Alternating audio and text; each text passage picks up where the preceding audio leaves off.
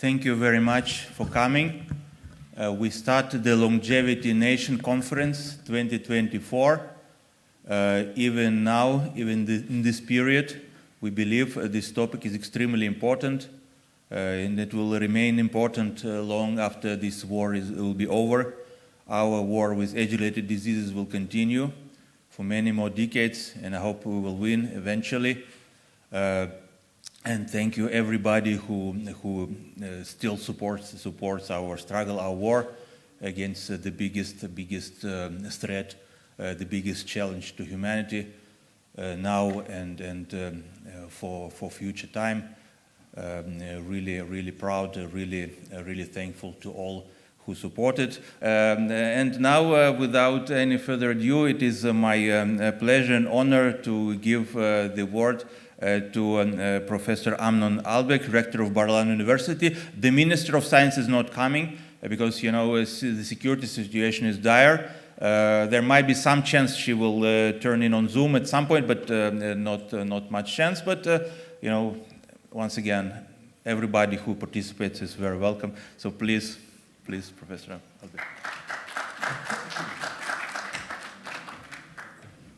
I'm happy to be a reasonable substitute for the Minister of Science. Welcome everyone here and all over the world. I'm really proud to be director of the university that hosts this important, I hope, also influential conference on longevity. I think that this issue has become and is increasingly becoming more and more important in Western society. We know how to live longer. That's already okay. And we have a guest here who is over 100 years old.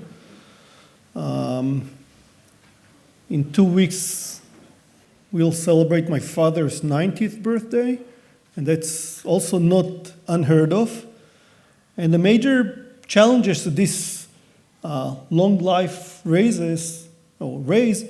are the quality of life and the implication on society. And if you look at aging societies like in Japan, this is a major issue.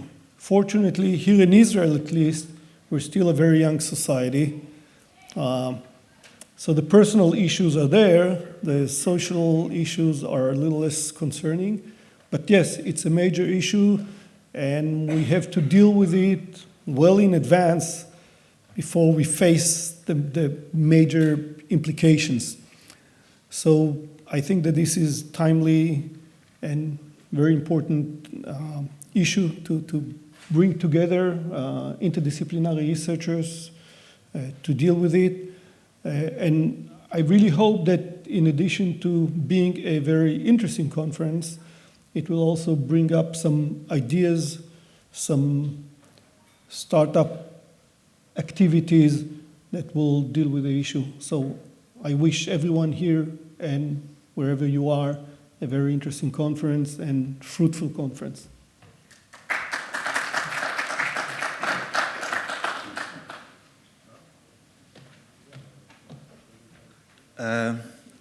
Thank you very much, Professor Albeck. The next will greet Professor Noam Yuran, the incoming chairman of our department that co-organized this conference, the graduate program in Science, Technology, and Society. He'll be stepping into the shoes of Professor Noah Efron, who I must say he did an enormous amount for this project, specifically for this conference. And now I hope the support will continue.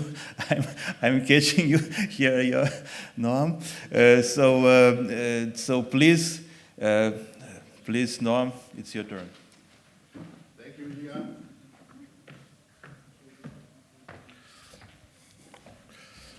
Well, as everyone here knows very well, life is short. So I will try not to take too much of your time. I want first to congratulate Ilia for this rich, interesting, and very important conference. We at the Science, Technology and Society program at Bar Ilan are very proud to have Ilia as a colleague. As you may know, Ilia wrote his PhD in our program, and we were thrilled to accept him back now as a research fellow, as a colleague. I don't think I know many scholars who are so prolific and so passionate and engaged in their field of study. As you know, just take a look at the program of this conference and you'll see it. So life is too short. That is the motivation of the advanced research represented in this conference. It is a paradoxical motivation. I suspect the life will always be too short, no matter how much we prolong it. Life is too short because human beings are aware of their finality, of their individuality, unique individuality. Mortality, as Hannah Arendt has written, is the hallmark of human existence. Human beings, she wrote, are the mortals, the only mortal things in existence. Because unlike animals, and I excuse the pet lovers here, I ask the forgiveness of the pet lovers here, because unlike animals, they do not exist only as members of a species whose immortal life is guaranteed through procreation. Now, keeping that in mind, the topic of the conference may seem like a chase after a lost cause, an attempt to solve an insoluble problem. Some might see it as a sign of futility, but we should remember that it is also a sign of every visionary project. Lost causes are the most noble causes, and visionary scientists were always distinguished by the determination to confront impossible problems. To quote again from Arendt, "This is mortality, to move along a rectilinear line in a universe when everything, if it moves at all, moves in a cyclical order. In other words, humanity progresses, goes forward against all odds, against the cyclical rhythm of biology." So I wish you all an enlightening conference and one more step in the journey to free human beings from the constraints of biology. I thank Ilia for organizing this great conference, and also Professor Noach Efron, the founder of our program and its chair until recently, who is now in a well-deserved sabbatical. Finally, I would like to thank Shiran Achrak, our administrative manager. Shiran? Marvelous administrative manager. Shiran, without you, we are worthless. Thank you and have a great conference. Indeed, thank you very much, Noam. I'll have a lecture at the end, and in this lecture, a special chapter is dedicated to Shiran's help. So indeed, Shiran's assistance was critical for this conference. Now I would like to welcome a special guest, quite unexpected. It is my pleasure to welcome to the stage Mr. Walter Bingham, who is, a small achievement. He's 100 years old. I think we should all strive to that achievement. And more than that, he is the world's oldest living journalist and living and working journalist. Living journalist is clear, but also the world's oldest working journalist at 100 years old. He still works. He still has his podcast, publications. Amazing. So if anybody asks why do we need this conference, what are we working for? We work to become like Walter. So please be like Walter. I'm just excited to welcome you on stage. Maybe also share some words of wisdom, what we should do and what we shouldn't do. It will not help, but it will be a contribution to research. So once again, welcome Walter, our special guest for today.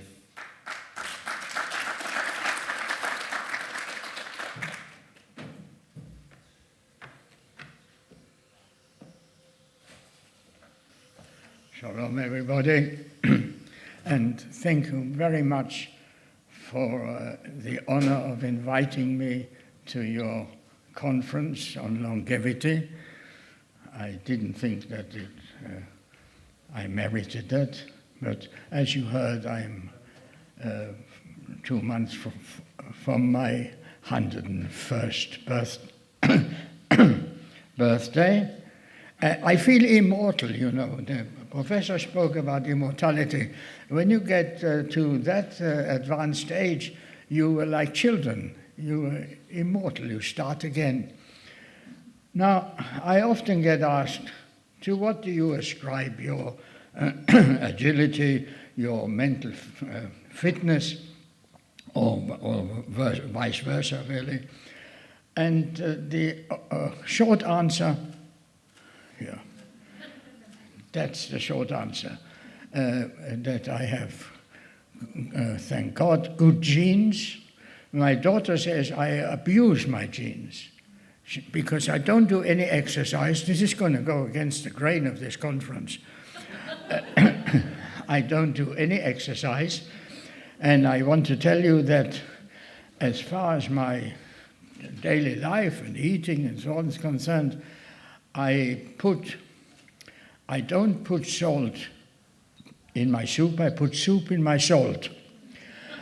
I put sugar into I put coffee into my sugar. I shovel it in, and it seems to have no adverse effects. So what it means is a lot more research is necessary, I think, about my life. I live a very happy life. I can't see, I can't read now. I have macular degeneration, so reading is very difficult. I can't read what's on the screen here. And but I have some reasonable distant vision. Anyway, I'm living a very happy life.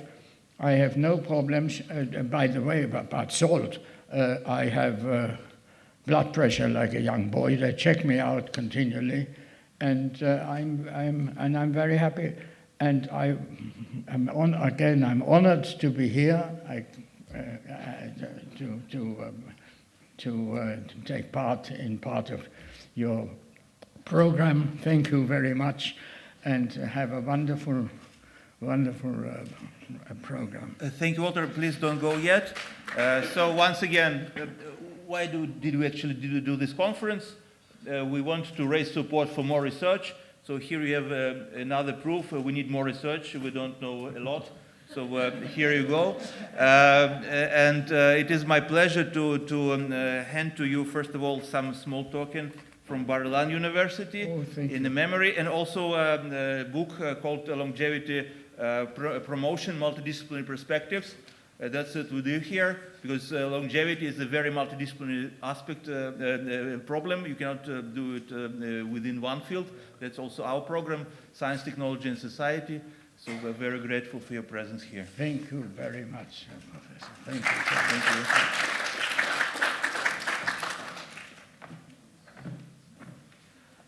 And now let's give a warm welcome. Please come in, Alex.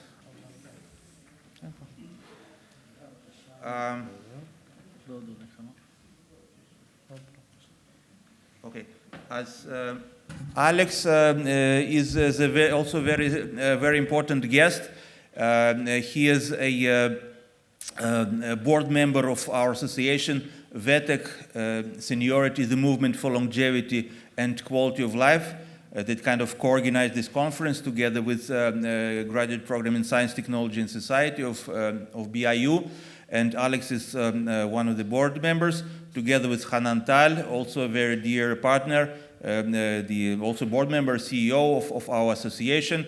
And together we advance research, development, and education for health and longevity, prevention of age-related diseases. The three of us actually put this topic into the Israel National Master Plan on Aging. There was such a master plan that now nobody remembers, but in 2019, the Knesset issued the National Master Plan on Aging, and the three of us put the topic of enhancing research, development, education on health and longevity there, the topic of our conference, but we remember, and we will continue to advance this topic by all means necessary, by advocacy, even by some activism. And of course, I would be amiss not to mention that also Hanan and also Alex are among the leaders of the disabled movement, the movement for the rights of the disabled persons. The connection is obvious. Also older people become frail and require help as any disabled person would require, and also require prevention as any disabled person would require. And that's why research is important both for the disabled and no, it cannot be repeated too often. So that's why I have to introduce Alex. So please, now, Alex, the floor is yours. And Marina is our lovely translator who will translate everything faithfully. שומעים? בוקר טוב לכולם. Good morning, everyone. קודם כל אני רוצה לברך את חברי דוקטור איליה סטמבלר על הארגון של הכנס החשוב והמרשים הזה, כמובן את חברי חנן טל ואת כל הנוכחים כאן היום. First of all, I want to congratulate my friend Dr. Ilia Stambler for organizing this important and impressive conference. And of course, I want to congratulate my friend Hanan Tal and everyone who are present here today with us. כמו שציין חברי דוקטור סטמבלר, הרבה פעמים שואלים אותי מה הקשר ביני לבין הנושא הזה, חושבים שאולי בגלל שמדובר בשתי האוכלוסיות המוחלשות ביותר בישראל, אבל לא. As my friend Dr. Stambler said, I'm frequently asked what's the connection, my connection to this subject. You might think that because those are two most disadvantaged and weak populations in Israel, but actually that's not the explanation to this connection. הקשר הישיר הוא שאני מייצג אנשים עם מוגבלות. ובסופו של דבר כולנו הופכים לאנשים עם מוגבלות. אם לא בצעירותנו, זה מגיע לכולם, בגיל השלישי, בדרך כזו או אחרת. Actually, the direct connection is that we all become people with disabilities. If not while our youth, it comes to everyone actually in the third age, in this way or the other. וכשזה מגיע, כולנו זקוקים לטיפול רפואי ראוי, לנגישות, לשירותי רווחה, סיעוד, וכמובן תמיכה כלכלית ראויה. And of course, when it comes down to it, we all need proper medical care, accessibility, welfare services, nursing, and of course, proper financial support. בימים אלה מקודמים מהלכים שנוגדים את הדבר הזה. שר האוצר לא מבין שיום אחד גם הוא יהיה קשיש ואדם עם מוגבלות. כשזה יגיע, הוא יבין. אבל זה כבר יהיה מאוחר מדי עבור אותם אנשים שעלולים להיפגע. אני מתחייב מעל במה זו, לא נאפשר לזה לקרות. These days, different processes that turn against these, which are promoted nowadays. The Minister of Finance doesn't actually understand that one day he too will be an elderly and disabled person. When it comes, he will understand it, but it will be already too late for those people who might be hurt. Therefore, being on this stage, I promise that we'll not allow this to happen. אני מאחל לכולנו כנס פורה ומוצלח, ימים שקטים וטובים יותר, וכמובן שכל חיילינו וחטופינו יחזרו הביתה במהרה ובשלום. תודה רבה. I wish all of you fruitful and successful conference, peaceful and good days, and of course that all the soldiers and our hostages will return home safely and quickly. Thank you very much.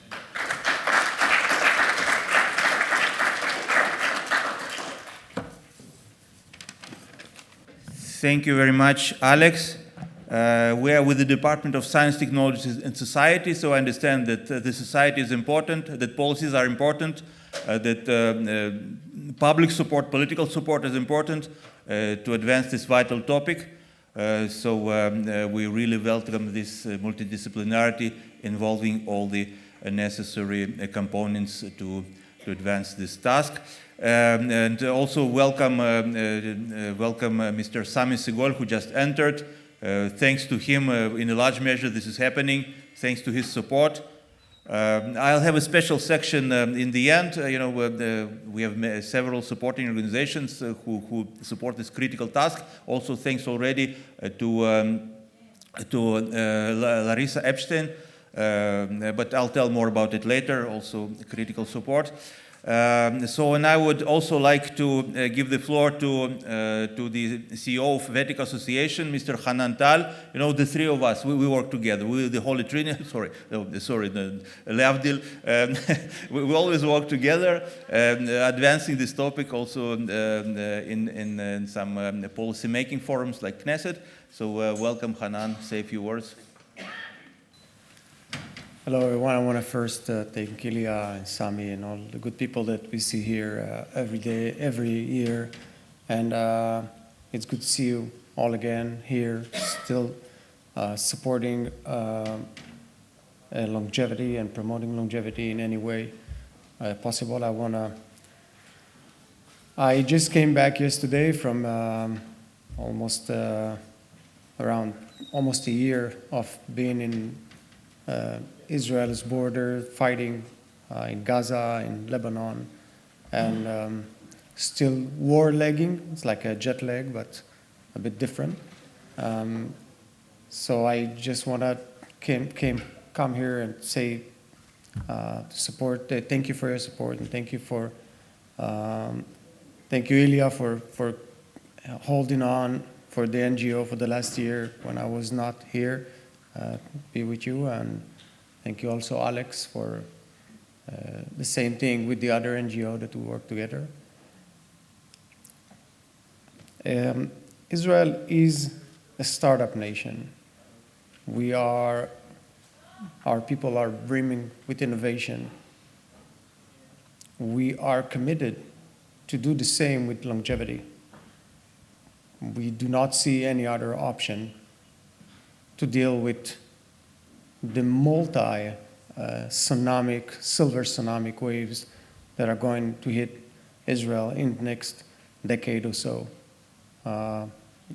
You talked about Japan, and Israel will follow. It's not a matter of if, but when. And I believe that from Tzion Tetzeh Torah, that we will provide the world solutions in the upcoming decade based on Israeli innovation, because we are so committed. And it is true that Ilia is so passionate about it, and he carries us along and push the entire industry in Israel forward. And this is amazing, almost one-man army in that sense. So we are committed to promote anything we can with the government or without. If it takes activism, we'll do activism. Anything we do, anything we have to do to promote longevity in Israel, and I hope we will all see some advance, real advance in the upcoming years. Thank you again all.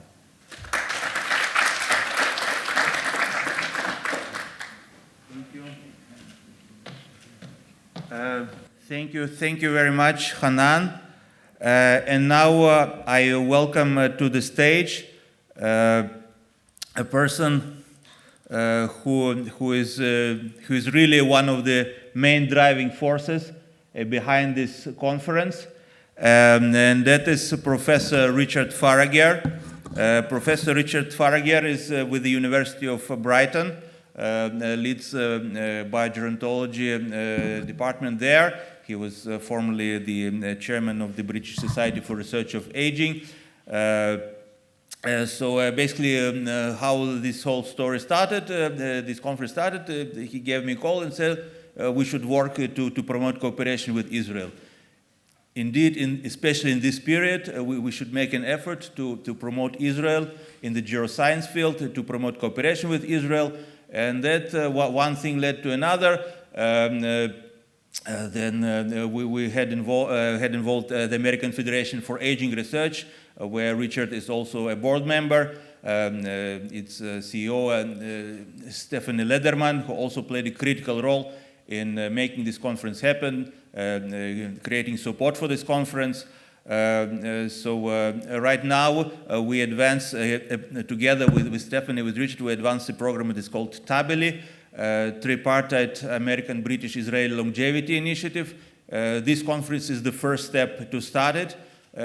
You will see the developments.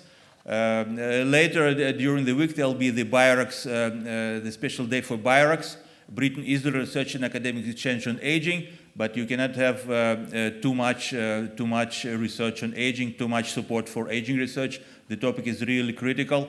So all together we will advance this collaboration. So it is my pleasure to give the floor to Richard. Yes, Richard, welcome. Thank you.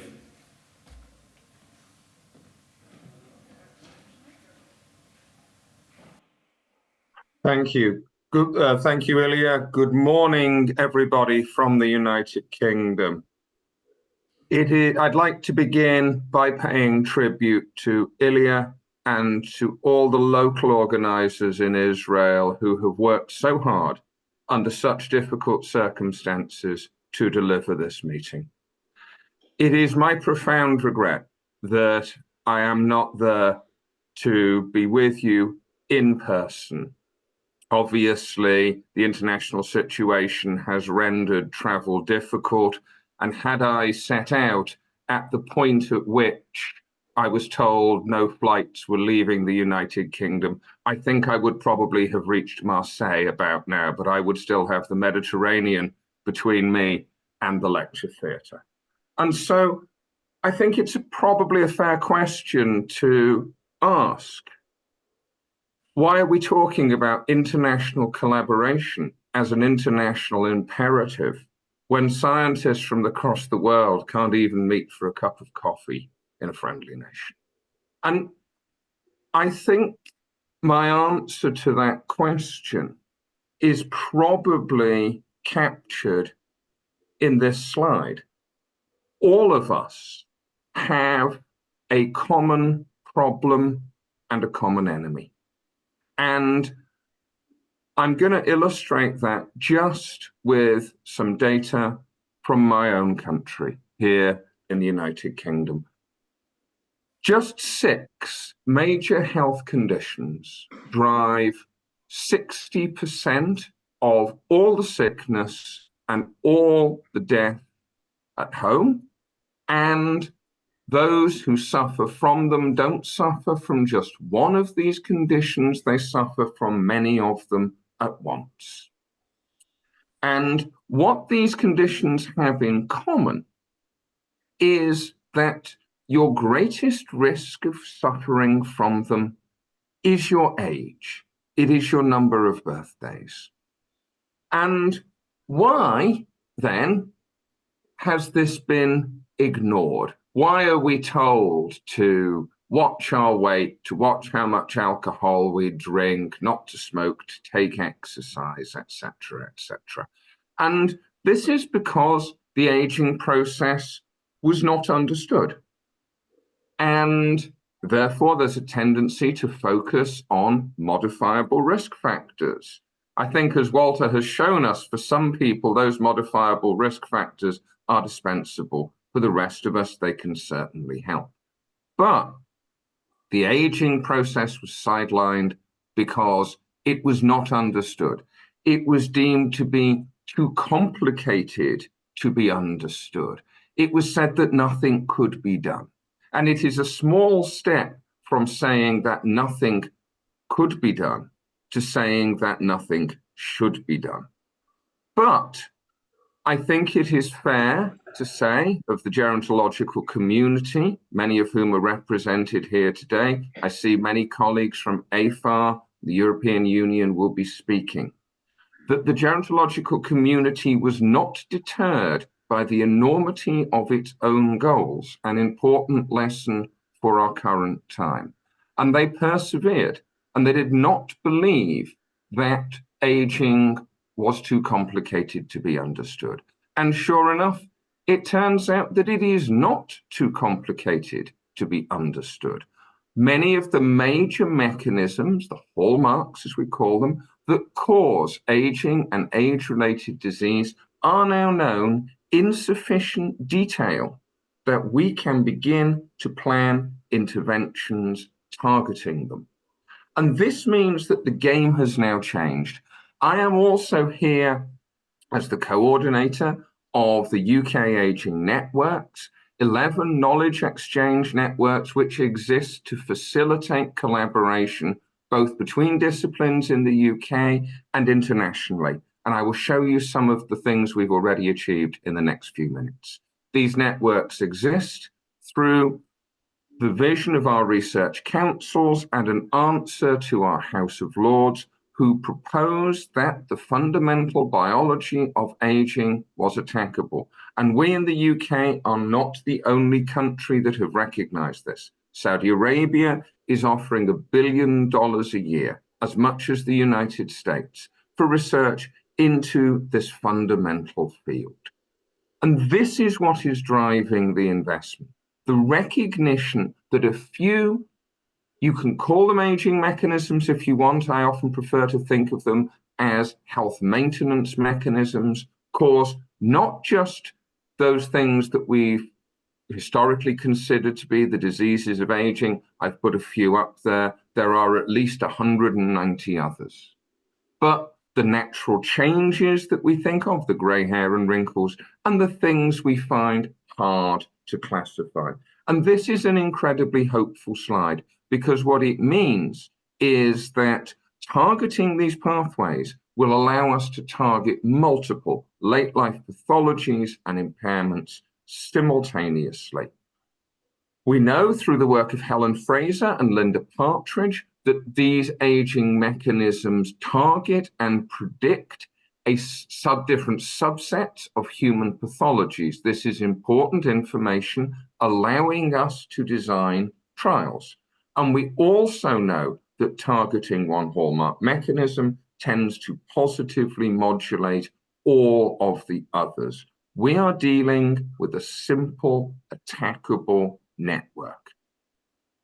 What fundamental areas of research should we target next as a global community of scientists, clinicians, entrepreneurs, and innovators seeking to improve the lives of older people everywhere? The American Federation for Aging Research, on whose board I am honored to sit, recently took a look at this. For its 40th anniversary, it convened a series of global think tanks, inviting researchers from around the world to give their views about what's needed next. That document is on our website. I invite all of you to take a look at it. I have simply pulled out from that document a few of what I think are the brightest hopes for older people everywhere. And I'm going to walk you in about the next 7 minutes through these. This is what older people can hope for. This is the work of the chair of our advisory group at UCAN, Dame Linda Partridge. This is the result of simply treating male and female mice for 1 week on and 1 week off with the lowest possible doses of 2 off-patent medicines that affect one of the core hallmark mechanisms. These animals, as you can see from the data, are living much longer. And the reason they are living much longer is because this drug intervention has made them much healthier. And This type of approach is not simply a laboratory curiosity. The work of Joan Manick, among others, has shown us that it is possible to repurpose drugs that are already in inventory to produce really important beneficial health effects in things like the immune response. And this is an important point to put before this conference. As we all know, 90% of clinical trials fail, but a significant proportion, 50, perhaps 60% of drug repurposing trials succeed. So the prospects for targeting the fundamental mechanisms of aging are bright. And as a colleague and former board member, Jay Olshansky, I have no doubt will show us in the course of these discussions, only through targeting these basic mechanisms will we achieve the significant improvements in health and thus possibly in lifespan that we seek. If we look at another bright hope, targeting senescent cells, it's known that the removal of senescent cells in rodent models will give you significant improvements in mice health and thus in mouse lifespan. And I'm happy to see that there are more than 20 ongoing senolytic trials at this moment. We are winning this battle. What is needed next? In my opinion, and I know it's also Ilia's, I hope we can persuade it to be that of this meeting. What is needed are focused collaborations between countries, whether these are bilateral, trilateral, or multilateral. We need mechanisms for knowledge exchange across and between disciplines, not just between countries. And we need organizations like VETEC, like AFAR, willing to bear the administrative burden of supporting these initiatives, doing that legwork that puts the coffee on the benches and the grant applications in front of the experienced referees. And what I'm going to do in the last couple of minutes is show you a little bit of what we've been able to achieve within our own networks, working multilaterally from the UK. One joint grant bringing together chemists, Dr. Rattray, and clinicians, bioinformaticians in America, using UK Biobank data to pick up multi-omic markers of frailty to improve the chances of success for older people, putting together Iranian cell biologists, Russian synthetic chemists, British clinicians and bioengineers to design a functional bioartificial liver to overcome the challenges of senescence induced by liver toxins. This device could go to phase 3 tomorrow. And to push further on, we've put together consortia involving Japanese clinicians, American geneticists, British chemists, Brazilian and Austrian cell biologists to target Werner's syndrome, possibly the closest thing you will ever see to true human accelerated aging. If a treatment works in this disease, it will almost certainly work in you. But should we be frightened of success? What will a world with better health for older people look like? And the people who are most keenly interested in this are our pensions, life insurance, and risk management industries. And working together with Joseph Liu at Legal & General and Uli Stambler, based in the United States, working for Nationwide, we've tried to answer this to a small extent. We have taken the data coming out of geroscience and fed it into standard industry models to calculate the effects of these new treatments on lifespan. And since, as I hope I've shown you, these treatments work by improving health, lifespan extension is roughly equivalent to multi-morbidity postponement. I won't bore you too much with the mechanics of this beyond saying that we have taken clinical data from the rodent models. We've asked basic questions. Is this a drug in inventory? Is this a drug where there's only 2 milligrams on Earth? Okay. And how do we take it? Do we take it like a vaccine where it's once? Do we take it like antibiotics where it's as needed? Do we take it like hypertension medicine where it's needed every day? We've put in the best available data. And if we were ignorant to the real world and we applied mTOR inhibition, for example, and humans behaved like mice, we would expect to see an average 65-year-old to get 4 years of good health.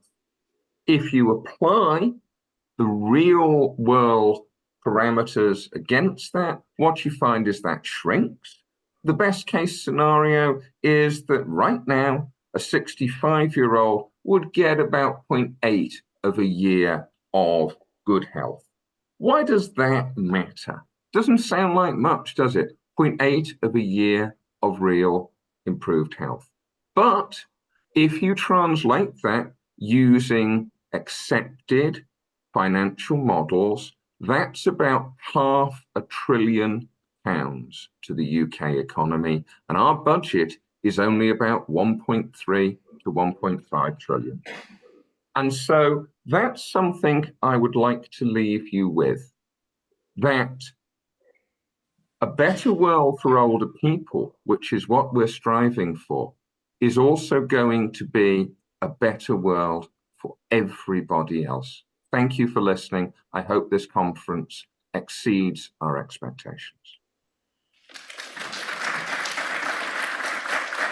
Thank you very much, Richard. Thank you for your critical support. The motto of this conference was, whatever we do will be helpful. This is just the first step, even though because of security and some people could not attend. This is the first step. We'll build it up and continue. I think we can have 1 or 2 questions for Richard. If anybody wants, okay. Israel. Menachem, sorry. Where's the mic? Behind me? Yeah.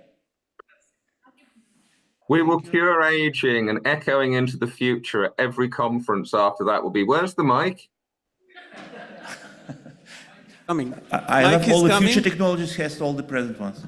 Hi, thank you for the overview. I really appreciate it. I'm a student at the Weizmann Institute. I'm just getting into the field of aging. Something I noticed last year and also this year in your talk is that a lot of times the focus is on, when we talk about aging as a process, right? Like you age throughout life, but oftentimes the research is focused on older people and like how do we treat people who are already aged? And I wonder if you could maybe give some insight into why the field is so focused on like older people, where it seems like as a proportion of the population, there's a lot of young people who are aging right now. And a lot of times the research that I hear is more focused on like, okay, well, we have old people, how do we reverse or buy them those extra few years? Or maybe if we focused on interventions for people who are aging, like starting the process, we might be able to have more impact in the long run. That is a more profound question than perhaps even you realize as asking it. I'll do my best to answer it as best I can. I think it's a good opportunity to unpack something which is often forgotten about older people in general, which is their diversity. About 20% of older people look like me. All right, they're 60 to 65, top 2% of earners. Their interests are their gym, their wine club, and keeping up to date. 2 of those interests are mine, and I'm not interested in keeping up to date. All right. These people are so healthy and comfortably off that they should be helping other people, basically. They're not my problem. My problem are people like my grandmother. social class, DE, former manual job, multiple comorbidities, lonely, struggle to fill their day. These are the people who are in greatest need of the interventions that the field can deliver. Not simply because of costs on the healthcare system. That, to my mind, dehumanizes our older people. It turns them into units of consumption. And so, because I'm speaking to this meeting and at this time, the example I take is my dad. My dad died 3 years ago at the start of the network. All his life, he wanted to see the Middle East. He wanted to see the Nile, and he wanted to see Masada. And by the time he was free enough to do so, he was too sick to travel. 3 weeks or 2 weeks of additional good health would have been enough for my dad to fulfill his dreams. He never got to do that. So I went instead. He would have loved it. But the advantage, that's what we're trying to achieve, and that's why I think the focus is there. But what I also think we need to bear in mind about these interventions is this. The quaternary care that you see for old people aging badly is very, very expensive. Primary interventions are relatively cheap. So if we were able to save money on those quaternary interventions, this would render it cost effective to intervene earlier at stages where disease or decline of function is barely apparent. And that's where I think the benefits of these interventions for younger age groups come. And we have a worked example of this, but we don't talk about it in those terms. The example is hypertension. Hypertension medicines are targeting fundamental aging processes, and they turn out to be among the most cost-effective interventions globally that we have.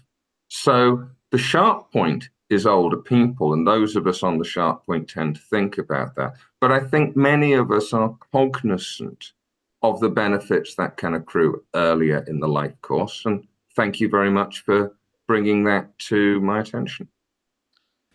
Thank you very much, Richard. Indeed, a profound question.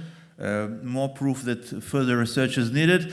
And now it will be my last concluding short presentation. We will kind of try to sum up some of the topics that we mean by promoting longevity research and education.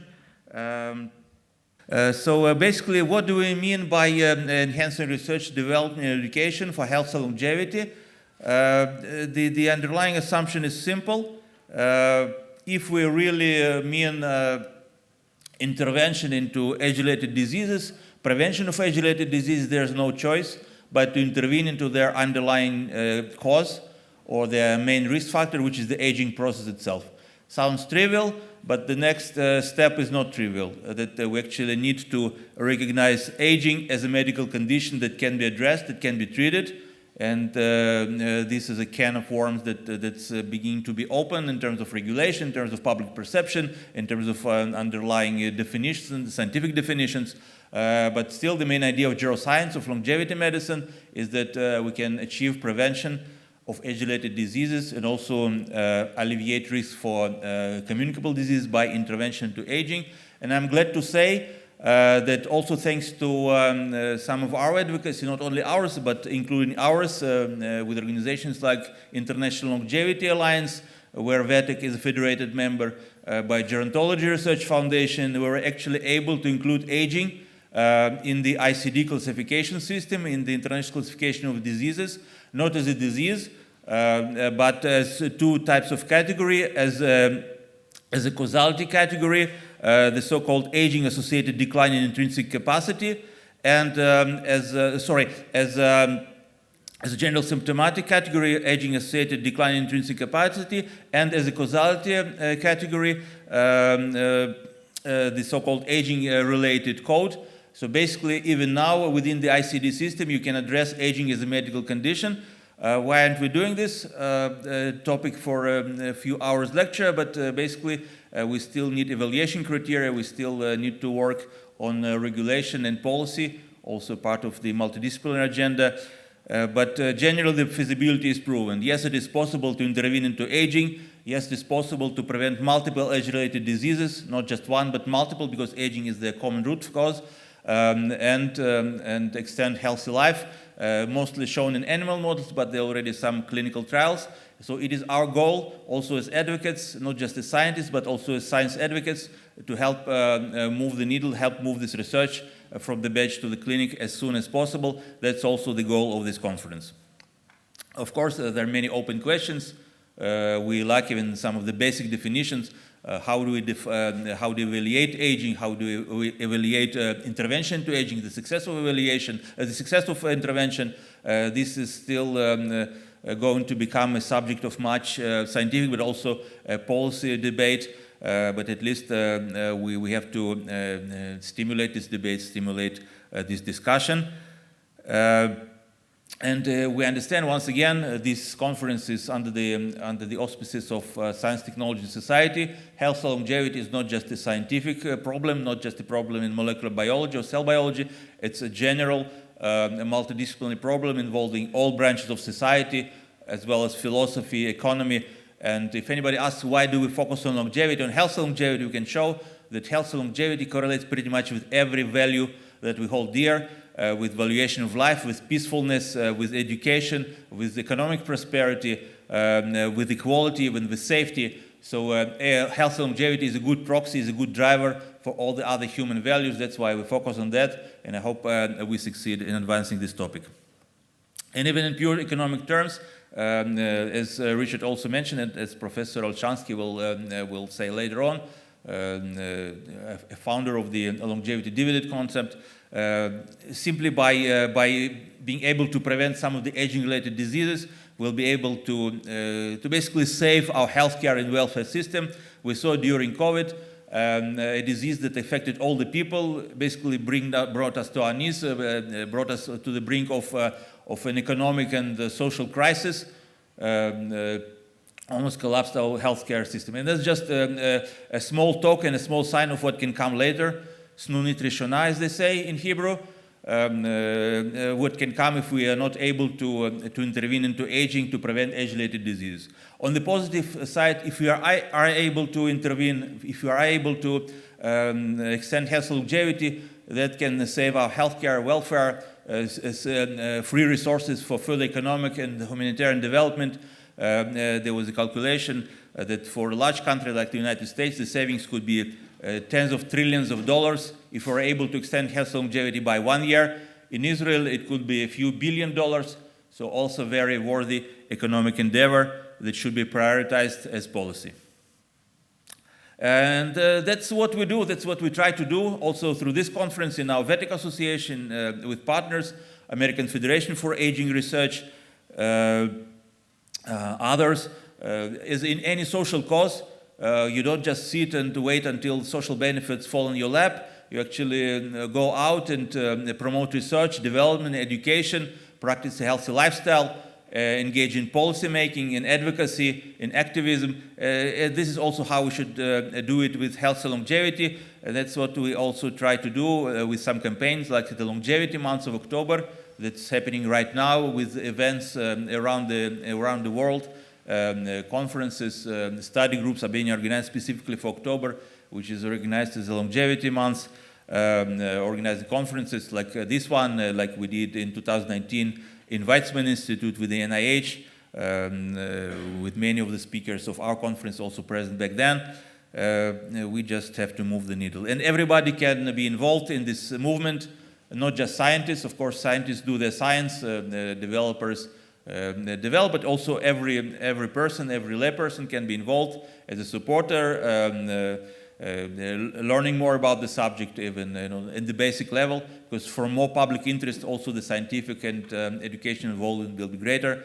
Practicing healthy lifestyle, supporting policies, supporting organizations in the field, and basically banding together, getting together in societies, in organizations like our VETIC Association, like AFAR, like International Longevity Alliance, creating a movement for healthy longevity.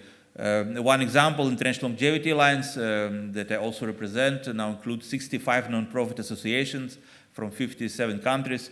The movement is really growing, building up. There are already some successes of this movement. For example, back in 2017, we were able to include aging into the WHO work program. Can you imagine? Aging wasn't a part of the WHO work program. Simply not an issue for global health. And we raised the public outcry. Hundreds of organizations, hundreds of individuals wrote to WHO, demanded it's included, and it was included. You can see the head of the WHO aging department saying, you were heard, aging is now included. That's how we can make it, by raising public support, by raising our voice in support of healthy longevity. Also, as I mentioned, also through advocacy, largely aging was included as a medical condition. Once again, we won't get into semantic, disease, not disease, medical condition, something you can address by medical means, by intervention, to enable prevention, also an important effort and achievement of advocacy. And here in Israel, we also advance. Most of the funding comes at the national level, so it's important to advance policies for health and longevity, research, development, and education at the national level. Very proud that we were able to include this topic of enhancing research, development, and education for health and longevity into the Israel National Master Plan on Aging, together with partners from VETIC Association, Hanan, Alex. Also, this helped to create some calls for research proposals. Hope there will be more calls for research proposals later on. Sorry, the Minister of Science doesn't hear this, but we will let her know by various means. Recently, we created a platform called Longevity Industry Ecosystem in Israel, together with colleagues from Biogerontology Research Foundation, Dmitry Kaminsky, who also supported our conference. Basically, the idea is to help with the connectivity of stakeholders in the aging field in Israel, helping to their visibility, their matchmaking. And finally, our conference. I found in my 25 years of advocacy for longevity research, I found that a conference is one of the most effective means, basically to mobilize the community, to get people together, to raise public interest, to raise governmental interest. So that's the purpose of our conference. Of course, due to the events, there could be more attendance, more interest that we hoped for. But still, I believe, once again, whatever we do will be helpful, and that's a step in the continuum. And this is the time to say thank you. Thank you to all who supported this endeavor, even under these difficult conditions here in Israel now, and hopefully will continue. Thanks to, first of all, to VETIC Association, to all the people involved. Thanks to the Department of Science, Technology, and Society, to Noah Hefron, to Noam, to Shiran Achrak, who really did an amazing job, basically pushing this conference like a bulldozer. Also, all the supporters, Shlomo Taren Foundation, who made the initial critical contribution, Sami, who is there, Sami Sigol, thanks to the Sigol network, also an amazing fundamental contribution for this conference, for the continuation of this project, that can have a Longevity Nation conference next year as well. Thanks to American Federation for Aging Research, once again, critical strategic partner for this conference and for the further development of TABELI, Tri-National American-British-Israeli Longevity Initiative, that you will hear more as we go along. Also a fundamental contribution, material contribution, thanks to Barry, Weisfield, and others. Thanks to Biogerontology Research Foundation, Dmitry Kaminsky. Thanks to Quadrascope, to Fiona Miller. Thanks to to Larissa Epstein, the new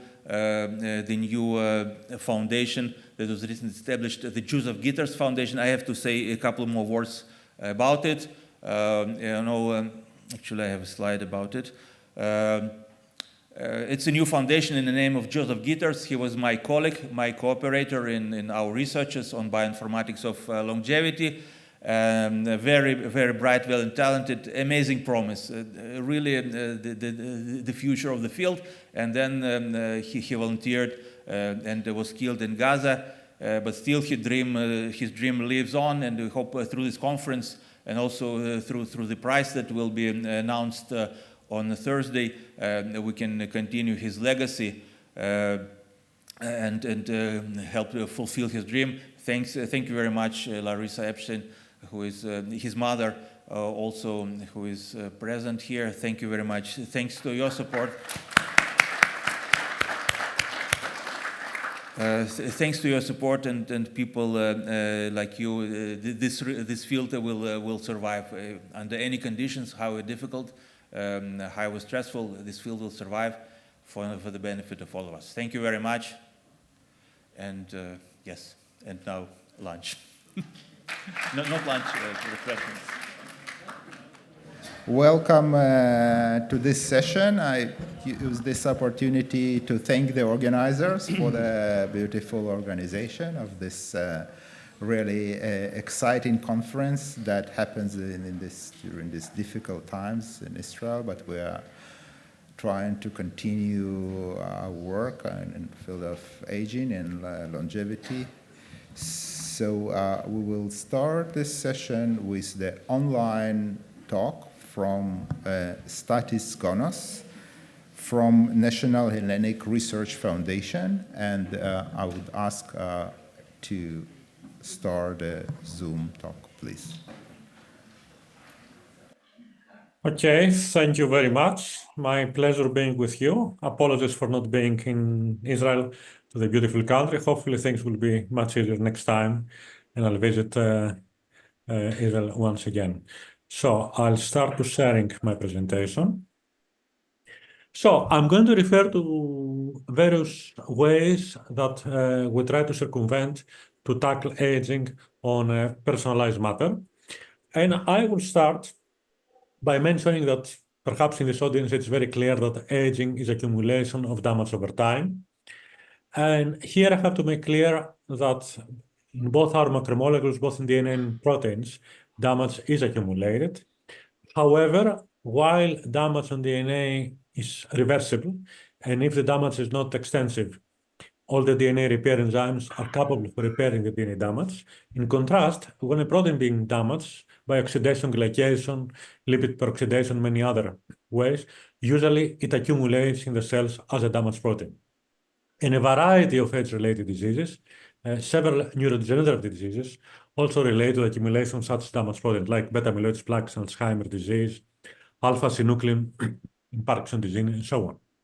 So here I would like to introduce the proteasome, discovered by a set of prominent Jewish scientists, Aaron Hanover among them, which is a very good personal friend. And the proteasome, it is responsible for degrading not only normal proteins, but also damaged proteins once they have been accumulated. So given this information, we pay attention to study the proteasome function in young and old cells. So on the left, for example, you see human fibroblasts, early passage and late passage senescent cells. And you see that when cells senesce, the proteasome has an impaired functions. All three activities of the proteasome are downregulated. That results in the accumulation of damaged proteins like the oxidized proteins. And then went on to examine all the proteasome subunits, 28 in humans, to identify the defective ones, and these were the so-called beta-catalytic subunits, beta-1, beta-2, and beta-5. Not only that, but if you take young cells and you inhibit the proteasome by specific inhibitors, you recapitulate premature senescence, and this is a typical sign of senescence, as this proteomic analysis has shown that senescence has been initiated by induction of P21 and maintenance of senescence by induction of P16. So this preliminary information gave us the clue that as cells senesce, Protosom has an impaired function, and that is resulted mainly by the downregulation of its beta-catalytic subunits. So the next thing we did is to activate the protosom, first of all genetically, by overexpressing the defective beta-catalytic subunits. And if we do that, and then we ask what is happening to cells, we see an extension of lifespan, and of course, an enhanced rate of proteolysis and cell survival. So it was quite clear by these preliminary genetic experiments that genetic activation of the protosom increases lifespan. That has led us to the next step, and that was to check a variety of natural compounds, whether they can mimic the genetic activation to activate the protosom and therefore to increase lifespan. So I give you here one example. This is the so-called 18-alpha glycerinic acid that you see that if we treat it continuously in the presence of the compound, we have an extension of lifespan. And actually this compound also activates the protosom. You see that these are protosom levels in young cells, old cells. These are old cells being treated with the compound. That has resulted to a patent, where in this patent we have protected 3 compounds, quercetin, 18-alpha-GA, and heterogenin.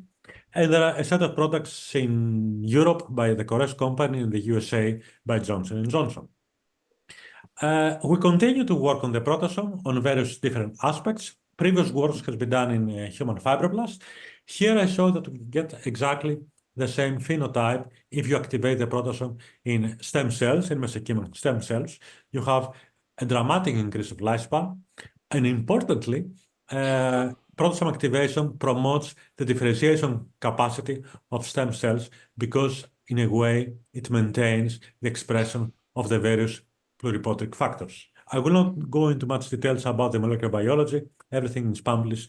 You can go through the papers, or if necessary, you can contact me directly.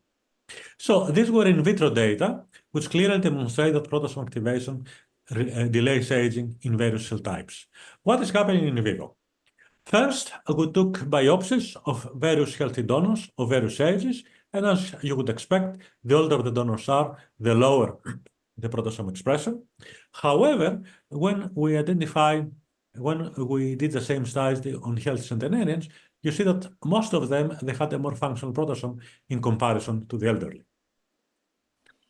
We continue our in vivo experiments by going through in evolution to do some genetics, and we started with C. elegans, the famous worm, and you see that if you were express the beta-catalytic subunits on C. elegans, you have a severe extension of lifespan by about a third. Again, I will not go into the genetics because all of the genetics have identified the transcription factor being responsible, which is FOXO, the human ortholog, for this effect.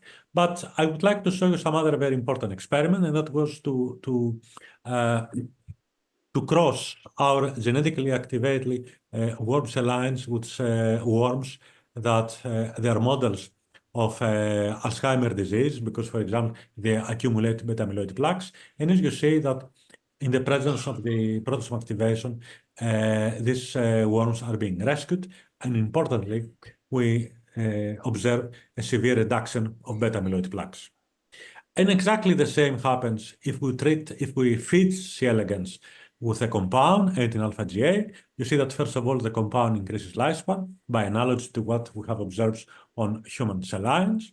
And more importantly, if you now deliver this compound to C. elegans models of Alzheimer's disease, we see a dramatic reduction of alpha-beta amyloids. We then move on from C. elegans to mammals, and we did a similar set of experiments in mouse. This is the famous 5FAD mouse model. That is a model of Alzheimer's disease. So here we deliver 2 protosom activators. 18-alpha-GA is a transcription activator of the protosom. A combination of fatty acids are structural activators of the protosom. So we fed mice for 6 months with a combination of these 2 compounds, and then we measured various markers, and we found that mice in the presence of these 2 compounds behave much better because, for example, they have shown increased physical activity, reduced anxiety, all kinds of physiological and clinical parameters. I just presented a couple of them, and also a severe decrease of beta-amyloid levels and the overall frailty score. And here I have to make clear that what we're really proposing with these experiments is that in conditions of increased proteolysis that we have achieved by enhancing the function of the proteasome by various compounds, then we have less accumulation of damaged proteins in neurodegenerative disorders. Obviously, this type of pretreatment has to be combined with a classical clinical evaluation and use of other drugs to see if indeed over long term in human patients, these compounds may have a significant positive effect. I will move on to the second part of my brief presentation by saying that in Athens, in Greece, we try to apply what we call the personalized anti-aging strategy. And that is that we have volunteers or people who would like to be involved in the study. They give blood. And then in PBMCs, we measure several biomarkers of aging, like telomeres, length, like proteasome composition, oxidative stress, and so on. We have developed standard curves, so we know for a given individual and given his age, what should be, for example, its average telomeres length. So we know about how the biological clock operates with a given person. And then, depending on the score, we have screened for compounds that repair all of these biomarkers, and I will give you an example later on about telomeres. And then we ask for the person to be reevaluated every 6 months to see whether the treatment we deliver really restores the defective activity of a given biomarker.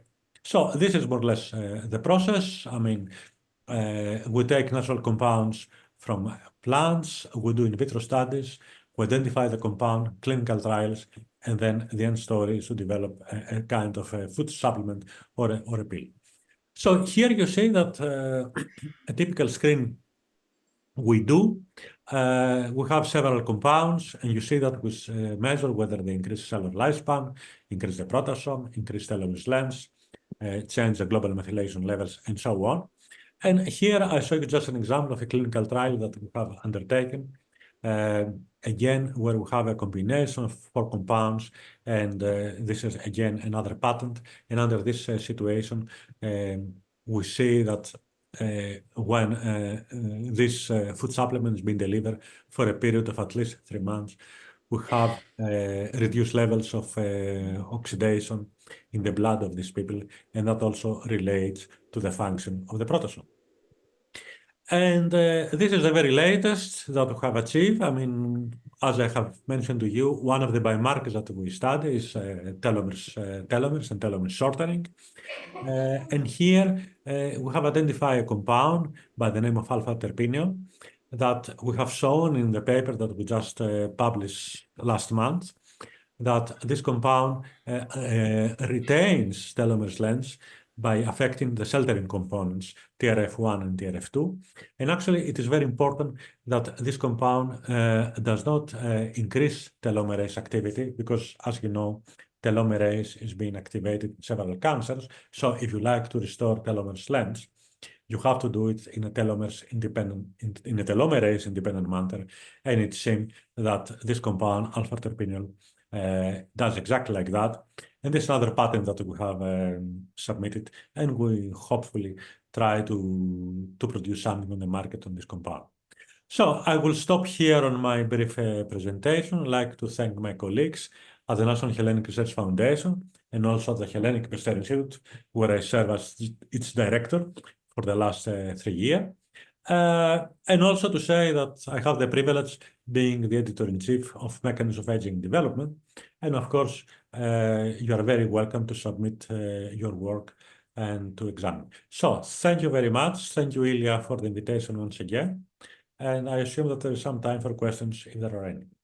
Yeah, sure. Thank you very much.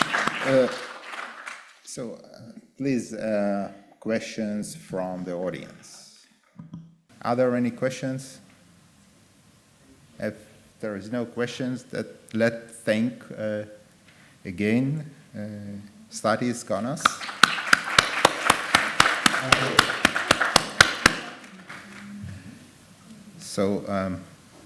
guess if we go in according to the schedule, then we'll ask Uri to introduce himself.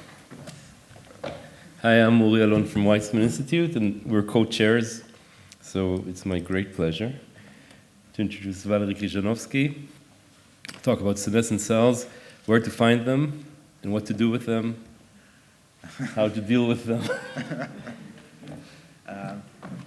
Thank you, Uri, and again, thanks for the organizers for the invitation and organization of this event. In this 15 minutes, I would like to focus on what we are studying and what our lab is interested in terms of cellular senescence and senescent cells, which became in the last decade a very interesting topic in the longevity and aging field. So just, I'll use this. As we all know, with aging, there is increased probability of different age-related diseases. Let's see here. Here, yes. And there is a notion that there are common molecular and cellular mechanisms that underlie these diseases, and these mechanisms summarized, I think, in the literature in several reviews, and there is a picture from one of them, and this mechanism are called hallmarks of aging, and cellular senescence here is one of the hallmarks mentioned here. So why cellular senescence is a hallmark of aging, and what does it mean? So there are senescent cells that are formed in response to stress, and we will see how in a second, but there are cells that are formed also in the young organism, and the immune system can take care of the cells and resolve their presence and to maintain healthy turnover of senescent cells. But in the older organisms, there is not only increased formation of senescent cells because internal type of stress and all kind of external types of stress and damage that we experience during our lifetime, but also reduced immune surveillance of senescent cells leading to their accumulation, and the accumulation of senescent cells leads to chronic inflammation in their microenvironment and promotes age-related diseases and conditions that are listed here and many others in their microenvironment. So this is why senescent cells are, when they accumulate with aging, they are damaging and they are pro-aging, and there are studies showing that elimination of these cells extends health span and lifespan in different models, mainly a mouse model. So how is possible that cells that are damaging to our body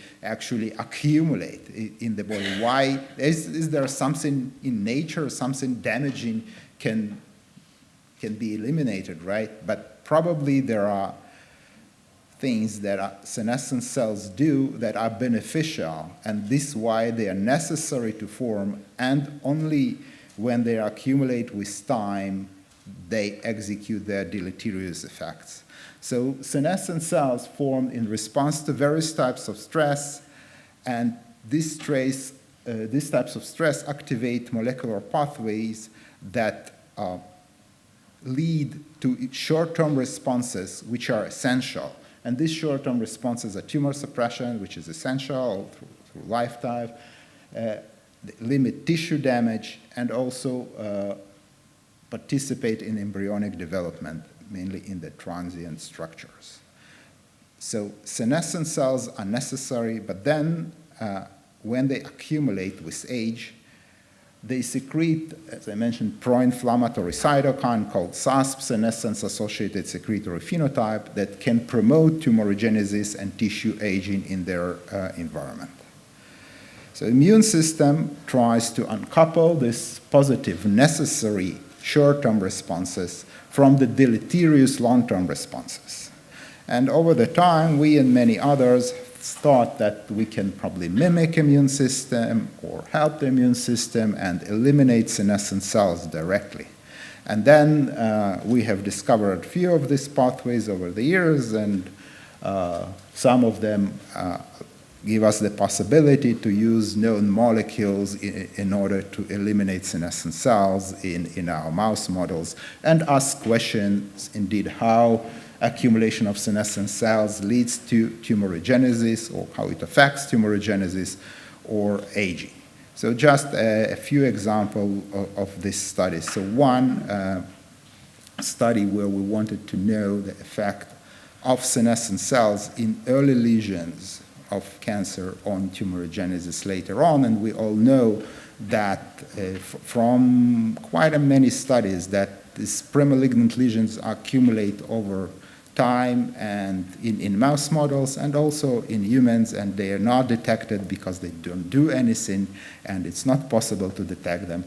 But some of them with time wake up and become tumors. So there is a long-known mouse model and a model of role of senescent cells in tumor development that is summarized in 2005, 20 years ago, but the idea is that there is an oncogenic mutation in some of the cells, and these cells can proliferate, but then they become senescent and form what's called premalignant lesion, but then one or more cells can escape these lesions and become a tumor. So, okay, we have a stage where there's a lot of senescent cells, and this is a long stage. So we took a mouse model that goes slowly through all these stages over many months in mice, and we have a tool that I mentioned that we can eliminate senescent cells only in these early lesions, and then ask more than half a year later, after we finish the treatment, half a year later after we finish the treatment, if the tumors will develop. And indeed, we have seen that when we eliminate senescent cells from premalignant lesions, we have a more than 75% reduction in tumor formation in mice, and this was in a model of pancreatic cancer. And, it was published a few years ago and was done with, in collaboration with great friends from the Hebrew University of Jerusalem, Hadassah Medical School, Itai, Yuval, and Gili. So this was about cancer. So what's about aging? Can we use the same tool to ask what is the effect of senescent cells during aging, especially in the mouse models where senescent cells accumulation is increased due to the decreased immune surveillance? So we had one of these mouse models, and what we have found there, that normally there is accumulation of senescent cells, which is under the control of the immune system, and then if we remove this component, there is accelerated accumulation of senescent cells and increased risk of development of different age-related pathologies in mice and shorter health span and lifespan. And we can treat and eliminate senescent cells and extend median lifespan in mice. And in the same study, we have shown that we can see the signatures of the expression signatures on the molecular level in the treated mice were showed a more younger expression profiles than the old mice. So this also was published already quite a few years ago. And now for the more recent studies, so that we can identify senescent cells by different phenotypes, and we try to use more and more markers to identify senescent cells more specifically. And in the senescent field, there is a big kind of discussion. Can we identify senescent cells by the single marker? Probably no, by many markers.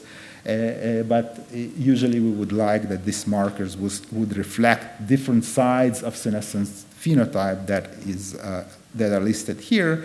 And then we use this approach, looking by many markers using the technologies that's called CyTOF, to study senescent cells in different pathologies. And in one of the studies, in collaboration with Michal Schwartz from our institute, we looked at a model of Alzheimer's disease where we could eliminate senescent cells, now in a model that was just mentioned in the previous talk, 5xFAD model. And for more details, you could visit a poster by Noah Rahmian, who was the first author on this interesting study, published this year. So, but just to summarize quickly, old mice and mice of this Alzheimer's disease model and one other Alzheimer's disease model accumulate senescent microglia cells, which we can identify by signature of multiple proteins, that markers of senescence, they correlate with markers of TREM2 and ApoE, that ones that are important for the interaction with the immune system. And then we can use the senolytic approach to eliminate senescent cells in the body. And this lead to improved, let's say, kind of memory test. It's novel object recognition test that is depicted here when mouse kind of should remember if it have seen an object or it have not seen an object. And in this, these mice, they fail in this test, but once they are treated with the senolytic compound, they perform much better, suggesting that elimination of senescent microglia cells improves at least some functions in this Alzheimer's disease model mice.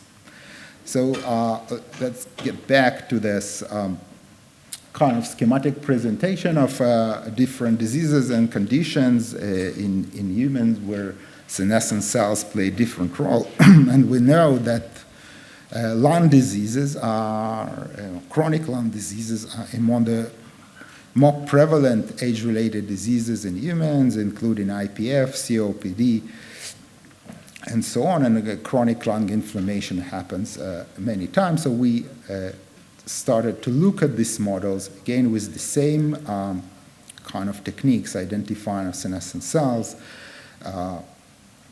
by combination of different markers. And when we looked at this, also with bioinformatic help from Avi, from Uri's lab, we have identified that senescent cells, specifically P16 positive cells, upregulate immunoregulatory marker, a very famous marker called PD-L1, that senescent cells of different types upregulate PD-L1 in correlation with one of the major senescence markers, P16.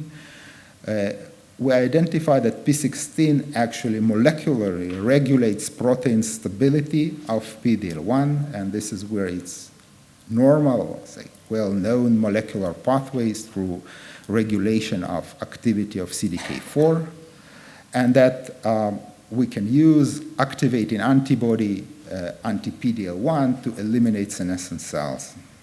But one kind of important notion from this study is that if we just were looking at expression of PD-L1 on the Y and P16 on the X, and we can see that there is a correlation between P16 and PD-L1, but we can see old in red and young in blue, and we can see that regardless of P16, the level of PD-L1 in the old mice is way higher than in the young mice, and this is in different cell types. This is the epithelium here, just to think how much levels of this immunoinhibitory molecules are increased with aging. So time is short, and let's summarize what we know about senescent cells and what we think now about senescent cells. So senescent cells are normally formed in response to various types of stress, and this is a normal and necessary mechanism, and immune system keeps senescent cells in check by maintaining normal turnover of senescent cells, and this turnover gets disrupted with age. Senescent cells accumulate, they inhibit their own removal by their accumulation, they lead to local inflammation, to tissue dysfunction in their environment, and they promote different age-related diseases. So so we have seen in this recent study that I just mentioned that PD-L1 is one of the factors that inhibits the turnover of senescent cells in the old mice. So just thinking about senescence in aging and different types that we already heard, and we will probably hear here about life extension, and we all know that I've started with this, that there is increase in incidence of different age-related diseases with age, and this is kind of would be a 6 span, and then the time before these diseases appear would be the health span. And then if we would like to extend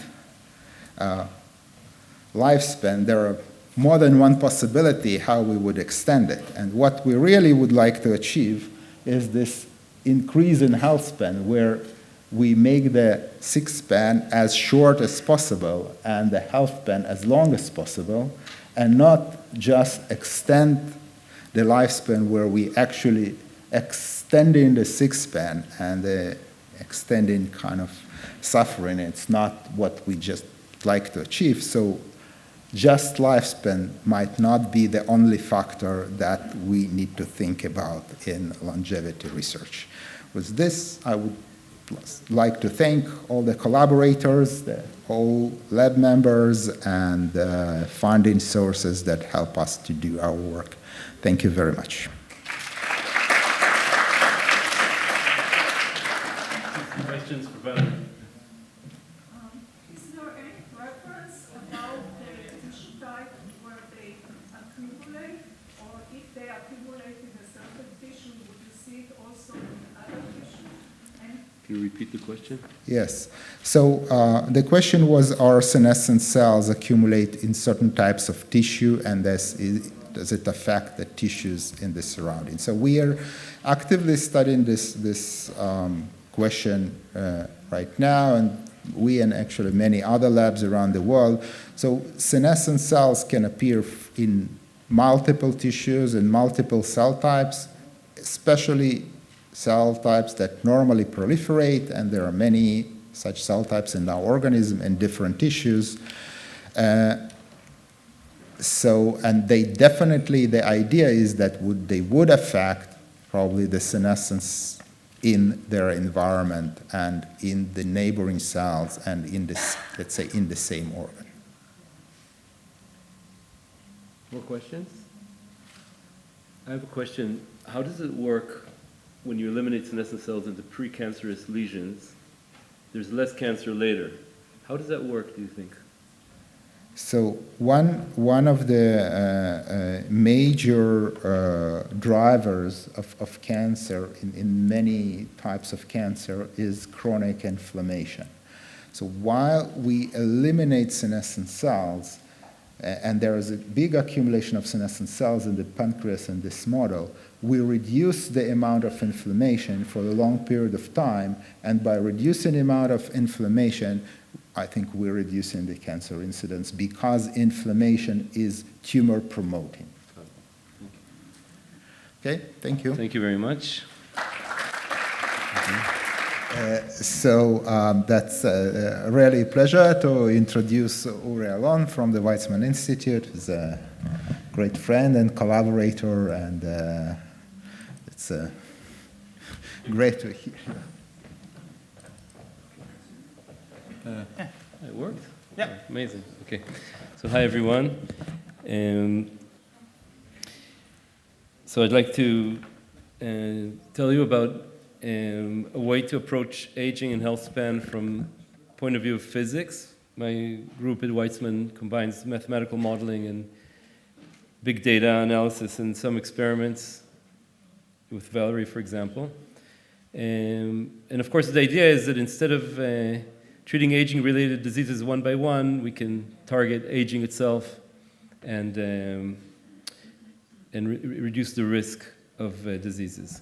And we know that also in the field of aging, there are many theories of aging, and there's this picture called the hallmarks of aging that, in my view, is like a peace pipe. It's like if you work on any one of these aspects, you're one of us working about aging.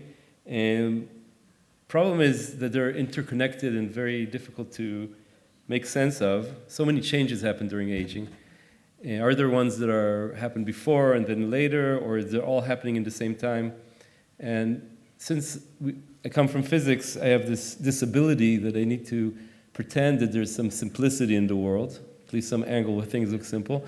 And so that's what's driving our approach, this naive belief that there's simplicity, that there are drivers of aging that you can address that will help cut through the complexity without ignoring the complexity. And the way we did that is using mathematics, and I'm not going to tell you the equation, I'm just going to give you a metaphor. So first of all, how do we get to a model of aging? So we start from a lot of patterns that happen in aging in many, many organisms. For example, the risk of death rises exponentially with age. The risk of diseases rises exponentially with age and then goes down. If you make a change in midlife that extends life, your risk of death almost immediately goes to the better risk. So there's a slow time scale, a fast time scale, and there's also randomness. So if you take genetically identical mice in the same conditions, they die at different times, just like unrelated mice. So there's also random aspects to aging. And put that all together, you get an equation that has long time scale, a short time scale, and noise. And in physics, we really know how to handle questions like that. And the way we got to it was by looking at, with Valery, at senescent cells as a function of time in mice and seeing how they go up and down, and asking what equation describes that process of production and removal of damage. And we got to, from that data, to an equation that makes more and more sense to us as time goes by. And the way it works is this. So there's a garbage. The garbage, I'm going to tell you what it is. We think in human beings it's going to be senescent and damaged cells. And the reason it rises with age, there's, in this model, there's like damage-producing units, like factories that make the garbage. And there are trucks that remove the garbage. This is senescent cells that Valery talked about. Immune cells, like NK cells. And that's fine. This village is working, and there's some amount of garbage. The problem is that with age, you make more and more of these factories. And we didn't evolve to be old, like Chaim said. So for some reason, the number of trucks doesn't rise with age. And now we have a problem. Tons of garbage is being made. The trucks are overloaded.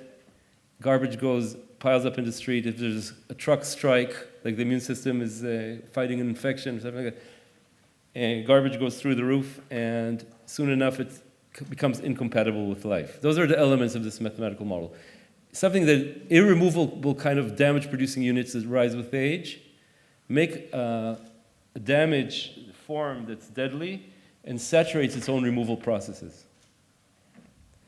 And this model is agnostic to what this garbage is, so you can use it to understand yeast, mice, worms, etc. Each time it's a different kind of damage. I think in mammals it will be something like cellular senescence. And we can use this model to actually find the biochemical pathways. And that's very exciting, because if you know the biochemical pathways, you can think of interventions, just like Chaim and Valery said. And the way we do that is the model allows you to use a graph that's used very commonly in aging research, and we saw some of them, which is a survival curve. So you take some, let's say, mice, and you ask how many of them survive to a given age, and then you give them an intervention, and they survive more. And usually we look at the maximum survival or the median. Our model helps us also interpret things by the shape of the curve. So does this intervention move both maximal and median lifespan, or does it change the shape of the curve or not? And that gives us information whether it affects the trucks or the factories by the shape of the curve. Changing the factories makes you live longer, but the same shape, and changing the trucks makes you live longer, but a steeper shape, for example.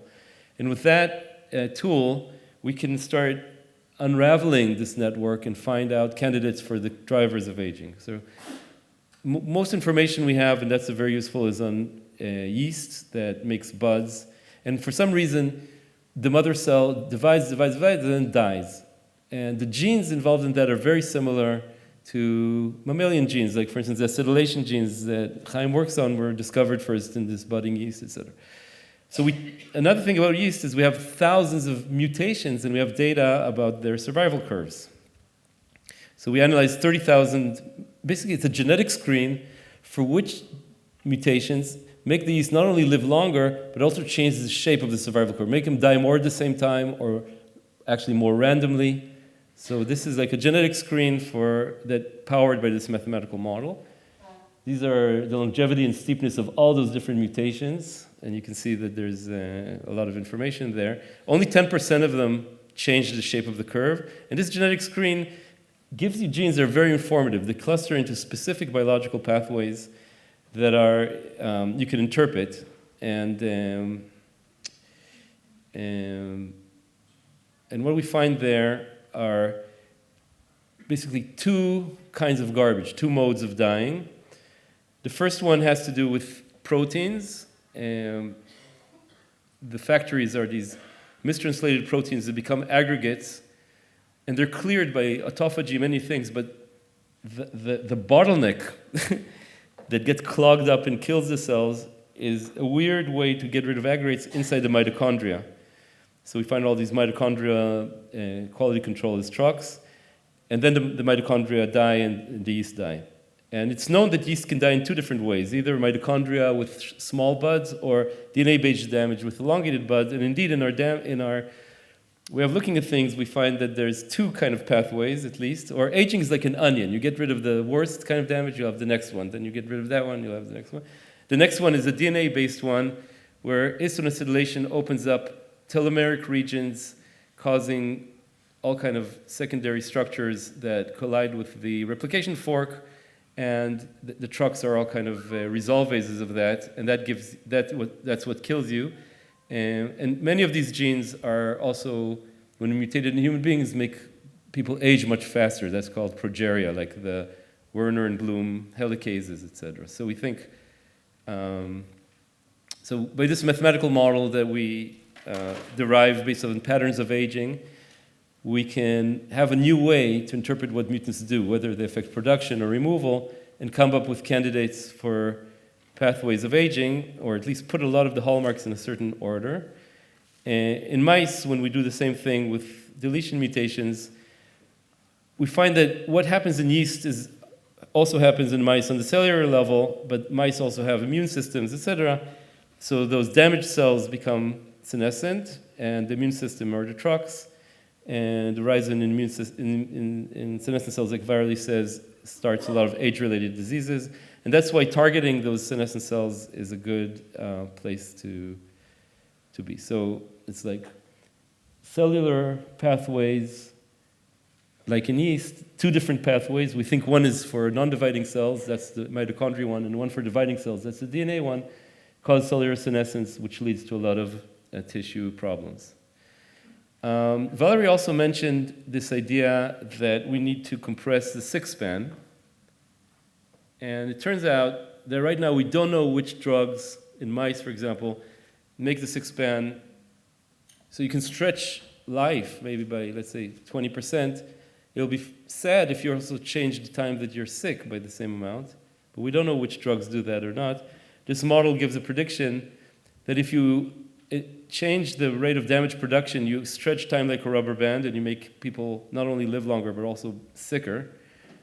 I mean, at each age you're healthier, but the six-span is proportionally stretched, whereas things that make the survival curve steeper should shorten the six-span, and that indeed is found in worms, and I don't know why this is not working so well.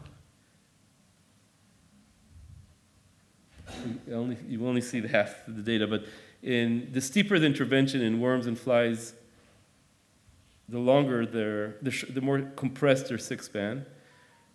And in mice, there are a few interventions that make survival curves steeper, and they are very interesting because they all bear on, or many of them bear on vasculature. So these are things like Miriam, who's here, work on improving vasculature, makes mice live longer, but also die more at the same time. Senolytic drugs do that, ketogenic diet, and all kind of diabetic drugs like acarbose and things like that improve vasculature, which we think is important in mice and even more important in human beings.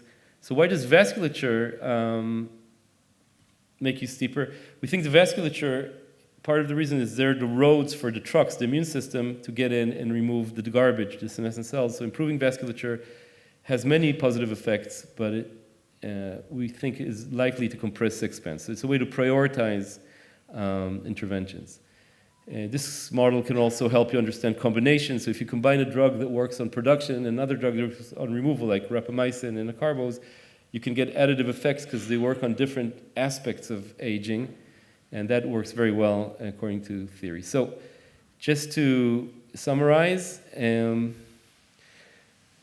we like to pretend that there is a direction in which complex systems look simple. With this idea, we try to build a minimal model for damage production and removal.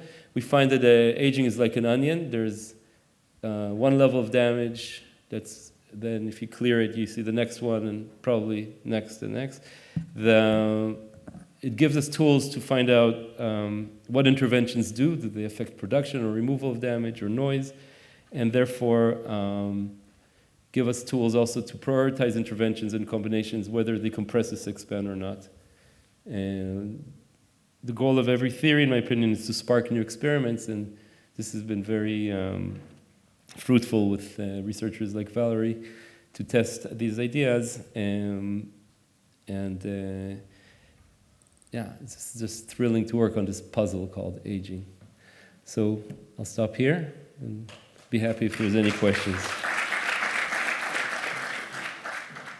Questions? Please.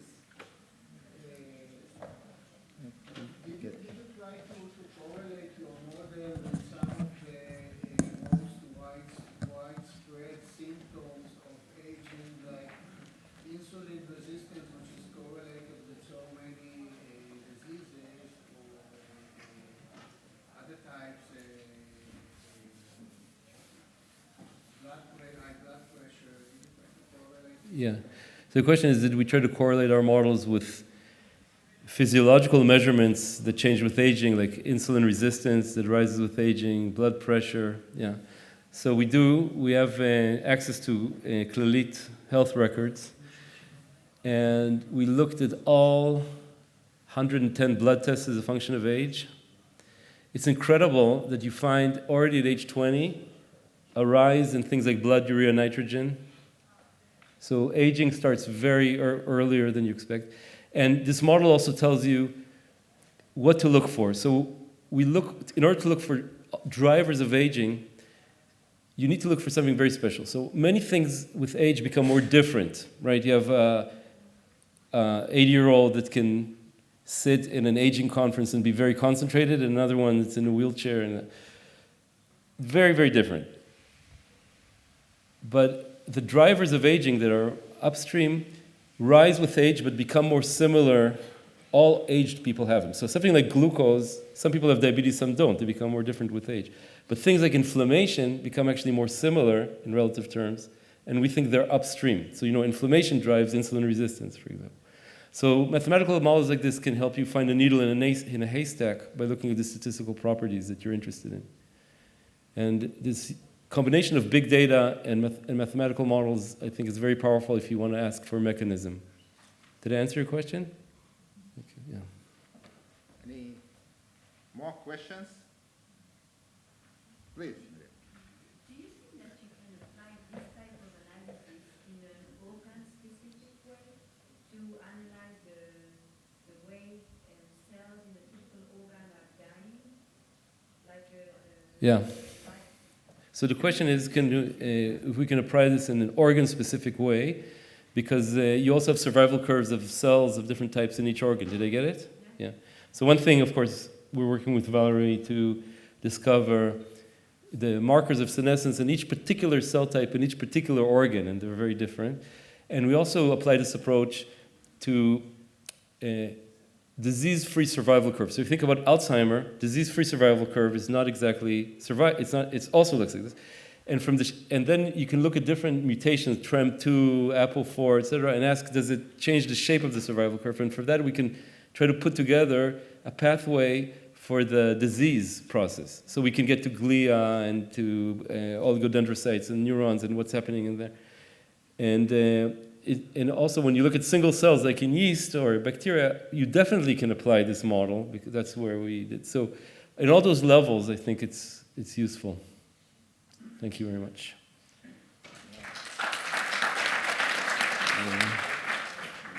Okay. So our last speaker in this session, in this very freezing session, and really appreciate all of you that are freezing and still sitting here for the science. So our last speaker in this session is Björn Schumacher from the University of Cologne, who's going to join us by Zoom. A lively force in the aging research with a lot of expertise on DNA repair. So Björn, I hope you're with us, and very nice to see you, at least on screen. Good to see you. Thank you, Uri, for the kind introduction, and thank you, Ilia, for putting this conference together again. I'm really sorry I can only join you by via Zoom, only virtually, and I most certainly hope that I will soon be in person with all you guys again.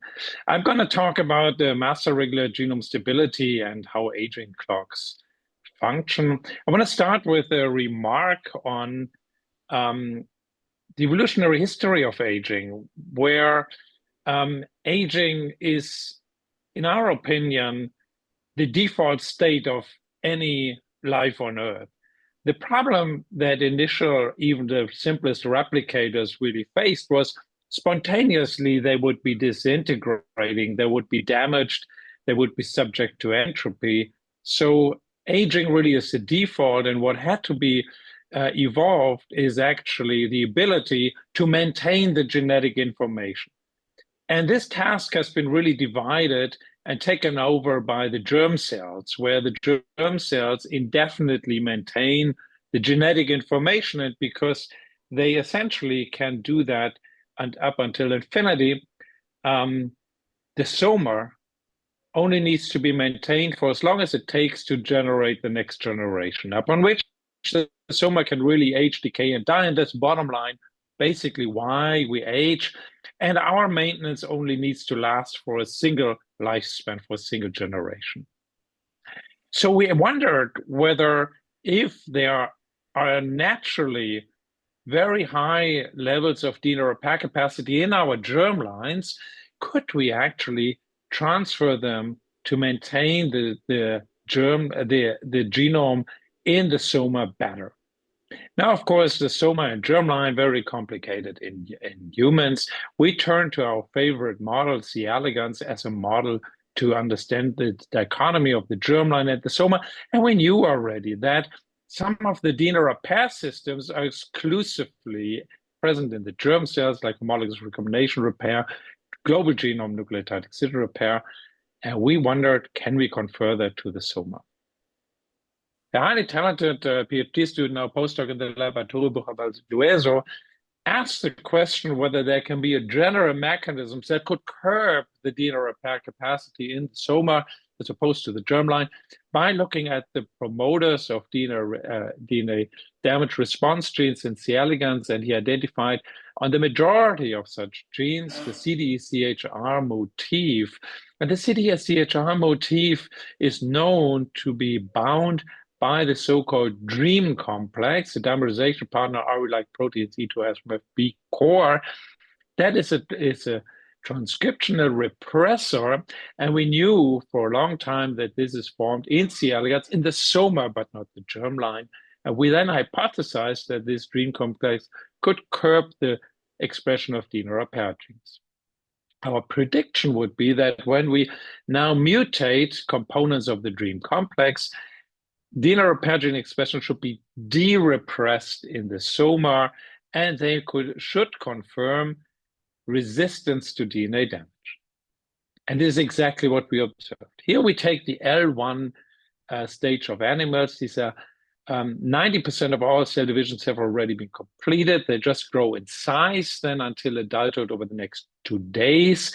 When we, however, treat them with DNA damage, in this case UVB, they are delayed in their development. We can see that here at 2 days after they were treated, all the worms in the UV treated are still in their larval stages, while the untreated have completed development, they are adults, and all of the DREAM mutants, Lin52, DPL1, EFL1, Lin35, are resistant to DNA damage. They can grow better. There's a bona fide function of the DREAM. When we look at double mutants of 2 components, they're epistatic. they have the same degree of resistance, they grow better after DNA damage. Do they repair better after UV? Thymidine dimers are formed that we can visualize with the cyclobutyl pyrimidine dimer antibody, and we see them formed in the slot plot here after UV. And 24 hours later, where there's inefficient repair in wild type, they are very effectively repaired in Lin52 DPL1 mutants. DREAM mutants repair better.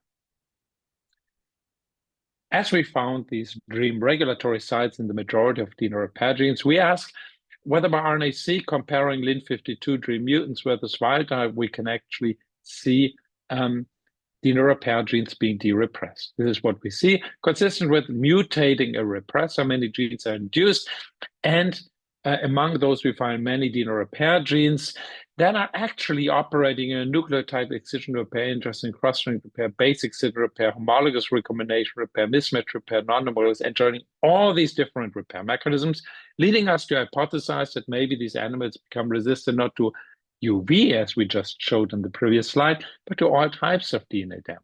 This is what we observed. Ionizing radiation, we need here very high doses because it's a post-mitotic cell types. DREAM mutants are resistant. This depends on non-homologous end joining. CQ70, essential factor of non-homologous end joining, precludes the induction of resistance by DREAM mutants. Alkylating lesions, MMS-induced, we see a significant resistance by DREAM mutants. Even a highly sensitive Paul-Eta translesion synthesis Paul-Eta mutant that is hypersensitive to MMS can be conferred resistance by DREAM mutants. Cisplatin interesting crosslinks repair very, very different lesion type, different repair mechanisms. We see resistance. Now you might argue, okay, this is all in worms. What do I care? I'm a human. Does that help me in any way? Now the DREAM complex is highly conserved. It's exactly the same protein complex in worms as in humans. And in humans, DREAM targets are known by ChIP-seq analysis. And we find indeed that there's a significant enrichment among DREAM targets of human DNA repair genes. Does this now also work in humans? Now in humans, everything's more complicated. Different components of the DREAM can operate in other complexes, making their knockout rather complex. But we know that in humans, the DYRK1A kinase regulates the assembly of DREAM by phosphorylated Lin52. When we inhibit DYRK1A, either by the natural compound harmine or the chemical inhibitor INDI, then DREAM disassembles, and we hypothesize that this could then also lead to the de-repression of DNA repair genes and could provide a rationale for lowering the accumulation of somatic mutations, thus lowering cancer risk and promoting longevity by maintaining the genome stability of the genomes longer. Does this work? Here we now treat human quiescent cells. These are U2R cells in quiescence because their DREAM is very active. And we inhibit the DYRK1A either with harmine or with INDI, and we see de-repression of DREAM target genes. So it indeed inhibits DREAM. And among those, we find many DNA repair genes. Does this now lead to DNA damage resistance? And indeed, we find this. We treat the cells with UV or with MMS, alkylating lesions, UV-induced lesions, completely different damage type. We see normally a high apoptotic induction of apoptosis that can be prevented by inhibition of DREAM with a harmine or in both cases. Can we take this to an in vivo situation as a proof of concept? We use the ERCC1 knockout mouse as a model for macular degeneration, where this is a repair defect that in human and mice leads to premature aging. And we see that in these retinas, we see already after 2 weeks apoptotic cells, the retinal degeneration in the outer nuclear layer, and we can prevent that by the treatment of harmine, significantly prevented. And we see indeed that the accumulation of DNA damage visualized with gamma H2AX that occurs in the retina in the inner nuclear layer that spontaneously now accumulates in the repair deficient mice can be prevented by harmine treatment. So I showed you here that dream mutants in C. elegans elevate resistance to DNA damage by improving repair kinetics, that these dream mutants de-repress somatic expression of DNA repair genes and confer germline-like repair capacities, because these repair mechanisms are usually present in the germline. The dream complex inhibition in quiescent human cells elevates resistance to distinct damage types. We can take this in vivo in a mouse model for retinal degeneration, where dream inhibition protects. And we propose that dream inhibition offers a pharmacological route for enhanced genome maintenance to prevent DNA damage-driven cancer development and aging. Now I want to switch gears for the last few minutes and tell you a bit more what are the prerequisites to take this now into anti-aging medicine.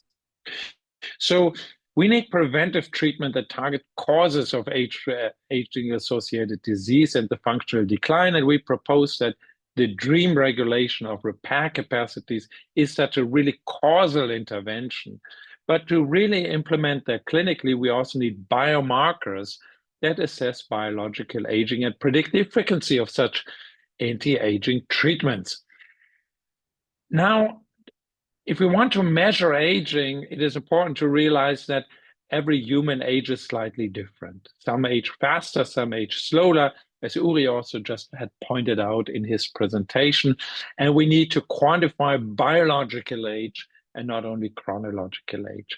Steve Horvath has really pioneered the field of biomarkers of aging by generating methylation clocks that are based on the changes in CpG methylation pattern that you can readily quantify. And among all these plethora of methylation sites we have in the human genome, there are some that correlate very well with chronological age that can then predict the age of an individual. Now, the question that arose is really that this accuracy of aging clocks that looks to many like it must be a program because it's so precise, is that compatible with the evolutionary theory of aging? Indeed, methylation data sets and also other types of data highly correlate with chronological aging that allow the biological age to be derived from deviations from this chronological age. And does this now mean that there would need to be a program? While evolutionary theory predicts that aging is caused by the vanishing selective pressure on somatic maintenance, because as I pointed out, only germ cells need to live forever, not the soma.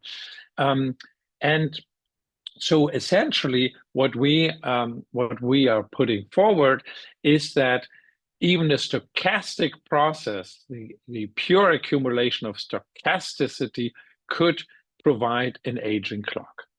And the way we did this, David Meyer in the lab, an outstanding bioinformatician, the way he conceptually addressed this issue, whether stochastic variation alone can provide aging clocks, is that he defined a ground state. A ground state means the age 0 at the beginning of life, and that every biological organism has at the beginning of its life. And then the simple thing we did was just to add stochastic variation on the ground state. The ground state are just numbers, random numbers computationally generated.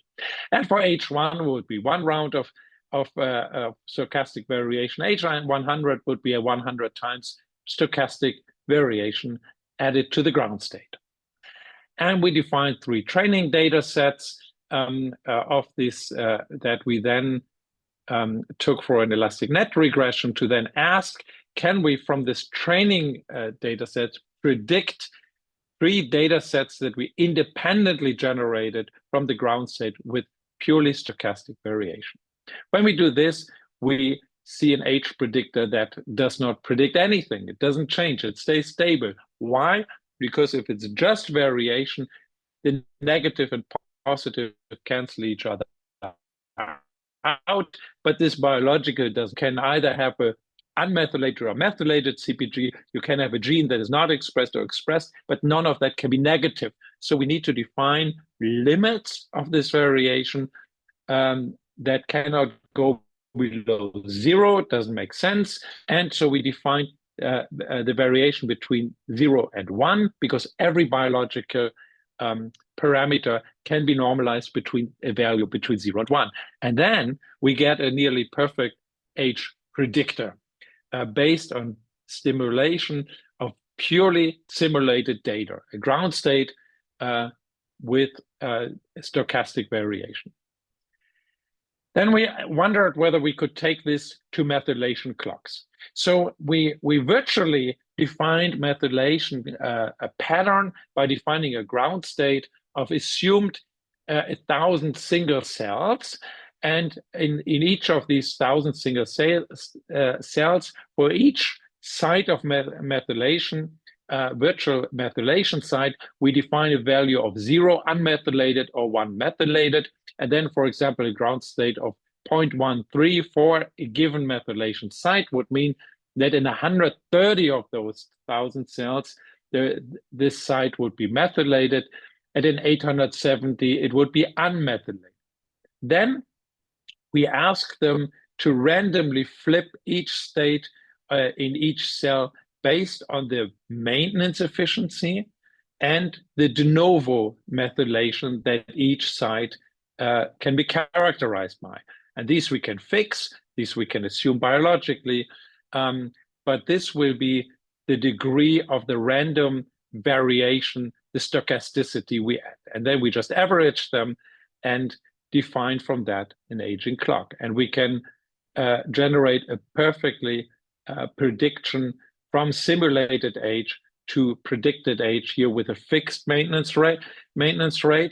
What determines the pace of aging is the maintenance efficiencies. Here we define different maintenance efficiency that define how much stochastic variation there is. If there's nearly perfect maintenance, then there's no change, so age would not change.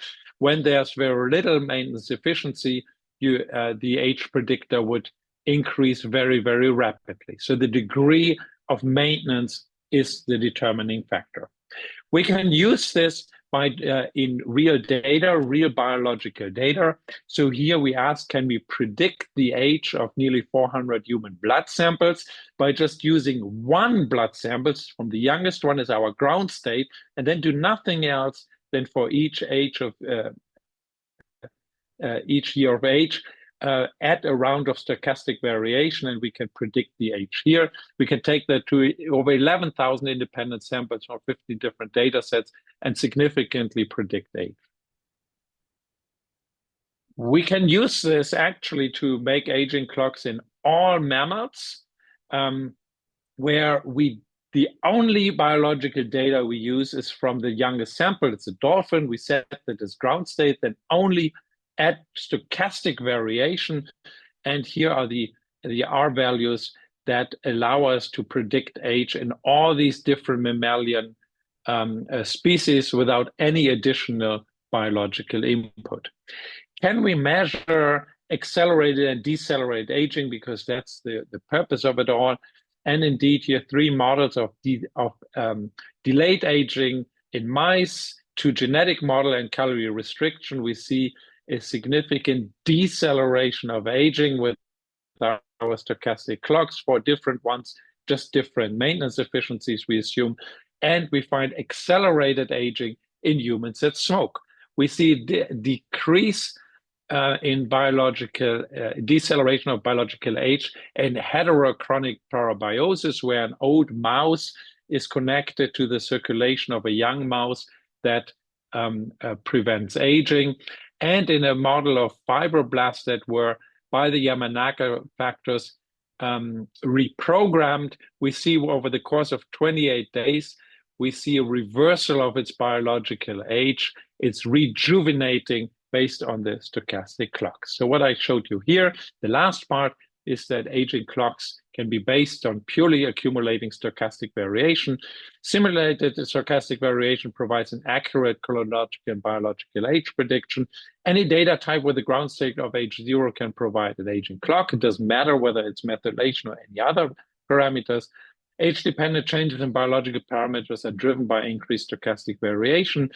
The degree of this stochastic variation determines the pace of aging. Geroprotectors that could reduce the variability and restore the regulatory tightness could be very effective, and the accuracy of the aging clocks is fully compatible with the evolutionary theory of aging. I thank you very much for your attention. I thank the people who did the work, and the mouse work was done by George and Kalina in George Garina's lab. I acknowledge all the funding sources. If you're interested in this type of work, we're recruiting postdocs. As the very last thing, I just want to encourage you to register and join us for the Aging Genome Conference in Heidelberg in 2025. Thank you very much for your attention. Thank you very much, Björn. Any questions? So, Tomer, yeah? I want to ask about the dream complex and if it has any trade-offs like reduced fertility. Okay, so the question is, does inhibiting the dream complex have any trade-offs such as reduced fertility? Björn? Excellent question. So we find that in C. elegans, these Lin52 mutants have a very slight reduction of fecundity indeed. So this would be consistent with now resources from the germline would be expanded into in the somatic maintenance, and that could be a negative effect. That is very well possible. We have now generated dream mutant mice where we will systematically investigate to which degree here a reallocation of resources to somatic maintenance is happening. Very good question. Okay. More questions? Yeah, there's a question from back there. I'll repeat, yeah.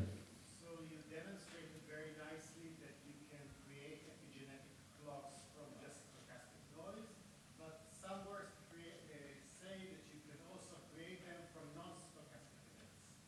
When do you think each one should be used and what are the advantages? So the question is, you have shown elegantly that epigenetic clocks can be based on stochastic effects, but there's also the possibility that they can be based on non-stochastic effects. When should each form be used? Did I understand your question? Yeah. Yeah, so of course you could always derive a program for anything. I mean, anything that changes linearly with age, you could propose a program. But the point here is really that stochasticity itself is sufficient. That is really the important message to give this age predictor. And of course, there's an underlying mechanism why stochasticity increases. By default, it would increase. But by default, it would increase very, very rapidly. Without our maintenance, we know from human DNA repair deficient patients that they age within a decade of life. That is the stochasticity, which is driven, for example, by DNA damage, is just unrelentlessly accumulating. So the critical program are the DNA repair mechanisms and the maintenance mechanisms, all these cellular maintenance mechanisms that we require to curb the normal entropy that just would take us apart immediately if it wasn't for our maintenance programs. So these programs are really the decisive ones, and these programs we need to target for really effective interventions to keep the force of stochasticity in all our biomolecules at bay. All right, Valery, could you come up? So we're happy to close. Björn, thank you very much. We can hope to see you soon in person. So this was a great science session. Thanks for all the questions. Yeah, thank you very much. Want to thank all the speakers. Good afternoon, everyone. I hope you had a nice lunch. I would like to call to speak Dr. Natalie Yivgi-Ohana from Minovia Therapeutics, revitalizing the immune system with young mitochondria. Okay, thank you, everyone. Thank you, Ilia, for insisting for this event to occur. This is really not taken for granted, especially in this, under these circumstances. But I do believe that this is how we fight darkness, is by bringing in the light of science and technology. That's what we do here, right? We cherish life, healthy life, long, healthy life. That's what we'll do. Okay, so thank you, everyone. I'm going to talk about the progress made in Minovia, the company that I lead in the past 12 years or so, and our novel strategy to develop therapies in the field of aging. Everyone who knows me knows my passion and where my power comes from. My power comes from mitochondria, as well as yours. And actually, every organ in our body and almost every cell contains these tiny organelles called mitochondria that are inherited from our mothers exclusively. They contain their own DNA, and this encodes about 13 proteins, only 13 proteins, and more than 1,500 proteins are encoded by the nuclear genome targeted to the mitochondria. Evolutionary, these mitochondria are considered to be ancient bacteria that entered into the developing cell, and this is actually the basic of our technology in Minovia. Mitochondrial dysfunction not only causes loss of energy production, but also result in very poor steroid hormone production, non-control of cell death, senescence, telomere elongation, and so on and so forth. All are known as the underlying hallmarks of aging. So we do believe that mitochondria is one of the important hallmarks of aging because energy is, life. And when you have mitochondrial dysfunction, that actually results in multisystemic disorders affecting almost every organ system, as you can see here. But the diversity of diseases starts from rare genetic pediatric diseases all the way until age-related diseases. So how do you solve such a complex and heterogenic disease aspects? We chose to focus on one important organ system, which is the immune system or the hematopoietic system. As we heard today, the immune system plays a very important role in many aspects of health and disease and in aging. One of them, we heard several talks about the importance to remove dead or senescent cells from tissues. And the role of removing these cells relies on the immune system or healthy function of the immune system. So the hematopoietic stem cells reside inside our bone marrows, and they're responsible for the production of all kinds of blood cells. So red blood cells, platelets, and every kind of immune cells. And therefore, healthy and functioning hematopoietic stem cell is important for the function of this organ and immune system. There is a very important role of mitochondrial function in hematopoietic stem cells. Impaired renewal of the HSC cell reservoir in the bone marrow happens when mitochondria are dysfunctional. We can see a shift in the lymphoid and myeloid balance, meaning the body has very hard time fighting infections and removal of diseased or damaged cells from tissues, reduced ability to terminal differentiate to mature cell types. I will show you an example of erythroid in a second that results in anemia, in thrombocytopenia, immune dysfunction, of course, and eventually we do know that all of these cells stuck in organs not being removed cause inflammaging, which is one of the hallmarks of aging, of course. In Minovia, what we realized very early in stage is that we can develop therapies to improve mitochondrial function, but it will not show us any benefit if we cannot measure mitochondrial function and dysfunction. So the first thing we did, we invested in developing blood biomarkers to measure the efficacy of our therapies. We are part of a very strong Israel Innovation Authority consortium called the liquid biopsy, where blood samples from patients are received, both healthy control, aged controls, and Alzheimer's disease. There are also some groups working on pancreatic cancers. And the idea is that every group, academic or industry group, are measuring different biomarkers, and then correlations are made between different biomarkers. So we are the group of mitochondria, of course.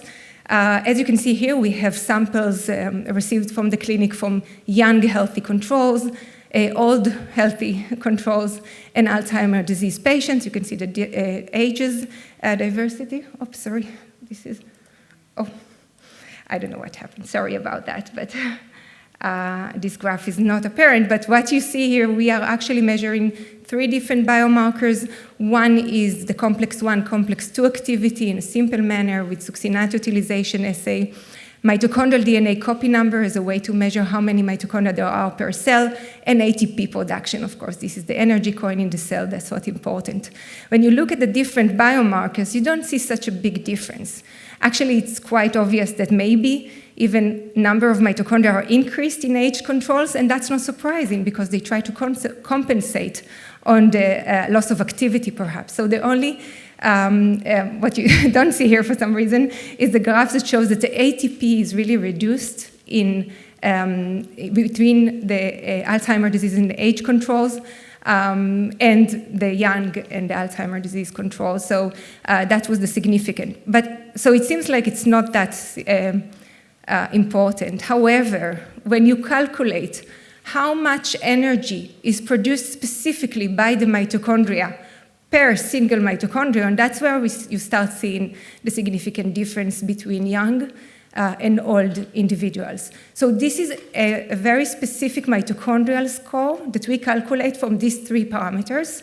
So that means what's the efficiency of ATP production per mitochondrion in the cell.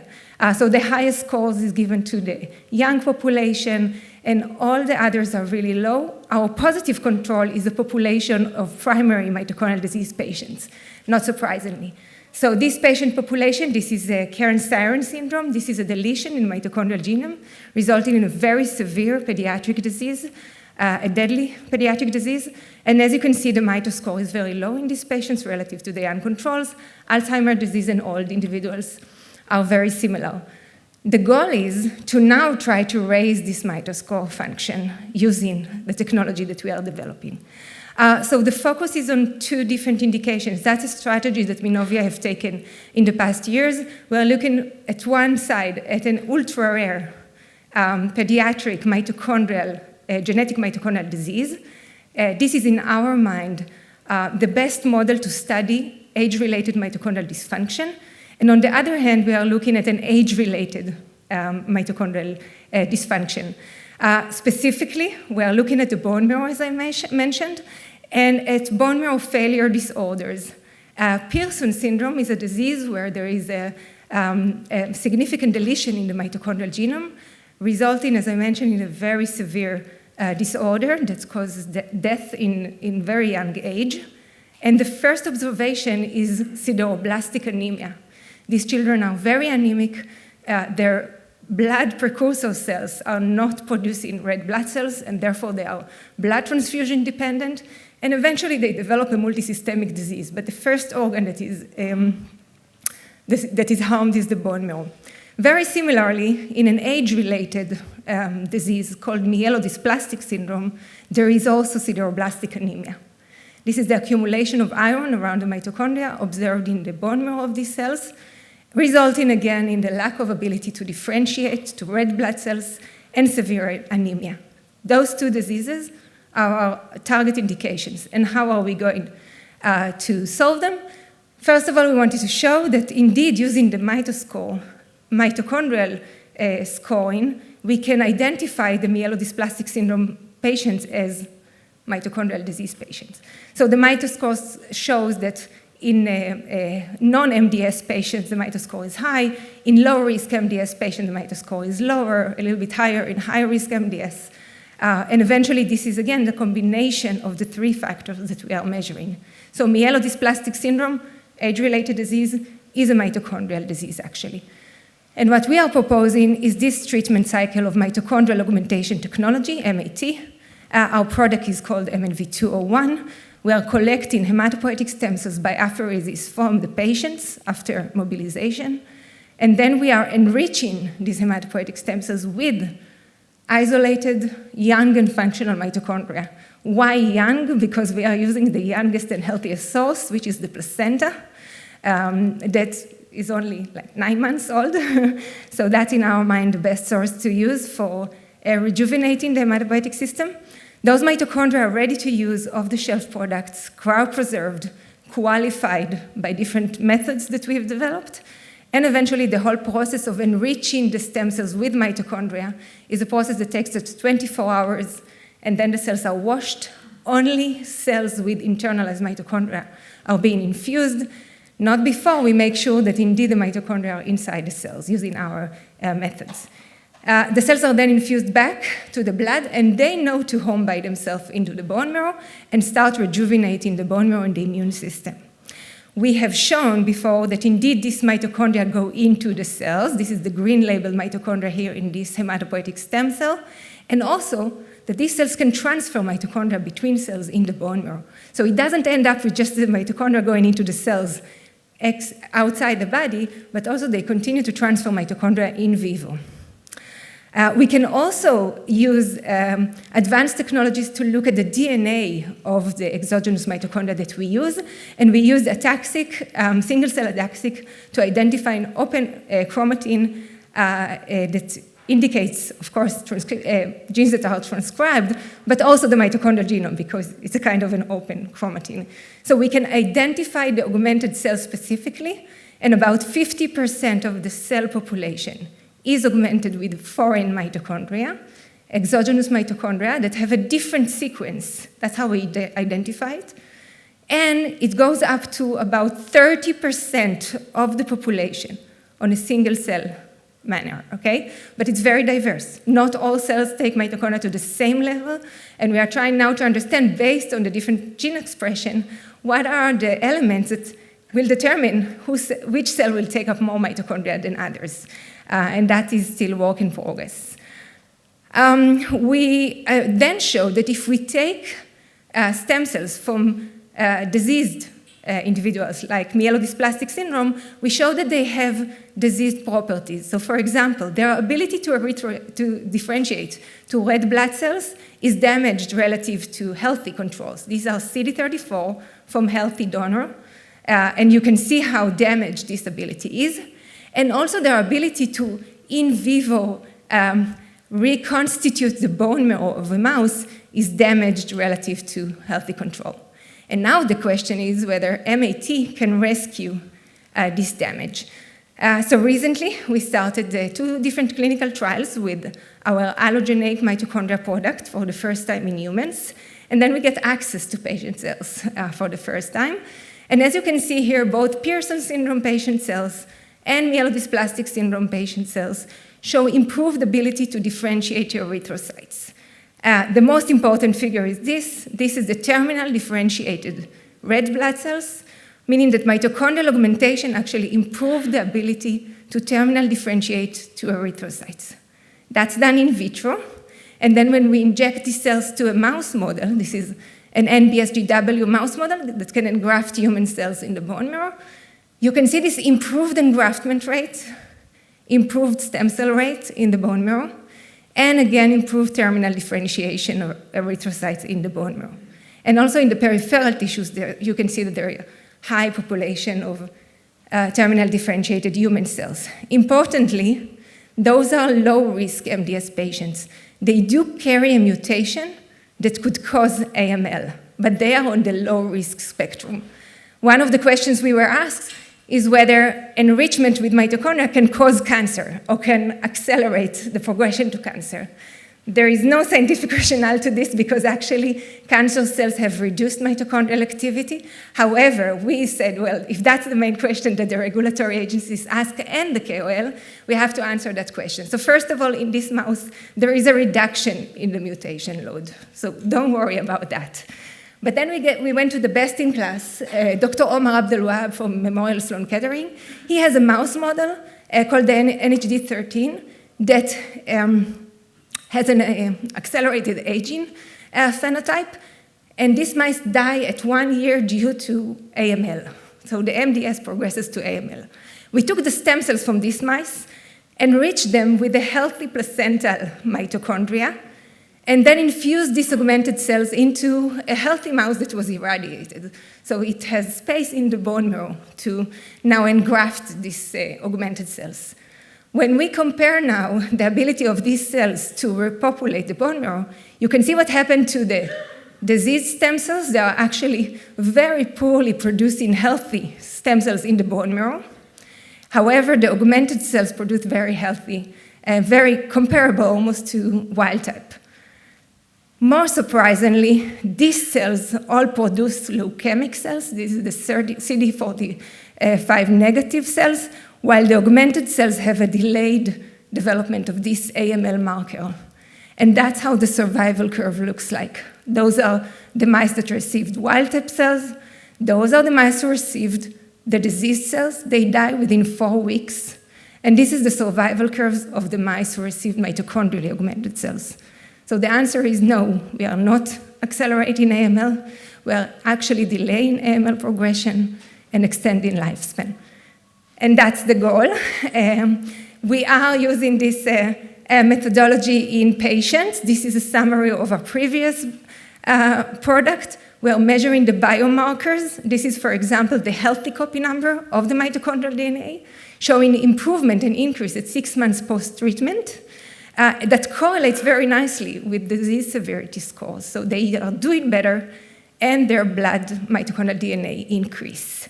And as I mentioned, we have treated already 7 patients with this program, although we have mice data and in vitro cell data, but we are looking, of course, into these patients' follow-up times to understand whether we are changing their anemia, their need in blood transfusions, and that would be our hint into the future, where we can actually expand from these rare diseases into more common diseases of aging.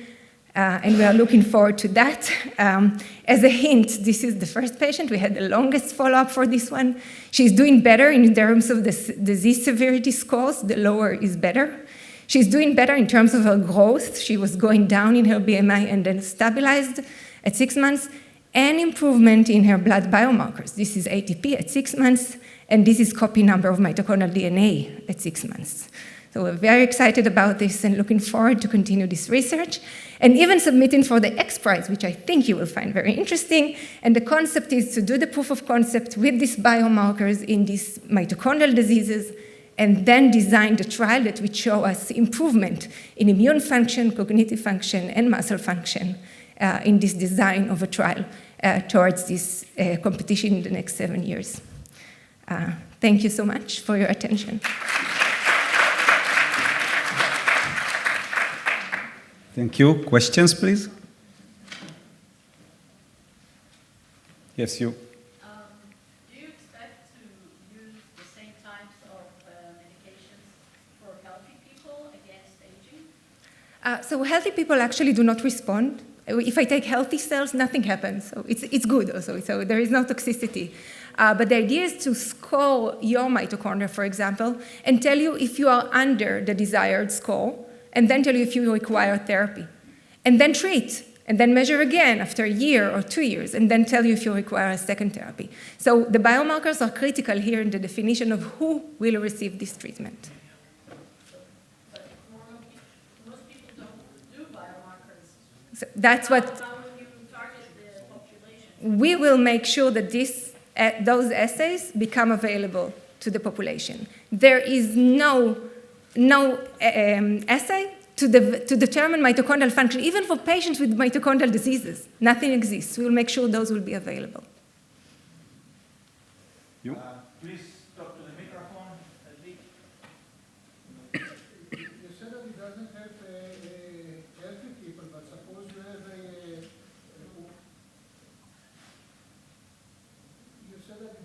healthy people, but suppose you have an ultra athlete that is facing a challenge like a Ironman race or something like that.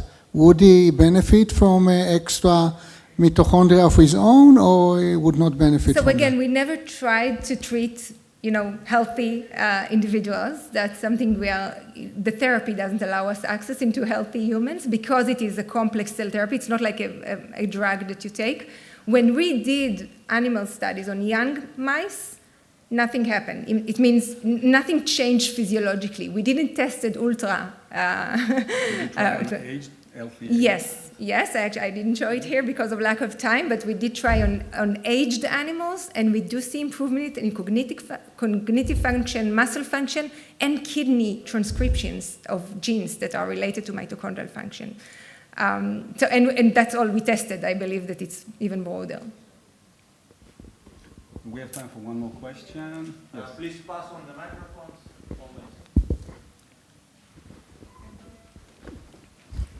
So is it actually the incorporation of the mitochondria in different target organs, or is it the ATP levels that it is improved in those organs? So first of all, I would like to clarify that we are working on the hematopoietic system. And although literature shows that there is transfer of mitochondria to other organs, we didn't find it in significant levels that will justify an improvement in muscle or in brain. But we do see an improvement in muscle and in brain. And we believe this is because of the improvement of energy production by the immune cells and better differentiation to the subtypes of the immune system. So it's mediated through the blood and the immune system, and probably because of better energy production. Okay, thank you. Thank you. Okay. So I would like to invite now Dr. Shai Efrati, Professor Shai Efrati from the Shamir Medical Center, and he will talk about the use of hyperbaric hypoxic paradox in the regenerative medicine. Thank you.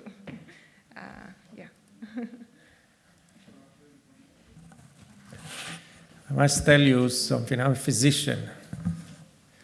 And except from dealing with longevity, if you would look how my morning looked like the first part of the day, we are dealing with young soldiers who got severe injury, who are referring to us. And also, we are discussing several cases that were referred to us because of the terror attack yesterday. And on one side, we are saying longevity. On the other side, we are dealing with young individual, and the amount and the significance of the injuries is unbelievable. And one of the questions that we ask ourselves every day is, which life are worth living? Which is a major question that is relevant also when we are speaking with aging. And when somebody has a severe injury or life-threatening injury, we usually have two options. Is whether we are going to a path that it's a kind of brain death, and then it's clear to us that we need the organ in order to save other people, or whether we're gonna fight for this individual life. And we find ourselves a lot of time with the young individual willing to take much more, what's that? And we find ourselves with the young individual willing to invest a lot, even though we know that this young individual, we don't have the legs, will not have the legs, somebody will not be able to speak, will not be able to see, but still we are doing that. And if we will have somebody at the age of 18, you usually will not fight in the same manner. And when I ask in myself, and this morning we had this question, whether this life is worth living, and you ask yourself, what are the life that worth living? The way I think of it is that as long as the information is living, as long as we can process the things that happen around, and as long as we can generate new insight from the information that is coming in, for me, this is life that worth worthing. And you can see people without the hand, without the leg, and they're happy once you take them out. And I look from the side, and this is indeed an amazing year. And for today was the extremities. I'm working from one extremities, and now I need to speak about longevity. So sorry that I'm speaking with you about that like the shrink. I'm married to a social worker, but I haven't met her now. I can speak with her a lot, so I'm doing that with you. Nevertheless, we are at longevity conference, and let's assume us all, let me see, where is my lecture?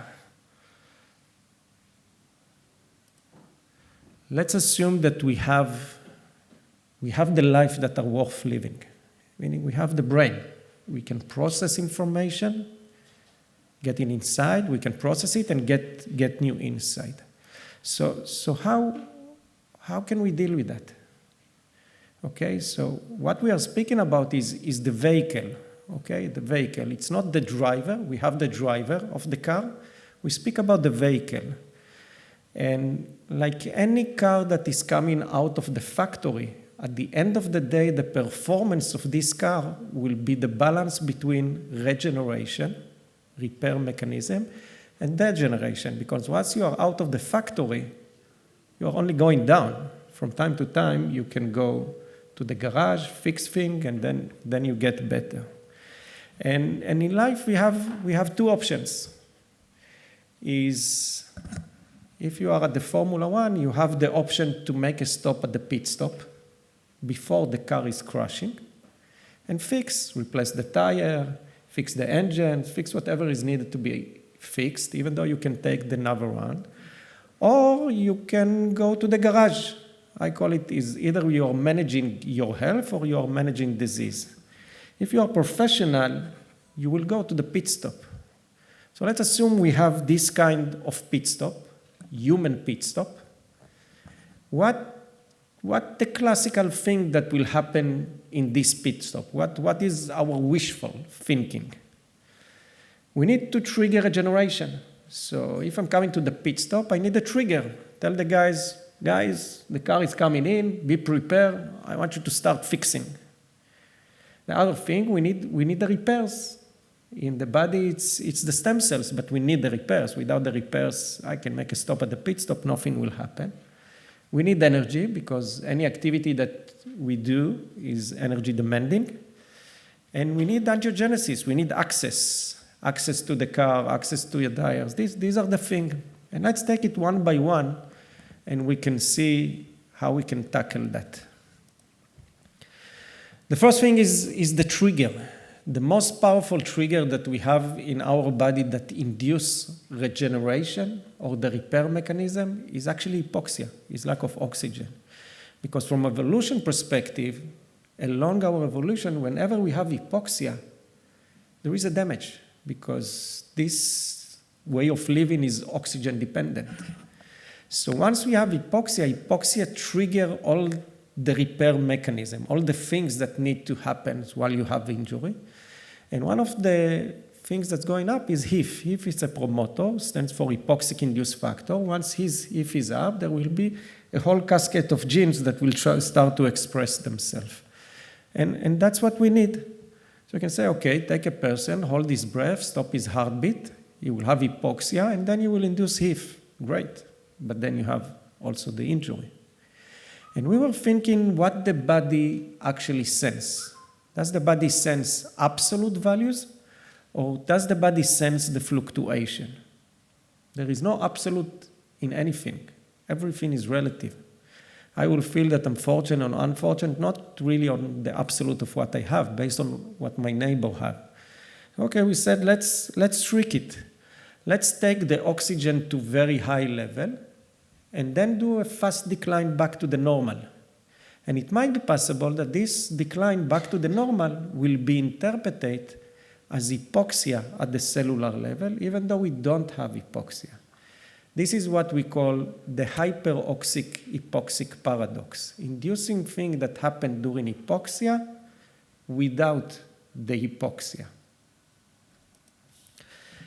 This is how we do, since we are playing with gases and pressure. If we want to play with gas, you need an environment. We need to control the environment. For that, we are using what is called hyperbaric oxygen chamber. People are going inside, sitting inside, and we can enjoy ourselves. We can take the oxygen to whatever level that we want, with oxygen, with other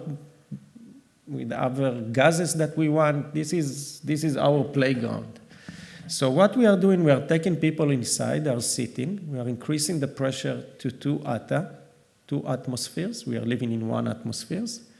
And then we ask the people to put the mask on. By doing that, we are increasing the blood oxygenation from 100 mercuries to 1600. At this level, the amount of the dissolved oxygen in the blood is sufficient for all the energy demand. So we don't need red blood cells. Oxygen can be delivered even to location when red blood cells cannot go. And then becomes the trick. We ask the people to take the mask off and then on again. And this fluctuation, when we are doing that, is being interpreted as hypoxia. This is better? Okay. It's being interpreted as hypoxia even though we don't have hypoxia. So this is how it goes. And this is an example with cell culture. You are taking cell culture, evaluating the HIF, increasing the oxygen for 2 hours like we are doing. The oxygen, the HIF is going down, of course. But then afterwards, when we are going exactly to the same environment, you can see that the HIF is increasing, even though we are at exactly same environment that was before. But the interpretation is different. And this is in brain, okay, that we can see the increase in HIF in the brain, and we can see it in humans and PBMCs that we take, which are nucleated cells, and we can see the increase in HIF when we are doing repeated session. So we have the trigger. Once we have the trigger, all the things that happen in the down cascade will also increase. For example, stem cells, you can see that when we are bringing people to repeated session, we can see the increase in the stem cells. This is human data, okay? This is not animal data. Of course, you can see it in animal, but I think with the aging, we should start with humans and go backwards, because we have a lot of proof that the animals data, that model data that we have is not good enough, okay? But so here you can see that. You can see even mesenchymal stem cells are increasing in a level that we can find them in the circulation. If we have the best plant in the world, if we will put it here, what will happen? Probably not much. It's a desert. Nothing will grow. If we'll put it on the right side, it will grow.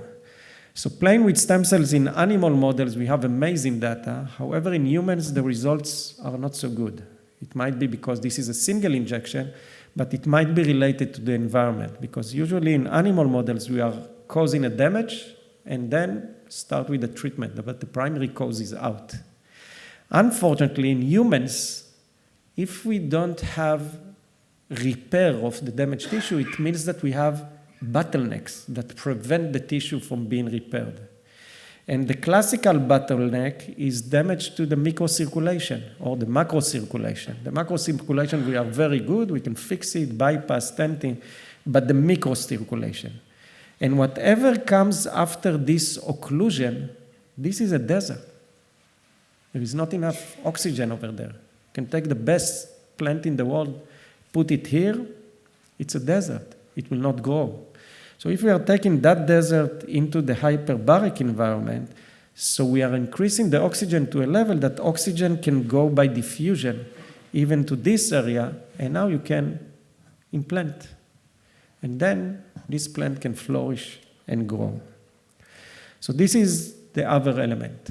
But we don't want people to live in the hyperbaric, so we actually need to generate new blood vessels, what we call angiogenesis. We all know that the body can generate new blood vessels. You can go to the gym, work out, and then you will see blood vessel generated. So the body can do that. What do we need for angiogenesis? We need a trigger. We have it. We need the energy.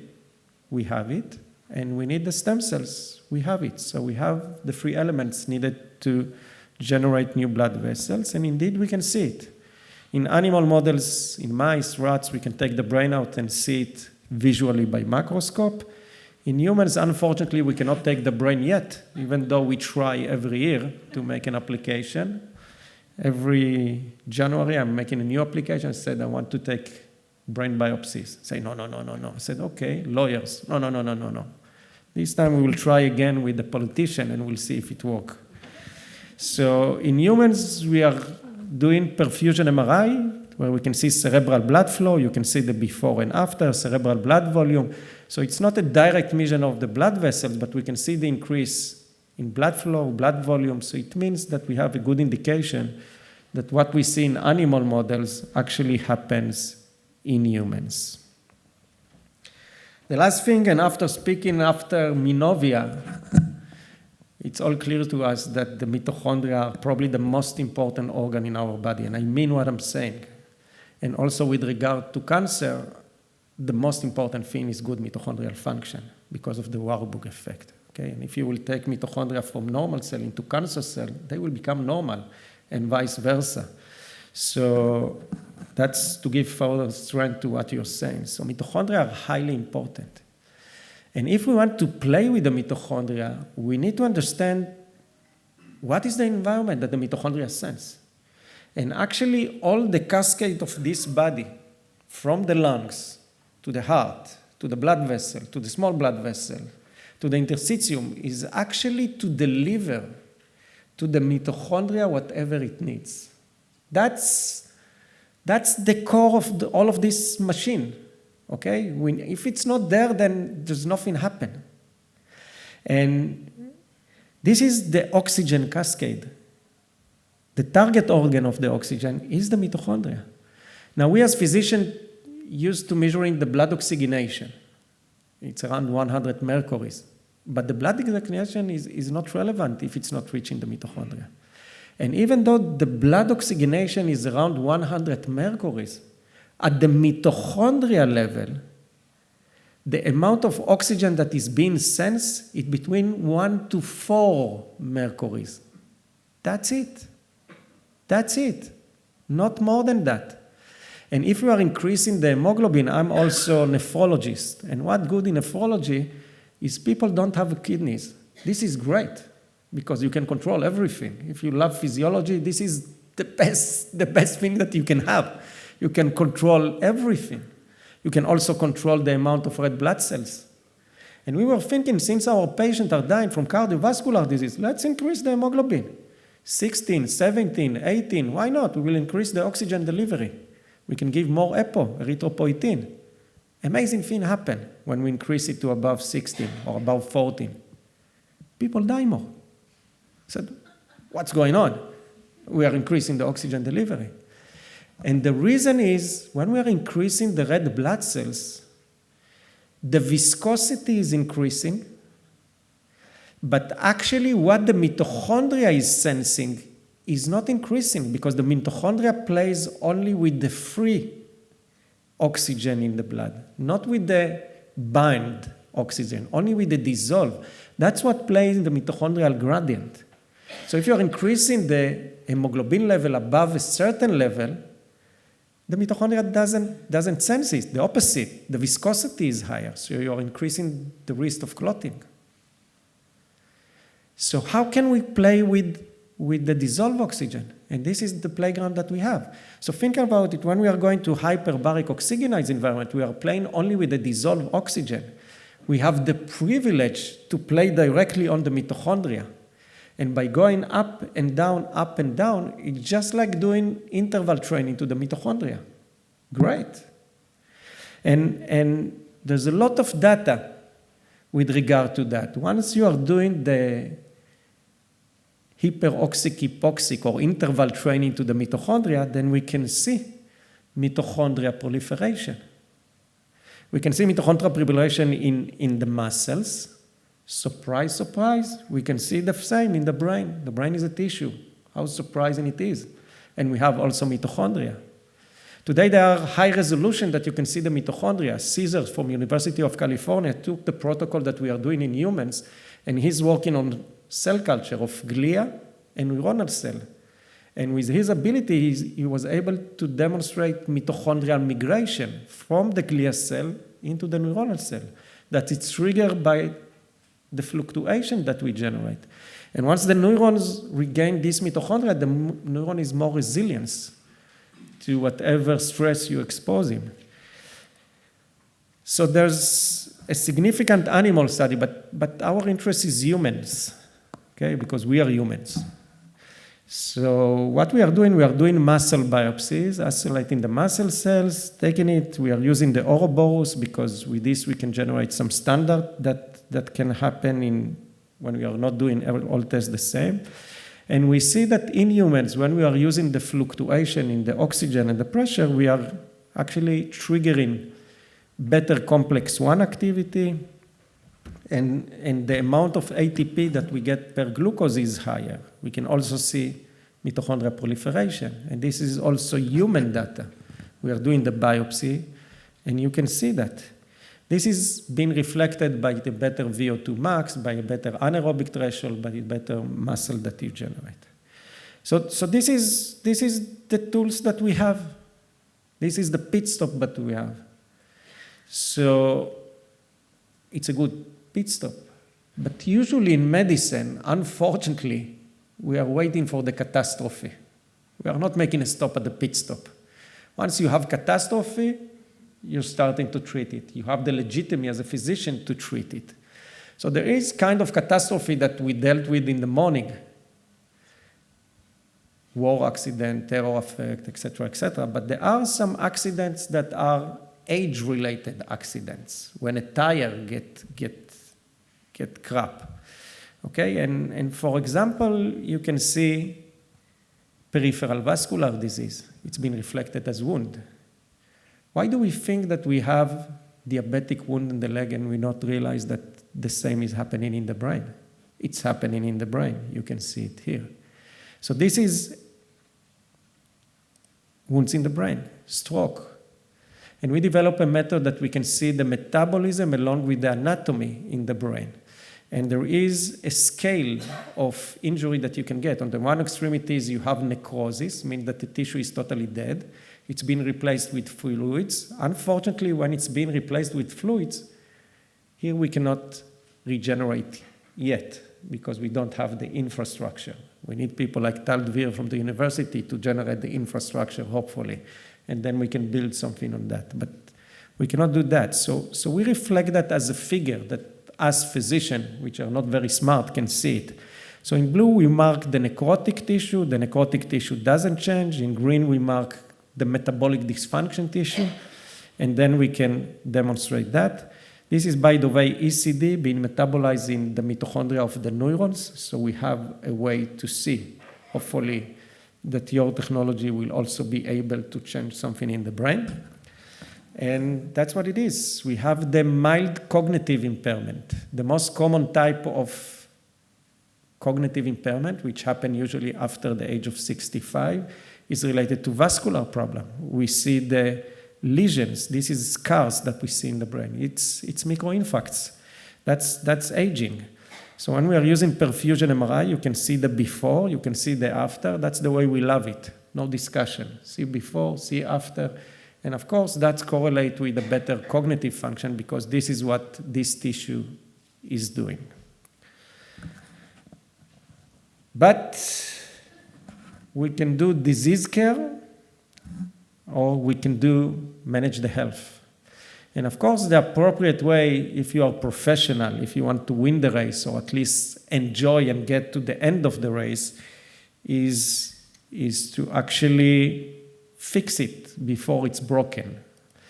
And we have done one of the comprehensive study done on normal aging. We took people at the age of 65 years or older, no diabetes, no stroke, no cardiac event, healthy, functioning, non-obese, us at the age of 65 or older, randomize them into two groups, and we evaluate a lot of parameters.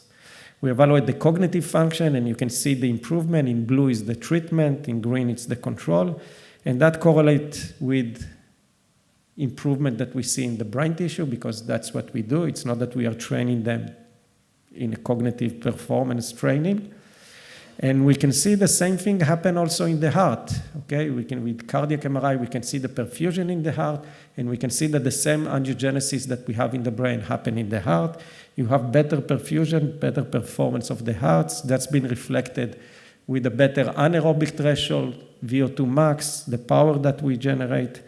And we can see it also in other tissue. This is the penis. This is perfusion MRI of the penis. We can see the blood flow before, blood flow after. And surprisingly, it's correlating, okay? Because it's the same pipes that we have in all of our house.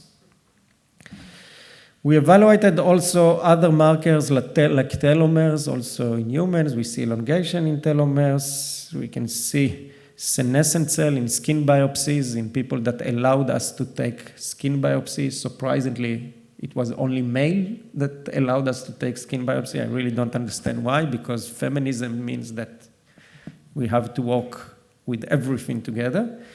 And we can see the same angiogenesis when we are doing skin biopsies. Since we are not allowed to take brain biopsies, we are taking skin biopsies. So you can see the angiogenesis in the skin biopsies. We can see more elastic fever and more collagen. So that's what it is. So the main issue that I look at it is performance. Longevity, it's a word that we don't know. We don't know how to measure. But performance, it's something that we can measure. We can measure the performance of the brain. We can measure cardiac performance, physical performance, sexual performance. These kinds of things we can measure. We can measure before and after and monitor. And if we are looking along our life journey, there is always a bottleneck to our performance. When we are young, we have amazing biology. However, the bottleneck is the knowledge and the wisdom that we have. Along life, we have more wisdom, more knowledge. However, the biology becomes the bottleneck. So all we need to do is to open that bottleneck. And then you have a new species. And this species is people, and this is a classical example for this species. The BBC came to do a story on the things that we are doing, and they asked me at the end of taking the picture, where do you think the world is going to? I replied, they thought I would say, wow, it's amazing work, we are going into good direction, we're going to hit that, we're going to eliminate that disease. And I said, terrifying. Absolutely terrifying. Ask me why. Because we are generating two species of humans. For example, on this side, you can see Joe Maroon, Dr. Joe Maroon. He's a neurosurgeon, one of the world-renowned neurosurgeon. When we started to do what we are doing in the brain, and we claim that we have angiogenesis, neurogenesis in the brain, he was calling to me and discussing with him. He said, Shai, this is impossible. It cannot happen, etc., etc. And he was one of the people who got against us and said, Shai, you will not work. However, after he saw some of our study, he came to a clinic, a Viv clinic in Florida, which is affiliated to our clinic. And he decided to take the treatment on himself, and he evaluated everything. The brain, the telomere, the senescent cell, and he did it in outside lab. And at the end of the treatment, he told me, this is the most expensive treatment I ever got. I said, why? He said, because now I bought a house near the clinic, and I need to be close to it. And here you can see him. He's at the age of 82. After the treatment, he improved his triathlon score by half an hour, 82. He's full active. Now think about Dr. Joe Maroon. I enjoyed discussing with him. He said, you won't believe what I was doing. I said, what do you mean? He said, you know that I used to do frontal lobectomy to patients with psychiatric disorder? Can you realize how stupid I was? He said, I did that.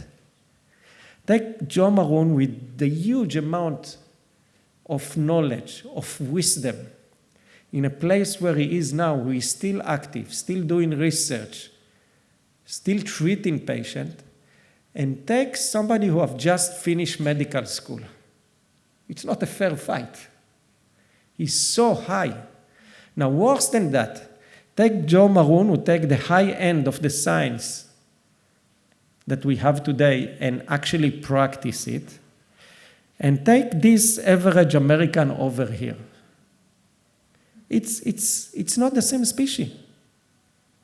It's absolutely not the same species. And this is the world that we are going to. And everybody needs to choose where he wants to be, whether he wants to be here or he wants to be here. And as people who are dealing with longevity, in my team, and there are some people in the audience who know my team very good, I always say, practice what you preach. So if we are dealing with longevity, we should practice what we preach. And we should target to be on the right side of the screen. And I don't have time, and I will stop over here. One last thing, this is how hyperbaric looks like. This is the hyperoxic-hypoxic paradox. It can be done here. Unfortunately, there's a lot of crap going around. People are taking these tubes, sacks full of air. They call it hyperbaric chamber. They use my name. This is not legal. This doesn't have the quality assurance. It's not the protocol. It's not anything. But we are living in a fake world, so this is not it. Thank you very much, and I will make a stop over here. I'm really a lousy mediator, but I could listen for you forever. So I'm happy to present Ishay Attar, the embryonic form of life, regenerated age, and damaged tissues. Good afternoon, everyone. I'm Ishay Attar, the founder, chairman, and CTO of a startup company named BioChange. And in BioChange, we are mimicking embryonic way of regeneration to achieve growth of young tissues and organs in an adult or aged individual. Now, the next short video I'm going to show you was probably one of the first viral videos on the web. It was before the social media. This is like 22 years ago, and I was then about 30 years of age. I think this was always in my mind and stimulated my wish to deal with aging and solve it or help or contribute to it. Unfortunately, we are, us humans are far from perfect, and we invest too much in wars and counter terror or counter rockets. But this video is another type of ballistic missile that we should look at and think how we are going to solve it. Let me run it. There's no sound, but it's okay.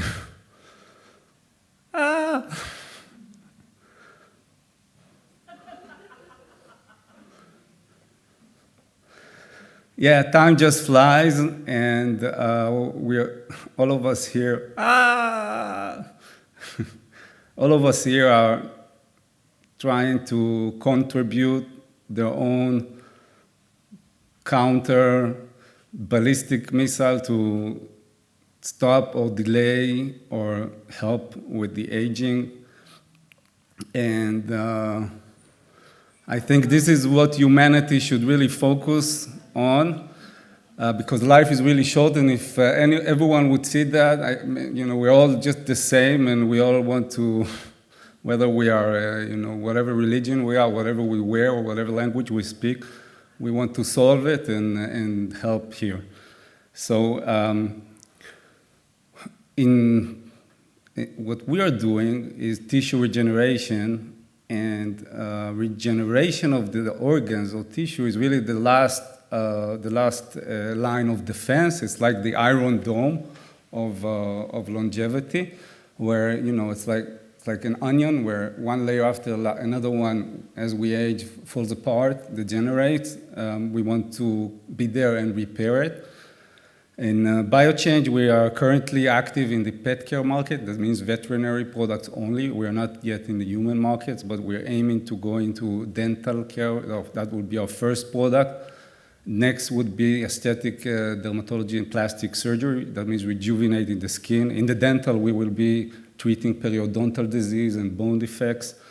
Later on, we will continue to solve urinary incontinence, neural repair, macular degeneration, wound management, orthobiologic, and limb regeneration. Now, every one of those circles, we have proof of concept. Even on limb regeneration, we have proof of concept that we can actually achieve that. But currently, we are focused on the first three.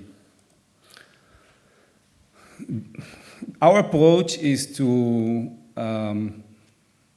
manipulate or work with the extracellular matrix. We are a medical device. We are not a biologic. We don't inject any cells to the tissue. We only work with the ECM. Now, ECM is super important. About 80% of tissues, of solid tissues, is the ECM, and about 20% is the cells. It not only provides structural support, but it also facilitates communication between cells, and it plays a crucial role in the healing, in the growth, and also in the aging of the tissue. The adult ECM looks like more or less like this in the skin, which is a fibroblast, and you see fibers. It's fibers of the protein, mainly collagen. The problem is that as we finish growing our organs. Actually, as we go out to the air, we already lack regenerative capabilities. We can only really minimally repair tissue with fibrotic scarring. We don't have the ability to really build back tissues or organs in the same way that they were supposed to be, to the original blueprint. What's going on? Excuse me.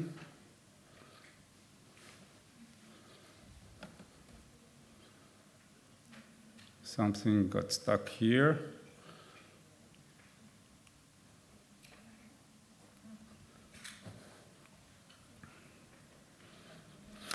I'll try to continue without the presentation. So when we look at the embryonic phase of life, the embryo, where there's the gastrulation, and after that, the organogenesis. The organogenesis, everything is then generated. All the structures, all the multi-level complex organs and functionality is built in humans within 5 weeks. 5 weeks of organogenesis, and everything just forms. And we went to the embryologist, try to understand what they've learned and try to mimic or learn as much as we can so we can replicate that phase of life, the beginning of life. So that's what we are trying to do. We are trying to reset the biological system, or not really reset it, but provide cells a way to do what they could do at the beginning phase of life. So when we were at that phase, the organogenesis phase, the cells were able to, each cell just knows where it wants to go, where it needs to go, and what it needs to differentiate into. And how is this? This cannot happen without communication. So the cells must communicate with each other, transfer information between each other, and this is what we are trying to regain trying to bring back to the tissue when we are applying our technology. We are trying to regain the communication between cells, the synchronizations between the cells when they regenerate, when they want to grow back the tissue. So they don't do a scar, but they actually develop new tissue. So Biochain developed this technology we named cell foam. Cell foam is a scaffold, okay? It's a scaffold which is different from other scaffold because it mimics the embryonic foam, which is the embryonic scaffold, which is also a foam. This technology can come in several ways, as an injectable or solid. It was validated in multiple tissues and organs and multiple species, dogs, cats, humans, rats, even a tapir.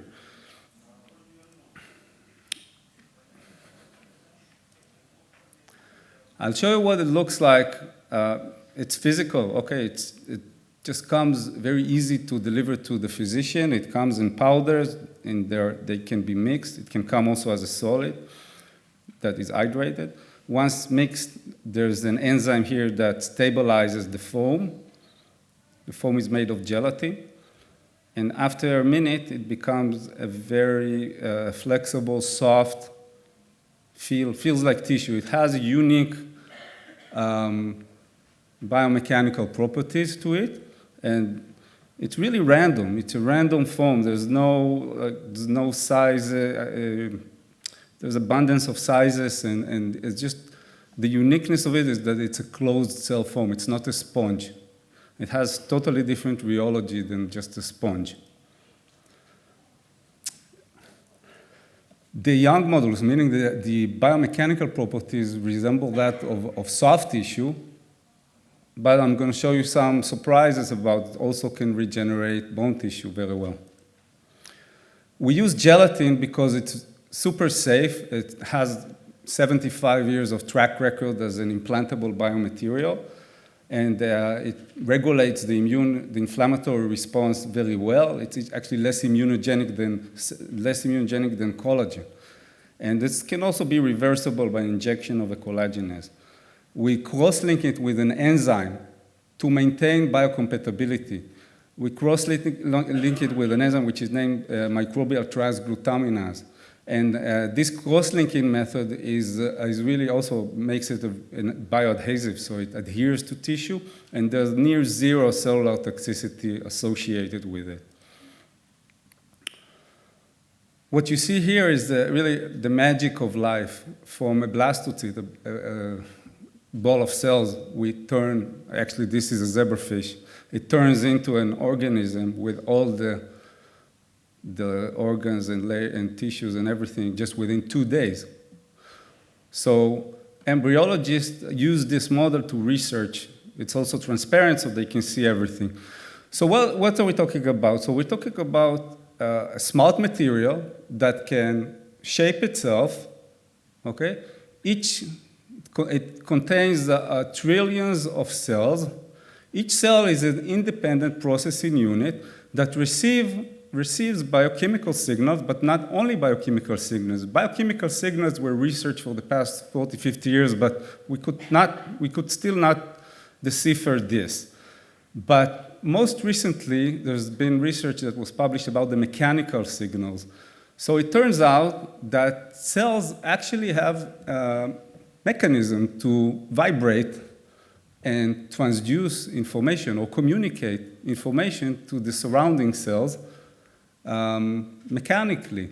And this doesn't mean here that there's a brain or something that guides them. I mean, it's like in a way like a blockchain. They do it synchronous. They synchronize the growth of everything, and each cell just knows what to do it. So they have to be able to send that information to the next cell and the next cell after that.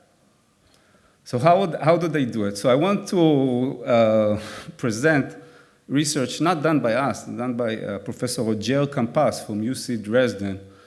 So what he did is brilliant. He injected ferromagnetic micron ferromagnetic oil droplets into the extracellular matrix of that embryo of the zebrafish.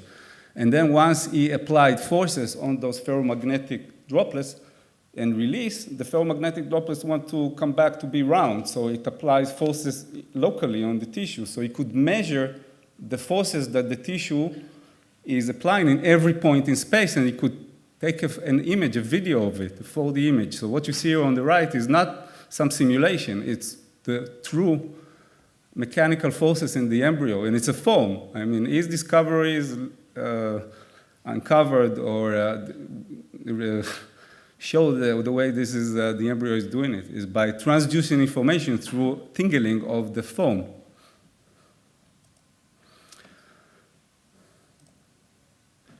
The next curious phenomenon is the axolotl, the salamander that can regenerate a limb, even if it's been amputated 5 to 6 times during the lifetime. It can regenerate it perfectly, actually. You wouldn't even see the scar at the place of the dissection. And how is it being achieved? So once there's an amputation, there's a biological reset, and there's a limb bud that grows out of the amputated limb, just like in the case of the embryo. And every cell just knows where it needs to go. This one knows it wants to become a bone, a nerve, muscle. Everything just perfectly grows back into place. So if they can do it, I'm sure that we will be able to do it. And it's not a matter of if, it's a matter of when we will be able to achieve that for humans, for soldiers, for aging, for anything. So, by the way, another interesting point of fact is that the axolotl, a recent research by Ovas and his team, uncovered that the new limb, the methylation clock of the new limb is actually young. It's a young limb. It has all the characteristic of a young limb. It's not. It's different from the rest of the body. So it's really interesting. And you can imagine one day in the future there will be, amputated, so let's say soldiers or injuries that will have to go with a small limb for a year until it grows back and becomes normal again. I'm sure this will happen. So I'm going to show you some of our data that our achievements in animals. This is an example of injection of the cell foam into the hypodermis of a rat. Then this staining shows the collagen in the blue and the scaffold itself, the foam in red. And you can see angiogenesis, new blood vessels forming inside the foam, new tissue, new functional tissue. After, I didn't mention, but the foam is degradable, and after the degradation is over, the tissue stabilizes, the remodeling phase is over, and we can see here, for instance, an injection site where we have new skin in a pig. This is in a pig after 150 days. And we can see the growth of new skin tissue. So the dermatologists, they ask us, is this a colloid? Is this a scar tissue? What is it? Let's look into it. So we did some immunostaining of the regenerated tissue, and we've seen the good type of the collagen, type 1, and the right balance of elastin fibers, and also the morphology of those fibers seem very similar to young fibers, not to scar tissue. Surprisingly, we also did experiments that show this can also stimulate bone. Why is it surprising? Because the current scientific dogma in biomaterials is that if you want to regenerate bone, you need to inject or apply a very stiff scaffold. But you saw our scaffold is not stiff at all. The results are really amazing. You can see here, for instance, a socket that was not filled with anything on B was filled with a positive control. Hydroxyapatite, one of the commercial bone graft, doesn't work very well. And then with the cell foam, it works extremely well. We also in histology, we see osteons forming around the biomaterial and generating dense bone. This is another example applied in the veterinary case. There's a fracture, a critical bone fracture of a jaw mandible of a small bred dog. It didn't heal very well with fixation. We applied a unit of the foam in there, and then it healed quite well. So our first product is to the market, the human market, is the Rigam. We anticipate it will be approved in around the end of 2026.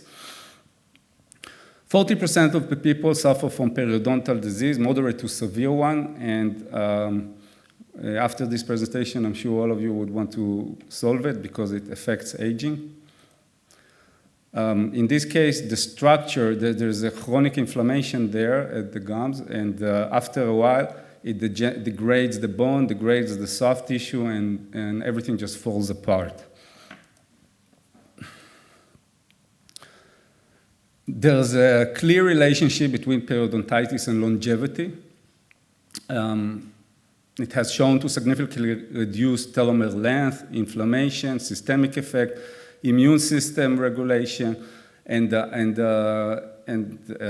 a huge study that was done actually in dogs where they sampled around 350,000 dogs, and they took comparing dogs with all factors being equal, with the only difference is that one group received annual cleaning and the other one did not. There was a 20% difference in the risk of death to those that didn't receive the annual treatment. So I urge you, if you want to use the iron dome here or cell foam dome or whatever you call it and live longer, go do annual cleaning of your gums. So what we do here, we insert those units of foam into the gum. There's two different types, and this is surgically, of course. And we've done a split, not us, but a group of leading veterinarians. They ran a clinical study in dogs where they used a split face design. The control was just the cleaning. This is the standard of care. Open, clean, close. And in our case, the side that received the Rigam, open, clean, close, and put in the unit of Rigam, and the results were extraordinary. We've seen bone growth, we've seen soft tissue growth. All the structure just grows back. In 12 months later, those are case study follow-ups, veterinarians that came back to us amazed with the results. You can see here how bad the situation was in the upper photos. And actually, those teeth were supposed to be extracted, but they didn't. They inserted the Rigam, so we're actually saving teeth. We are building back the bone line, everything is being recovered, not just the bone, but also the soft tissue and the connective tissue in between. And this is quite amazing because current competitors, they need to apply, when a bone graft is applied, they need to apply also a membrane, a collagen membrane. Why do they need to do it? Because normally the soft tissue grows 10 times faster than the bone. So they need to put the membrane, so the soft tissue, the gingiva, doesn't interfere with the bone growth. But in our case, we just put 1 unit of the foam, and the cells, they now know how to synchronize the growth of the bone and the soft tissue. They don't compete anymore because they can communicate. They can synchronize. Second product, I'll go over it really briefly because that will be a longer time to the market. Unfortunately, it will make us look younger and rejuvenate our skin. So over time, we lose, from the age of 20 and on, we lose about 1% of collagen every year. And eventually, the skin doesn't look very well when we come to the end. So here we developed this into an injectable that can be injected and can recreate the structure of the hypodermis and the dermis, and it can be applied to multiple applications. And this is, on its own, is about a $1 billion potential blockbuster product for us when it comes to the market, but this is a PMA product, so it will take longer. We've done also comparison to other biostimulators in the aesthetic market that claim to regain collagen. And this is a head-to-head study that compares the other technologies like PLLA, calcium hydroxyapatite, and PCL.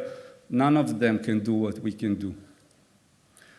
We also, of course, have patents and patent pending. And our timeline is really to bring the Regam product, the periodontal product, to the market in 2026, and later the aesthetic and dermatological product in 2027. And there, I'm finished. I want to thank my team and thank our investor, Quadrascope, who are also a sponsor in this conference. I'll be happy to answer questions.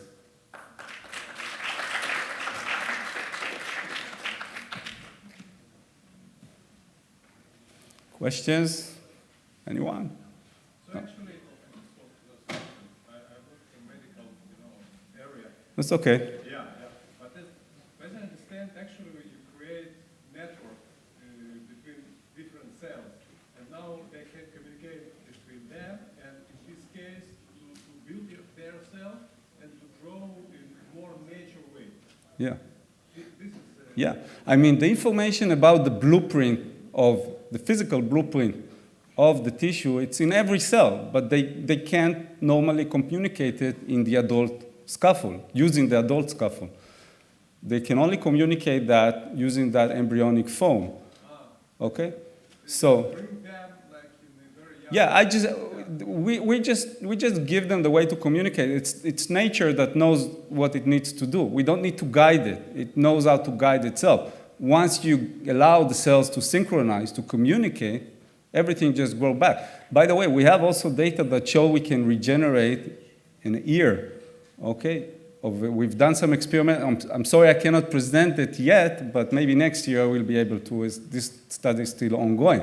But we've shown that we can regenerate skin, bone, and also the jaw. The jaw is a structure, is an organ, a simple organ, but it's an organ that contains several tissues, and everything synchronously grows back. Yes?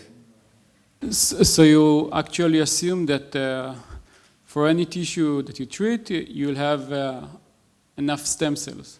Yeah. And what about aging?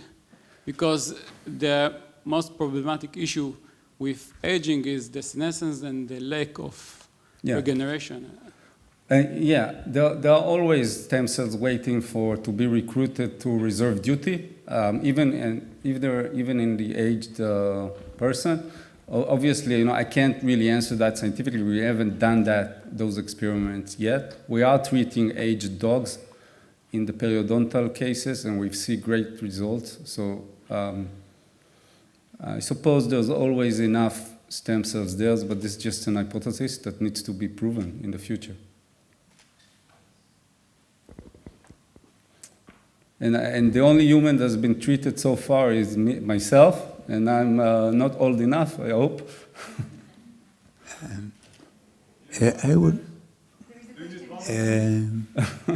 When we have a clinical study, yes, please.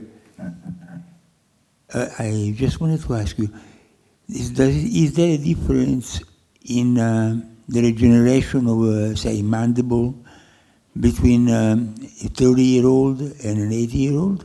Between what? A 30-year-old and an 80-year-old. I mean, besides the form, are you introducing also a system to trigger the regeneration of cells? We haven't seen such a difference between the aged animals that we've treated and the younger animals that we've treated, and we've treated various ages of Thank you very much. Of dogs in our veterinary product. It's my fault for not having paid enough attention. Thank you very much. When do you expect to start treating humans? We hope next year.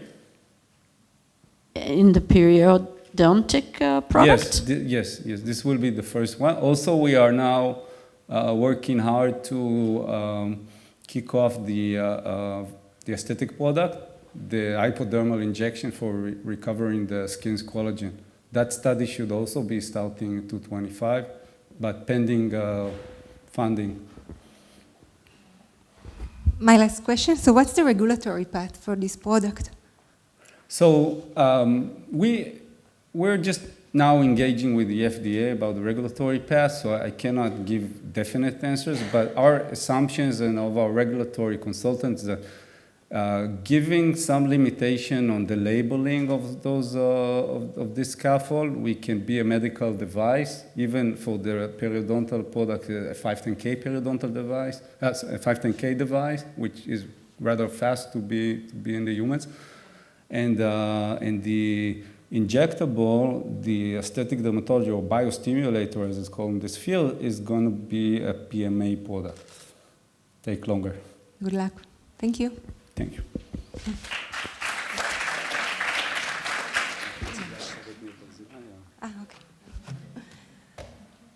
So our next speaker, actually it's Professor Suzanne Greenfield from Neurobio from UK, a novel mechanism underlying aging. That would be an online presentation. I want to start with this very basic idea that actually goes back to the middle of the last century, that actually has strong roots in Israel, which is this notion that a very familiar enzyme, acetylcholinesterase, actually can have a second function that has nothing to do with the hydrolysis of acetylcholine. Going back into ancient history, it was first mooted in 1969. It was the subject of a chapter of a book in 1974. I came on the scene exploring the concept in the 80s.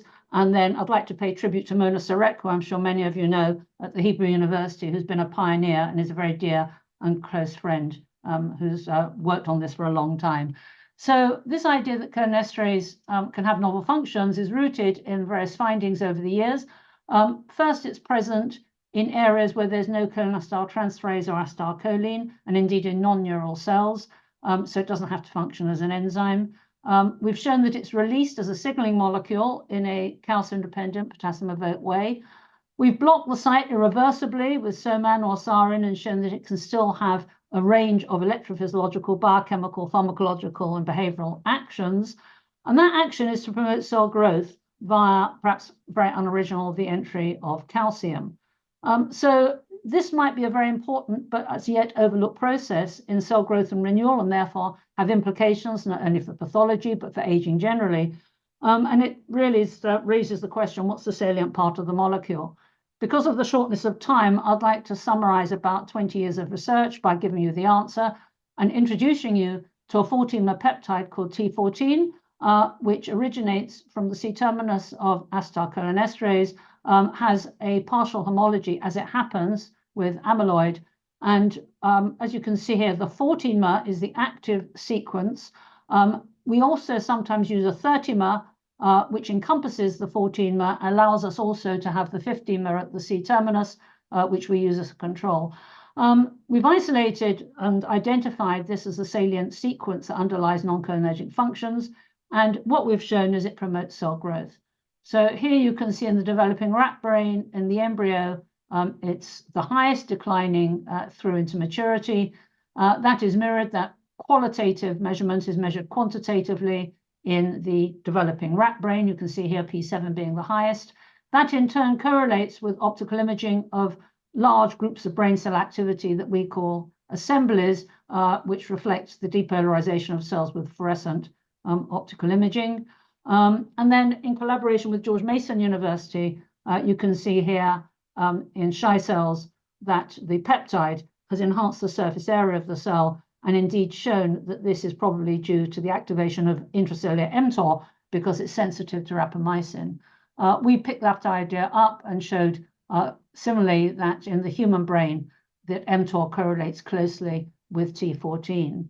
And then if you look in the brain, you can see with normal aging, this is post-mortem human tissue, there is decline. What's very interesting is the provenance of brain cells is the same as for skin cells, and we've just been hearing about skin. We were therefore interested in looking at the role of T14 in keratinocytes in the epidermis, and we did this in collaboration with Unilever. And you can see here the 23-year-old, the T14 positive keratinocytes in the epidermis showing very strongly and declining rather depressingly into the 50th year.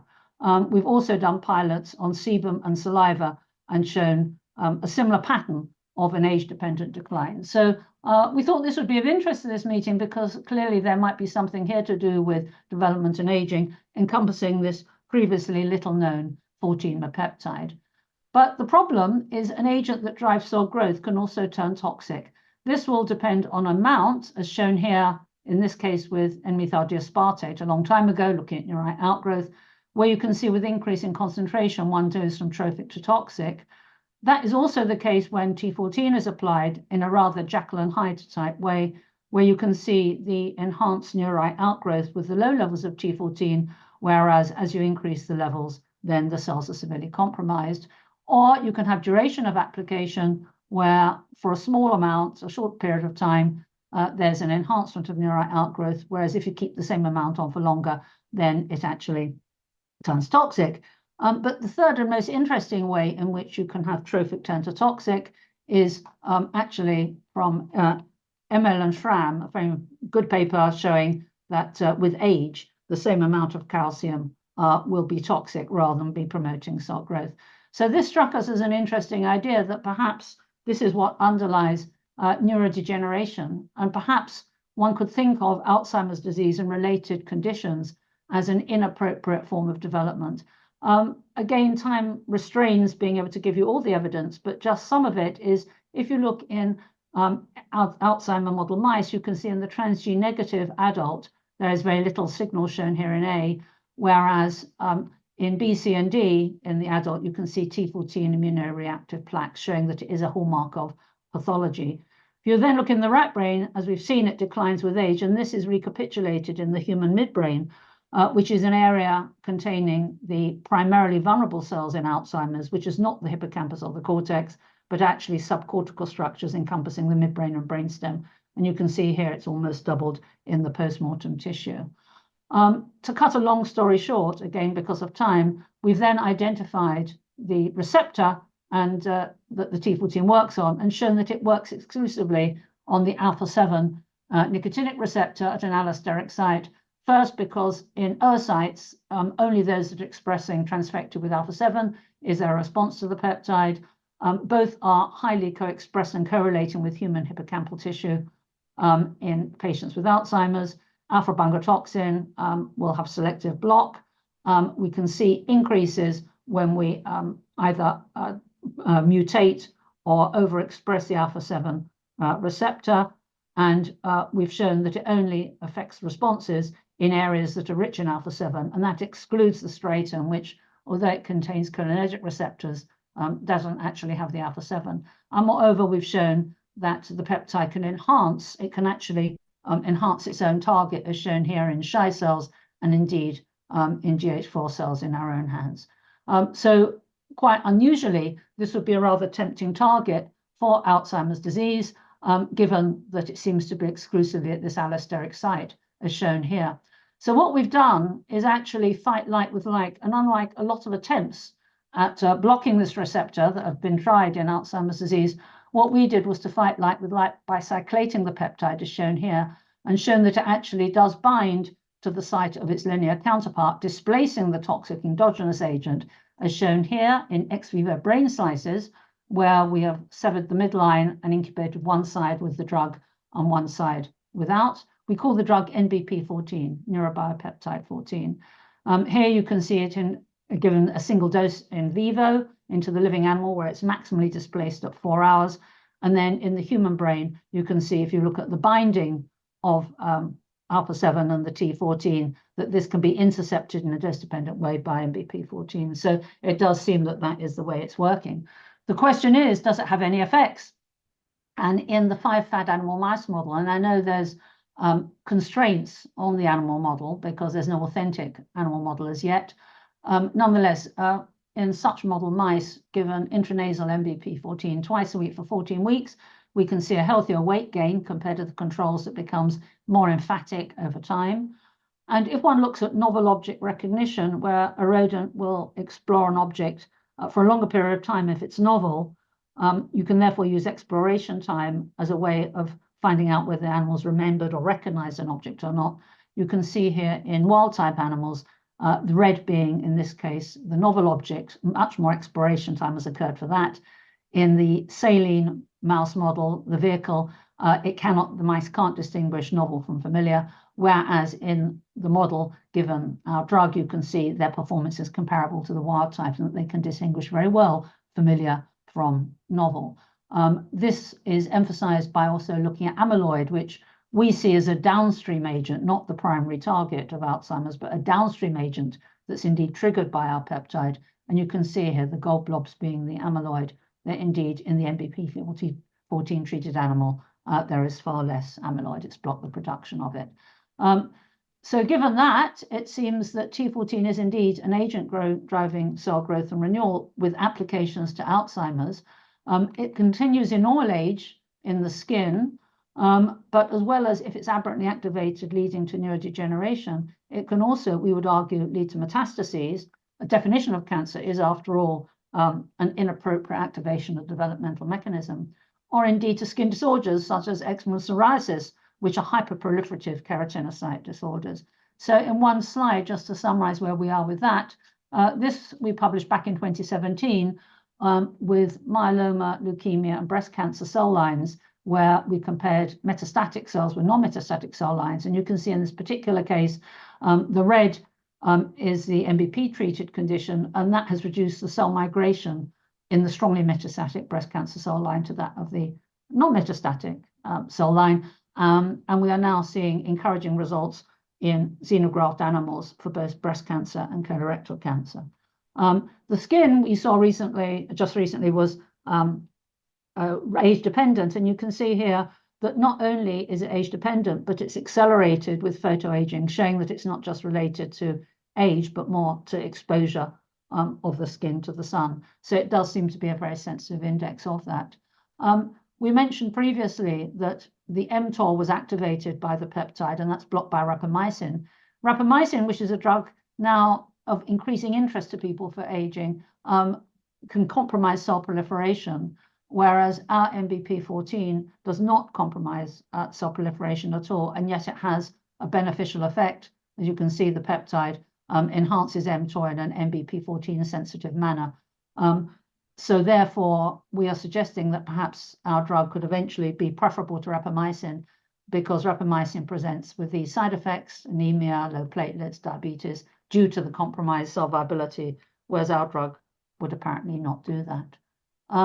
So to summarize, we're suggesting that with normal aging, T14 is not just in the brain, but throughout various parts of the body, declining with normal aging. If it's inappropriately activated, then it can lead to a variety of problems, from skin disorders to cancer to Alzheimer's and related neurodegenerative diseases.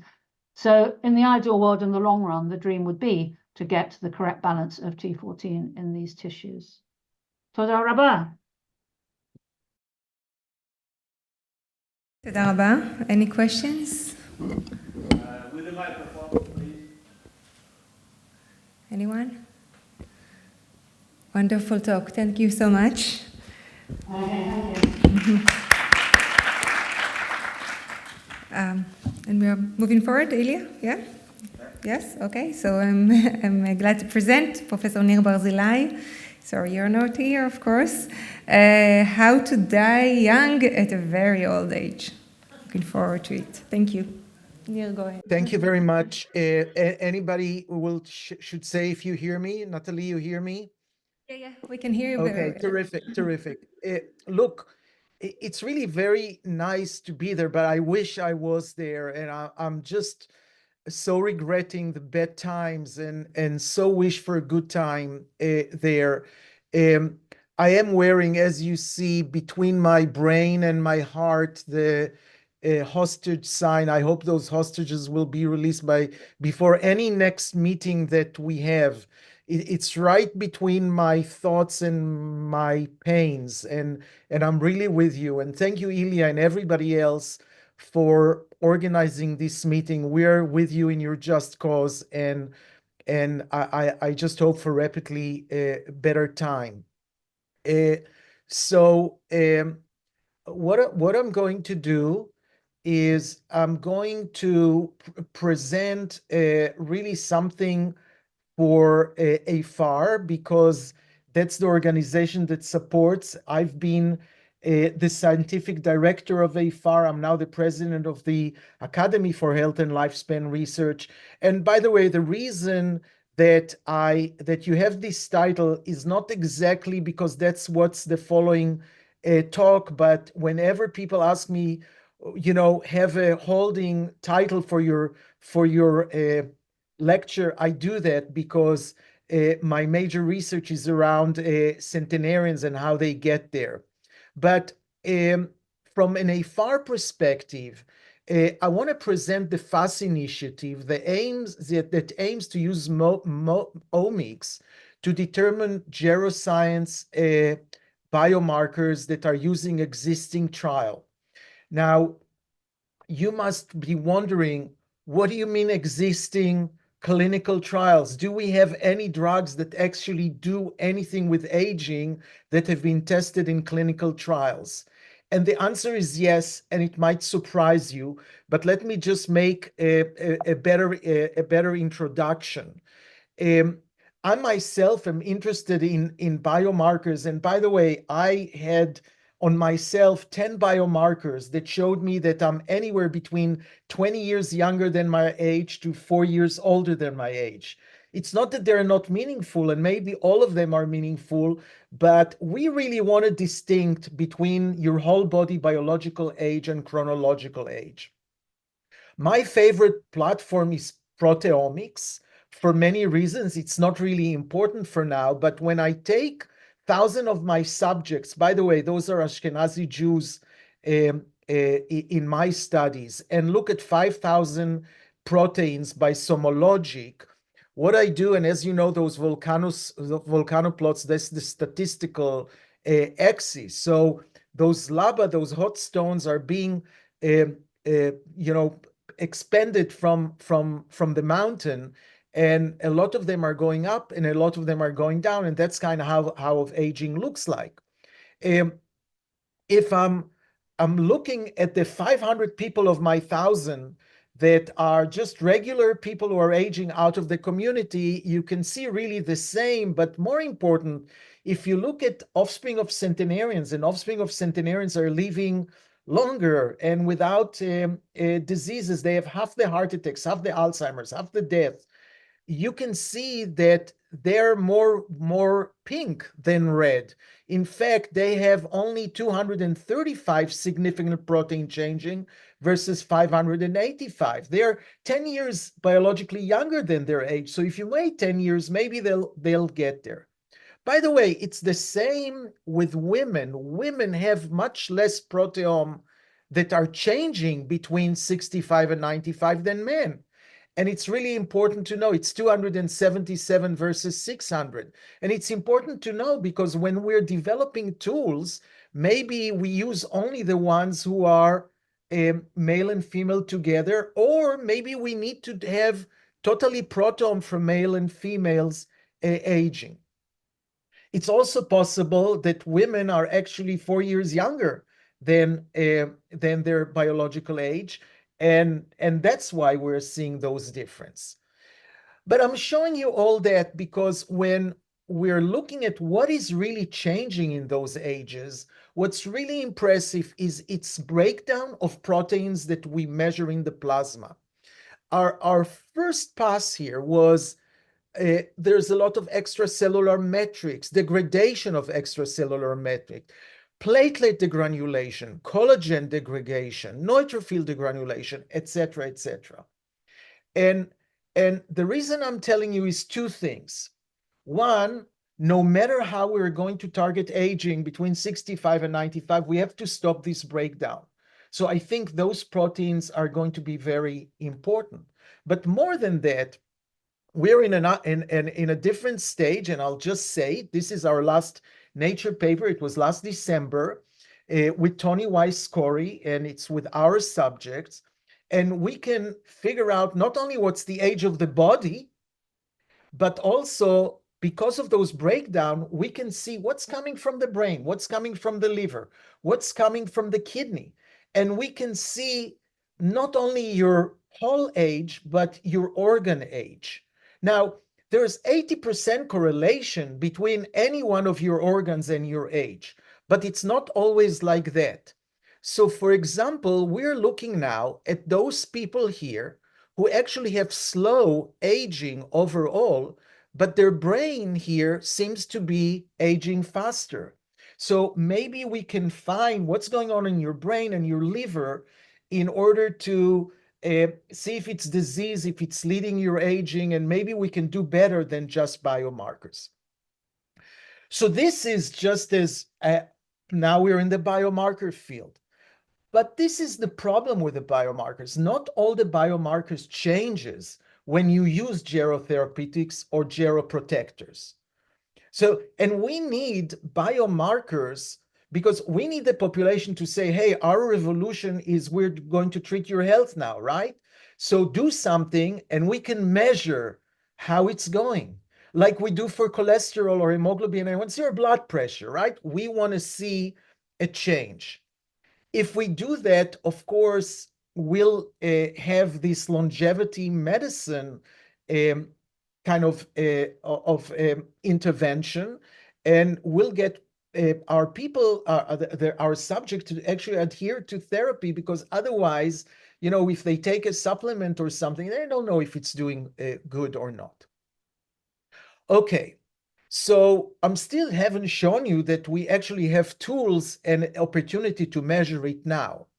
But I would argue that if we have a gerotherapeutic out there, from a preclinical perspective, they have to change the hallmarks of aging. Hallmarks of aging have been mentioned before. I would say, though, the major thing with hallmarks of aging that they're connected between each other. In other words, I will show you, for example, that we target dysregulation of nutrient sensing and we're going to affect immune decline and inflammation. Okay, they're all connected to each other, and every one of the gerotherapeutics that I'm going to show you have changed many of the hallmarks of aging. The second thing that we have to show in preclinical studies, and we saw some great demonstration this morning, thank you for the previous lectures, is that we need an intervention that will actually change lifespan. So if those animals are living regularly, something makes them dramatically live longer. This is, of course, everybody's it's survival curve. So everybody is dead at the end, but also that they're living healthy. This is from a preclinical perspective. From a clinical perspective, we want to show the following. We want to show that you have a drug, and then when you do a clinical study, placebo-controlled study over 3 years, 5 years, whatever, you can show that this drug that was actually targeting one disease influenced other disease or diseases, really, okay, a multi-morbidity. And you also want to show that this drug that was designed for something specific is reducing overall mortality, okay? And you're asking, are there drugs like that? And I'll tell you, yes, there are drugs like that. And before showing you, we developed an assessment, and you can see it in those two papers below, that give point for geroscience, because we want them to be geroscience, really making sense from this perspective, and six clinical points. So the maximal that you can have is 12. And those are the drugs that are out there. And in pink are the drugs that got over 10 points. We are actually reorganizing those tables, and we'll have a different system. It might change a little bit, but those are the drugs: SGLT2 inhibitors, metformin, biphosphonate, and GLP-1 receptor agonist.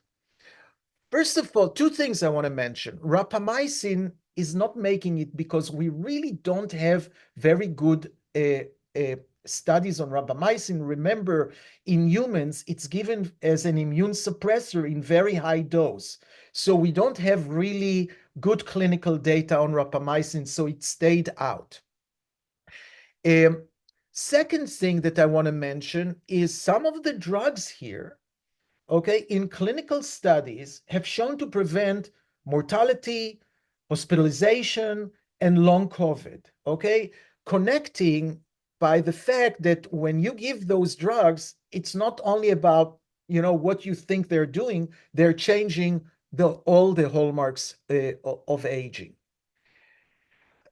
So let me give an example. Let me just start with SGLT2 inhibitor that is our best winner here, at least in this system. And you see here a study, I'll just take this graph, but this study is giving them in the intervention testing program, the NIA program, giving it to mice and showing that mice who have those are living longer. And they also lived healthier, but it's really dwarfs compared to primary outcomes of another SGLT2 in humans, and that's in 2020. And since then, there's so much more data that is really unbelievable. And this is a study that included 4,000 people for 2.5 years. That's all. And in 2.5 years, you have 44% in decrease in renal specific mortality. But by the way, those drugs were designed for diabetes. That's what we're designed. And by the way, also half of the users are not diabetics anymore because they are for those other diseases. So renal specific outcome has decreased, 30% decrease in cardiovascular outcome, and 40% and about 30% decrease in death from any cause. Okay, so you give this drug for something and all of a sudden it changes everything. Really, it changes aging. I'll give you a fast example of health outcomes for all those 4 drugs. This is from another study, 28% decrease in cardiovascular and renal outcome. This is from metformin and heart failure, 30% decrease in heart failure. Biphosphonates, 33% decrease in cardiovascular outcomes. And SGLT2, 22% in renal outcomes. We know that SGLT2 are giving for other things. And by the way, SGLT2 I'm using it in my clinics for diabetes for 8 years now. And now we use it more for obesity. And in obesity, we see outcomes that are renal and other outcomes. And it's the same for mortality. 32% decrease in any kind of mortality. Metformin, 24% decrease in diabetes with arteriosclerosis. Biphosphonates, if you're a woman in ICU with biphosphonates, your chances of dying is 50% less. And the same GLP-1, 50% decrease in mortality. So I just showed you very quickly evidence that those drugs are FDA approved, they're out there, and they have major effects, not on one disease, not on 2 diseases, but on many diseases and on death. And it's very important for us to start doing a repurposing of FDA-approved drugs by physicians. Okay, we don't want biologists or, Brian Johnson to tell you what to take. We want MDs involved. And the advantage is that there's safety, efficacy, and years of data for each one of those drugs. Now, when you're a physician, you're repurposing the drug, it's legal, okay? You can do it. We're very conservative, but you can do it. Metformin has been repurposed for obesity, not the best drug. Used to be kind of okay, not the best drug anymore. Polycystic ovary syndrome, that's the first drug of choice. Pre-diabetes clinical study showed if you have a risk of diabetes, it'll prevent diabetes by 30%. And as I said, for COVID. So now, why not for aging? I would say that what we're dealing with now is to actually come with a guideline for physicians of how to use this drug. And you know, we always are going to be in a situation where we are going to save 100 and kill 3. And we have to be better at choosing those 100 and excluding the 3. And our notion is, let's do kind of a secondary prevention kind of study. Let's take people who are already older, over 65, maybe have something else, maybe already had an age-related disease, and then look at all those studies and find more indications that will help you choose which one of those you're going to use. Okay, and this is just the preliminary data, so please don't use it, but that's how we're going to populate it. So if you have cardiovascular disease, anyone is good, right? But maybe if you want to prevent flu or COVID, there are some that are better, or that we know they are better. Macular degeneration, if somebody has, we have 2 that have shown that. We have several drugs that show to affect cognition, etc. So the FAST initiative that is ongoing, it's now a proposal that is joining to ARPA-H, is to take studies that were done with metformin, with GLP-1, with SGLT2, with biphosphonates, do the omics, all the omics in the world on them, and see what is specific for each one of them. But more important, what together, what are which biomarkers they're changing together, so we know that they're changing aging. We're doing it with an extensive committee, and you see some of the people here supported by FAR. And I guess that was the last slide that I was going to show. So the future is, we have to spend time with our health rather than spend time with the disease. This is the revolution, and we have the tools to do it right now. Thank you very much. I miss you, and I'll see you soon. Thank you very much, Nir. Fascinating talk. Any questions? Maybe I can start. Nir, do you have enough information to compare between healthy individuals and those who have an underlying disease in terms of the use of these drugs in both safety and efficacy? Oh, I absolutely. I want to say, it reminds me to say something else. All those drugs have been tested in people over the age of 50.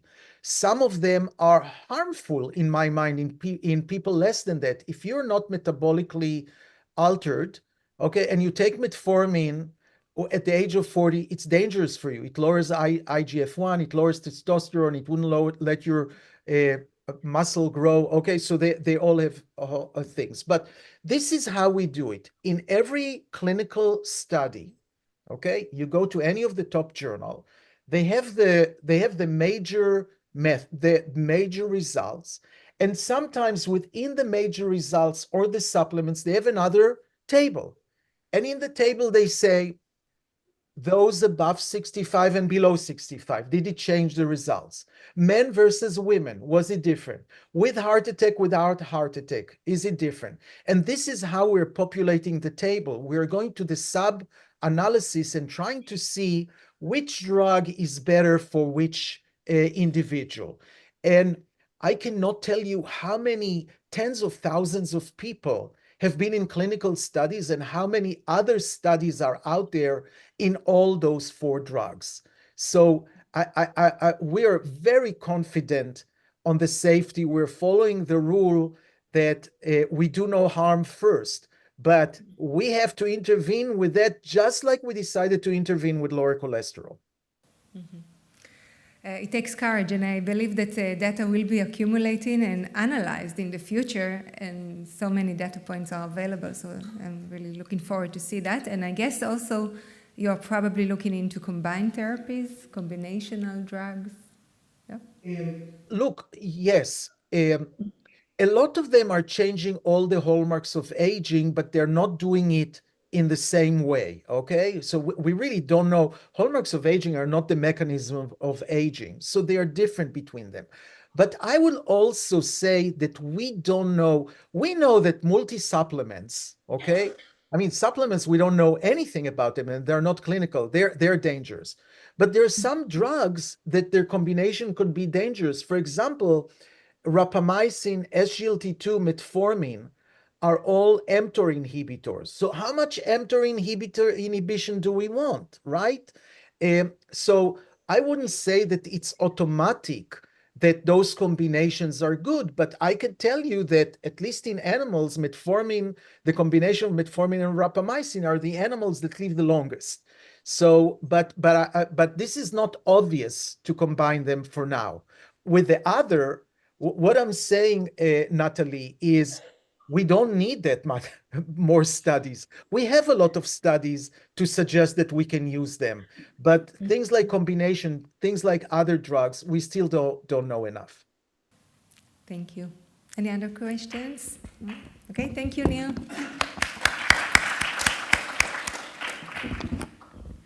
So last talk in this session is from Professor J. Olshansky from the School of Public Health of the University of Illinois at Chicago. Thank you for joining us today. Go ahead.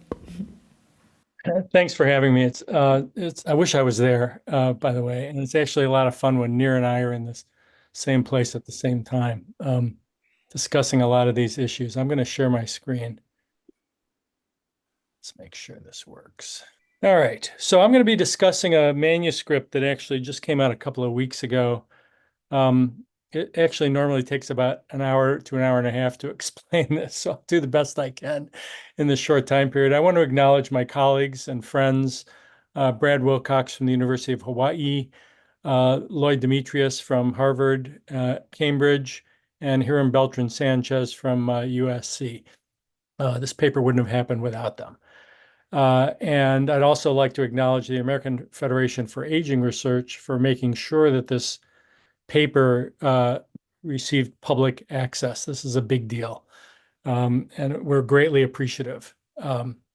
So let's get started. So I'm going to start out with this image here of the Sistine Chapel. I assume many of you have been there, have seen the Sistine Chapel. The reason why I put this up here is because what I'm going to try to get you to do is to see something you haven't likely seen before. Sistine Chapel is a good example because you're standing on the floor, you look up at the ceiling, and all of a sudden it becomes three-dimensional, and once you see it, you can't unsee it. I'm going to try to do the same thing here. I don't know if I can do it in 15, 20 minutes, but I'll do the best that I can to get you to see something that my colleagues and I actually saw quite some time ago, and we've now confirmed that this phenomenon has happened. So these are the issues I'm going to raise. Why is longevity predictable and limited? Why is life expectancy decelerating in the face of accelerating advances in medicine? And how long would we live without medicine, which I call the first soft limit, and the second soft limit is basically where we are today. So one of the foundational questions that many of the speakers have been addressing is why do we live as long as we do? I'm going to be addressing this issue. Is there biology in the life table? I like using this photograph. This is actually a fairly recent photograph of my wife and I and our 3 grandsons. And the question is, why does it take 29,000 days for humans to get from this small version of my 8-month-old grandson to the 70-year-old version that my wife and I are at today? And I will point out in a very important way, because it's highly relevant to the topic of this paper, not a single person in this photograph would be alive today if not for advances in medical technology. This is going to be a central theme of the paper and a central theme of this entire logic and line of reasoning. So I'm going to start out by giving you the answer. Basically, I'm going to go to the end, and then I'll be providing some evidence to support this. But I'm basically going to argue that humans. Oops, hang on a second. That humans. Oops, trying to get rid of my picture here so I can see this easy. That humans are living significantly longer than previous generations, and that the vast majority of the survival time that we are experiencing today is what I would call manufactured time. I would suggest, and my colleagues and I have suggested, that if you remove all medicine and the vast majority of public health, and you estimate how long humans would live without any sort of medical interventions at all, we think it would be somewhere around age 60 for a human population, and that all of the survival time that we have miraculously added in the 20th century and the first couple of decades in this century is time that has been manufactured by medicine, by medical technology, and not just by improvements in risk factors, which of course have been relevant, but I would say that the vast majority of us are living on this manufactured time, and this is an important point that we've been trying to make actually now for over 30 years. Humanity, we argue, is not moving towards an upper limit to human longevity. We are moving away from a natural limit, and we are manufacturing survival time, and we've gotten very good at it. Probably most of the people in the room are living on this manufactured time. Certainly our entire family is living on it. And once you realize that we're basically stretching this rubber band of longevity, we argue, and have been arguing now for over 30 years, that the rise in life expectancy must decelerate as the medical band-aids that we've created to deal with these diseases and disorders associated with living longer run up against an currently immutable force. Of course, this whole meeting is devoted to changing that immutability, but it's not there yet. And in the absence of an ability to alter this immutable force, the rise in life expectancy must slow down.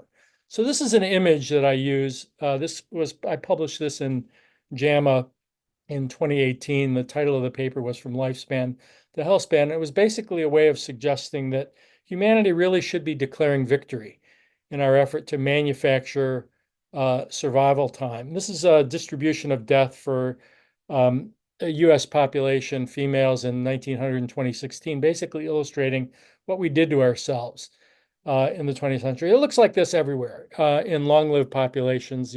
We've basically reduced early age mortality.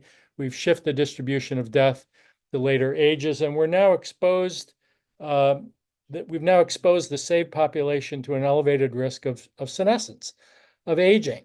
So the slowdown in the rise in life expectancy that we predicted decades ago, and I'll talk about that in a moment, was not then and is not now a product of failure.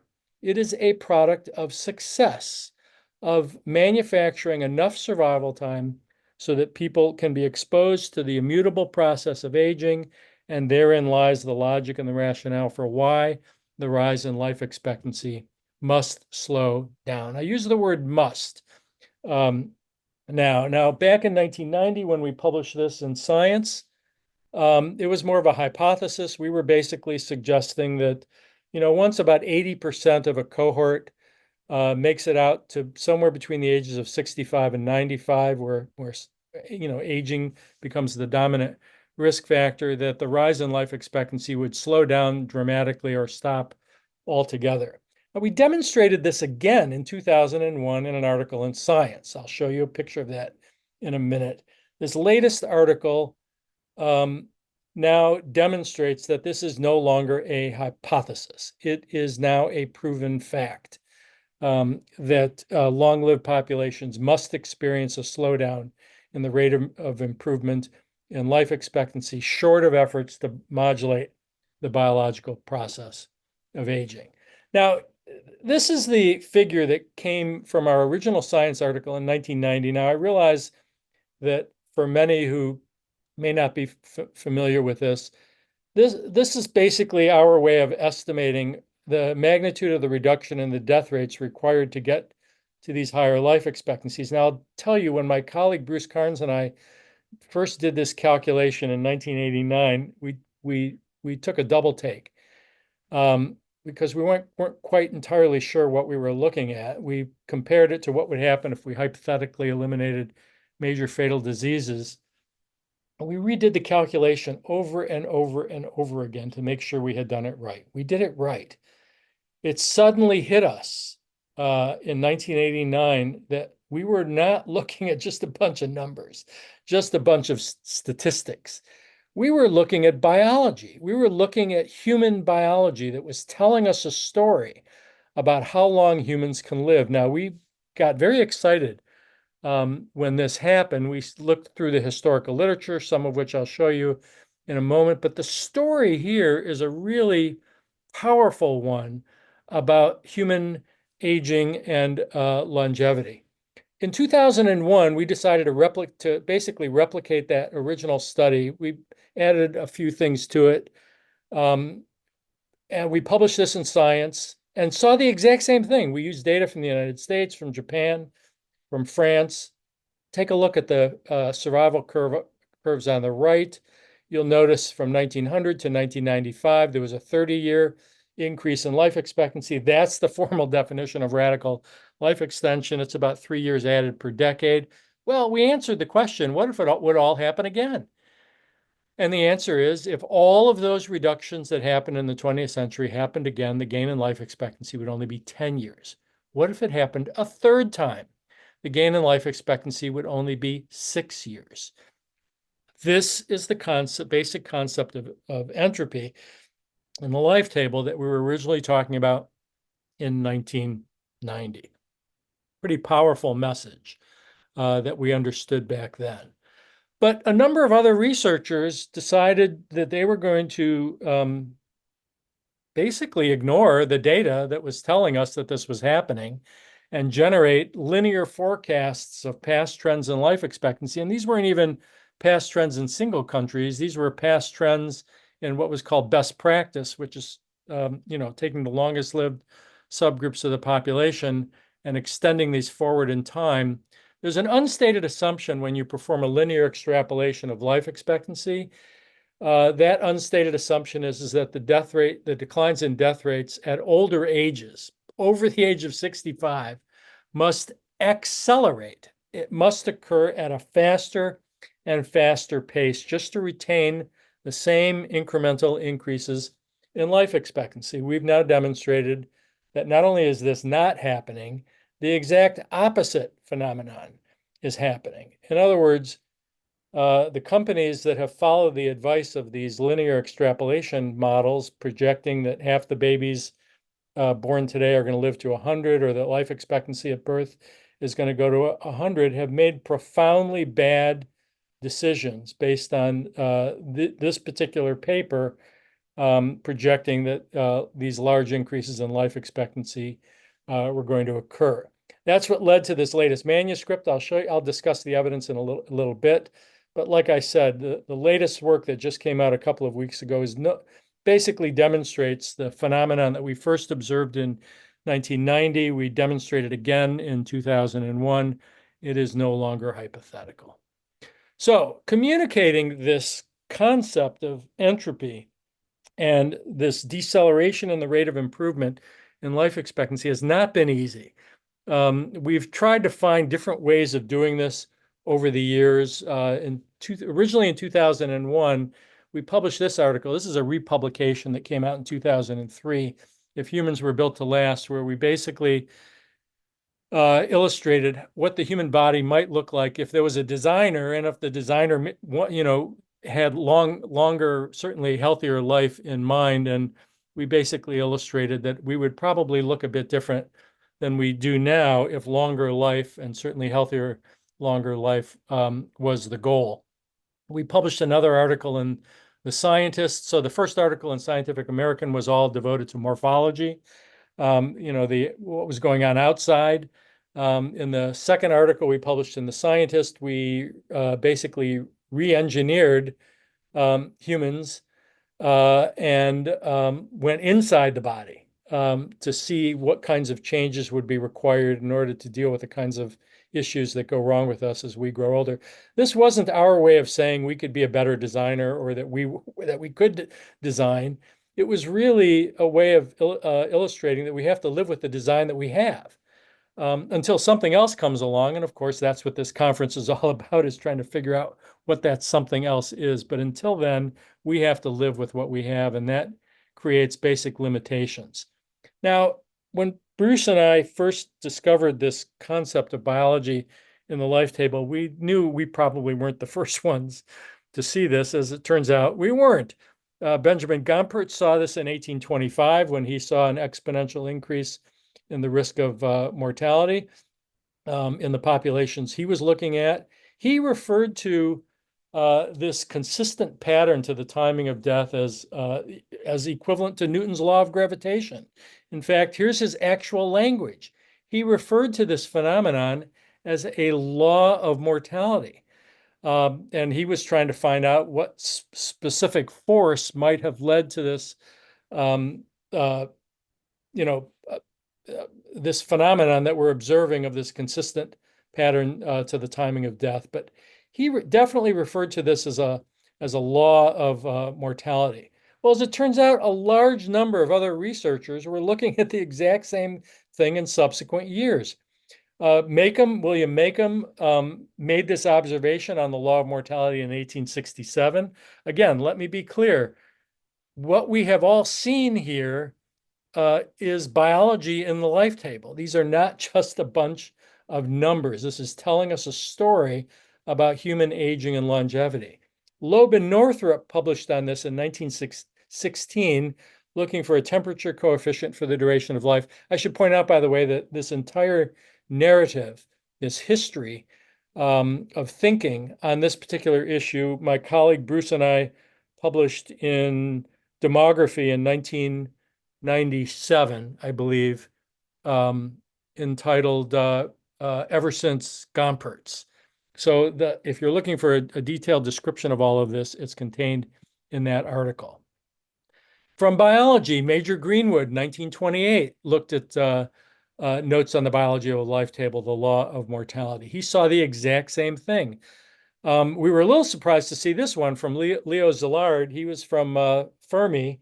Fermi is the laboratory. It was down the street from where I used to work at Argonne National Laboratory. Szilard was involved in the construction of the atomic bomb, but he had an interest in aging and had written on this particular topic and saw the exact same phenomenon, not just in humans, but in other sexually reproducing species as well. Hamilton, from evolution biology, and I'm not going to have any time really today to talk about the evolutionary theories of senescence, but my goodness, these fit together like a lock and a key. It's really an amazing connection between evolution biology and duration of life. From zoology, Devey discussed life tables for natural populations, saw the exact same phenomenon. One of my favorites was Raymond Pearl in the early part of the 20th century. And take a look at his language here. We are dealing here with qualitatively identical expressions of an obviously fundamental biological law. The light bulb turned on for Raymond Pearl as well. He saw this law of mortality. It took us, of course, many decades later to finally see it. Raymond Pearl saw it. This is what he published on the survival distribution of humans and Drosophila. Once you control for time, you stretch out the time lifespan of a Drosophila to that of a human.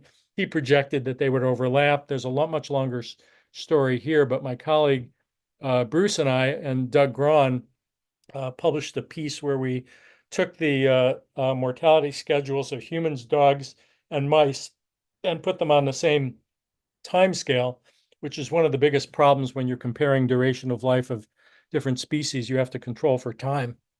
And we basically solved the law of mortality that Benjamin Gompertz raised in 1825 and Raymond Pearl tested in 1922. That paper should be readily available.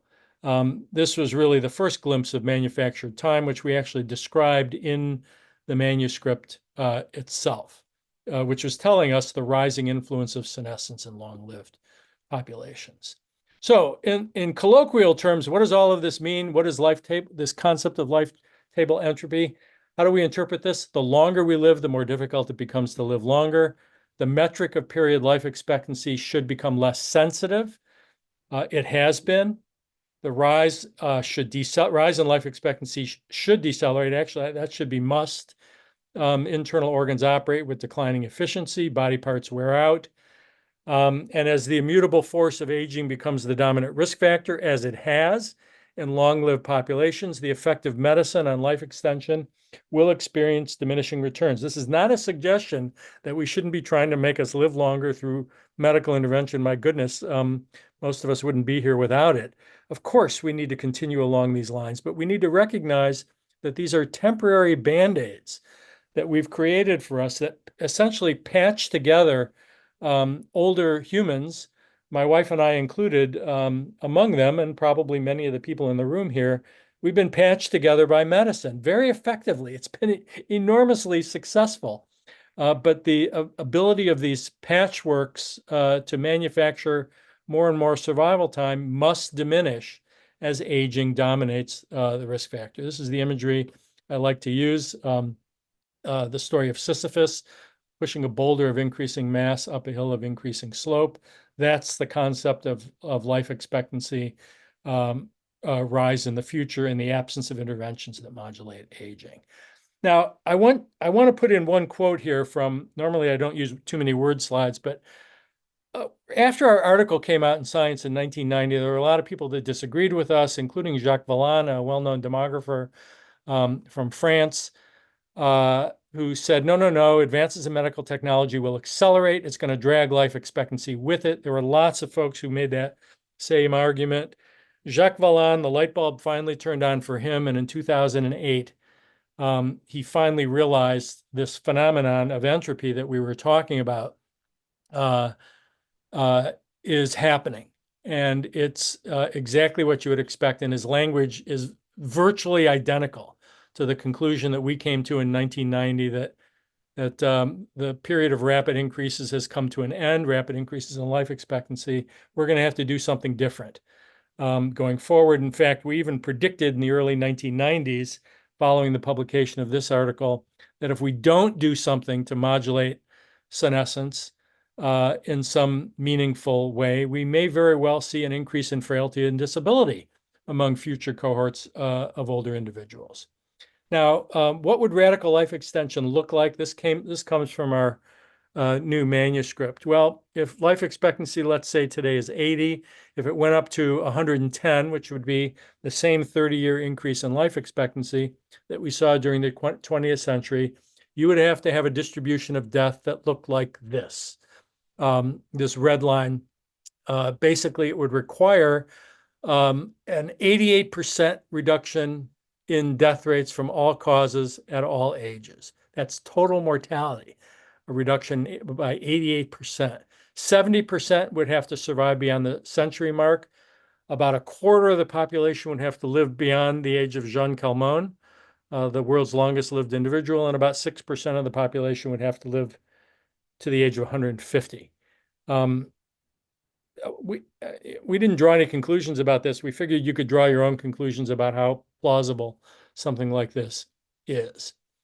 This is the percentage reduction in mortality required to produce a 1-year increase in life expectancy. This is one of the things we demonstrated in 2001 as well. And exactly as we had predicted, the magnitude of the reduction required to achieve the same incremental equal increase in life expectancy has increased. That's exactly what you would expect if this phenomenon is occurring. Indeed, back in 1990, it was about a 9.5% reduction in total mortality to get a 1-year increase in life expectancy. It's now somewhere between 10 to 11.5%. So it did in fact go up everywhere in the world in long-lived populations. This is the image that really got a lot of attention. Remember, it was claimed that the magnitude of the reduction in the death rates would be sufficient to yield a 3-year increase in life expectancy per decade, or a 0.3-year increase per year. The exact opposite phenomenon occurred. In fact, basically in literally almost, with one exception, it actually never occurred since 1990. Now keep in mind, in the last 30 years, advances in life extending technologies did in fact accelerate quite dramatically, just as many people predicted, including us. But the magnitude of the effect on life expectancy decreased, as we had predicted in 1990. This is the demonstration of the phenomenon of entropy that we were originally presenting as a hypothesis in 1990. It is a hypothesis no more. Percentage surviving to age 100, keep in mind the prediction from some was that half the population would live to 100. This is not going to happen. And even in the longest lived populations, you're getting, somewhere upwards of about 5% of original birth cohort, significantly less for males, making it out to 100. You do see a nice breakaway from Hong Kong. That's a different phenomenon going on there, but it is at least possible, but it's not 50%, and it's not even close. This concept of lifespan inequality is just a way of measuring the dispersion in the distribution of death in the population. When lifespan inequality goes down, mortality is compressing. We now have definitive evidence that even in long-lived populations where life expectancy has been going up incrementally, lifespan inequality has been going down. The translation is mortality compression is occurring. The mortality distribution is not shifting to the right as what's required for radical life extension to occur. I'm actually going to stop there because I know many of you have seen these figures of the importance of going after biological aging and not just the diseases associated with it. And I'm going to stop here by reminding everyone that we have to be careful what we wish for, because just making us live longer without making us live healthier could in fact be harmful. And I would suggest and have suggested, certainly at the end of our manuscript that we just published, that this is perhaps, in addition to some of the work that's going on the economics of aging, represents some of the strongest and logical rationale for the importance and value of geroscience going forward. We must move rapidly in this direction to modulate senescence in a way that extends the period of healthy life.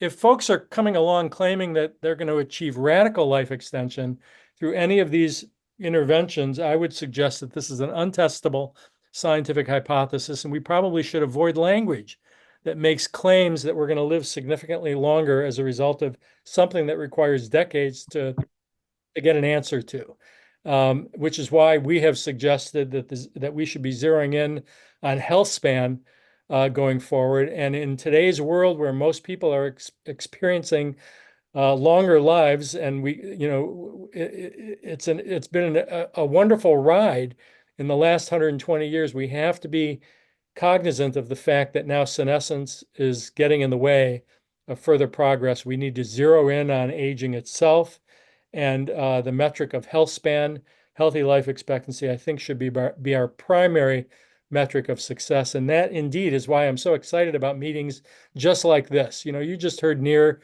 speak earlier and others speak earlier about potential therapeutic interventions that have the potential to do this.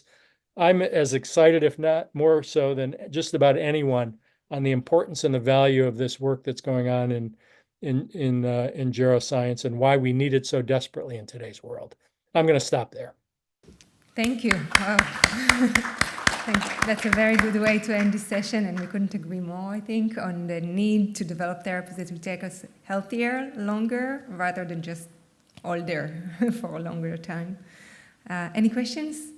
Just a second. Jay, I remember the day we were in Sweden that you almost went into fist fight with the European demographers. Remember that? Yes. So maybe we can have a peace deal here. I have a question, but I just want to emphasize two things you said, or I want to say them differently. And that one is, we're not saying that in the future we wouldn't be able to break this ceiling. It's just not something that we know more now. But also the fact that our maximal life expectancy, maybe Jean Clement was different, but Jan Vik suggests 115 is the statistical average, that we have still 35 years, or if you want 20 years to realize, okay, within that. So we have a lot of freedom of work here. But this is my question. You use the term entropy, and I think this term that comes from physics, it seems a little bit confusing to me for demographer. And the reason is that the law of entropy in closed system is very different than what happened to the entropy of the world, right? And so I'm not sure I understand why entropy is limited to systems that every system has a different rule of how they deal with it. Yeah, so actually Lloyd Demetrius, who developed this concept in the 1970s, along with Nathan Kiefitz, I probably should shy away from the use of the term entropy, and Lloyd doesn't like it when I use the term in that particular way. And so if you remove the term entropy, and you get to the basic principle of statistics and life table functions, it's basically a way of saying that once about 80% of the population makes it into these older ages, the gain in life expectancy must slow down. And so remove the word entropy, but recognize the observation that slowdown has to occur in long-lived populations. And by the way, I've had some folks recently ask me about insured populations, and that insured populations tend to live longer. I'm going, yeah, guess what? We can mimic insured populations by taking highly educated subgroups of the population, and they have the lowest mortality. And these populations with the lowest mortality are the ones that are getting closest to this phenomenon that we're observing. So yeah, maybe I should stay away from that term. But I think the overall phenomenon stands, and the evidence is no longer hypothetical, it's definitive. This is a phenomenon that is human.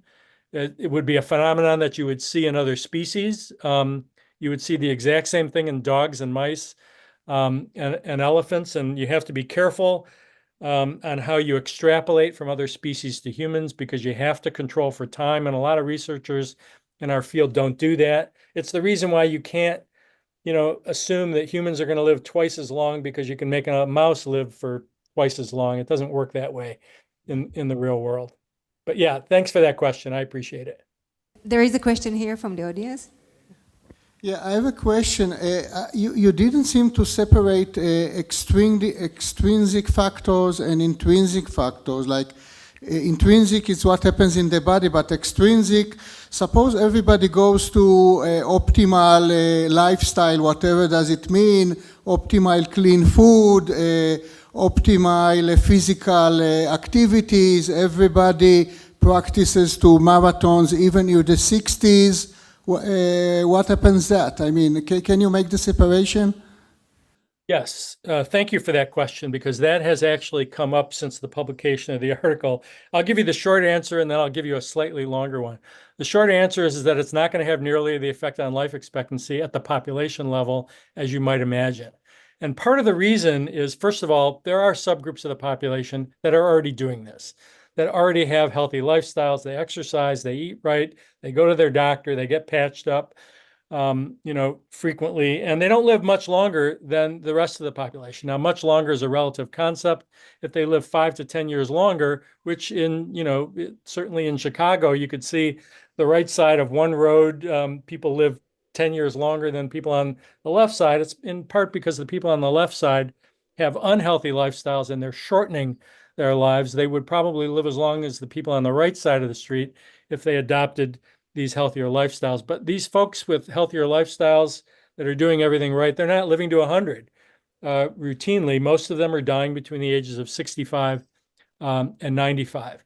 Now, the slightly longer answer actually is far more interesting, and this is why I like this question.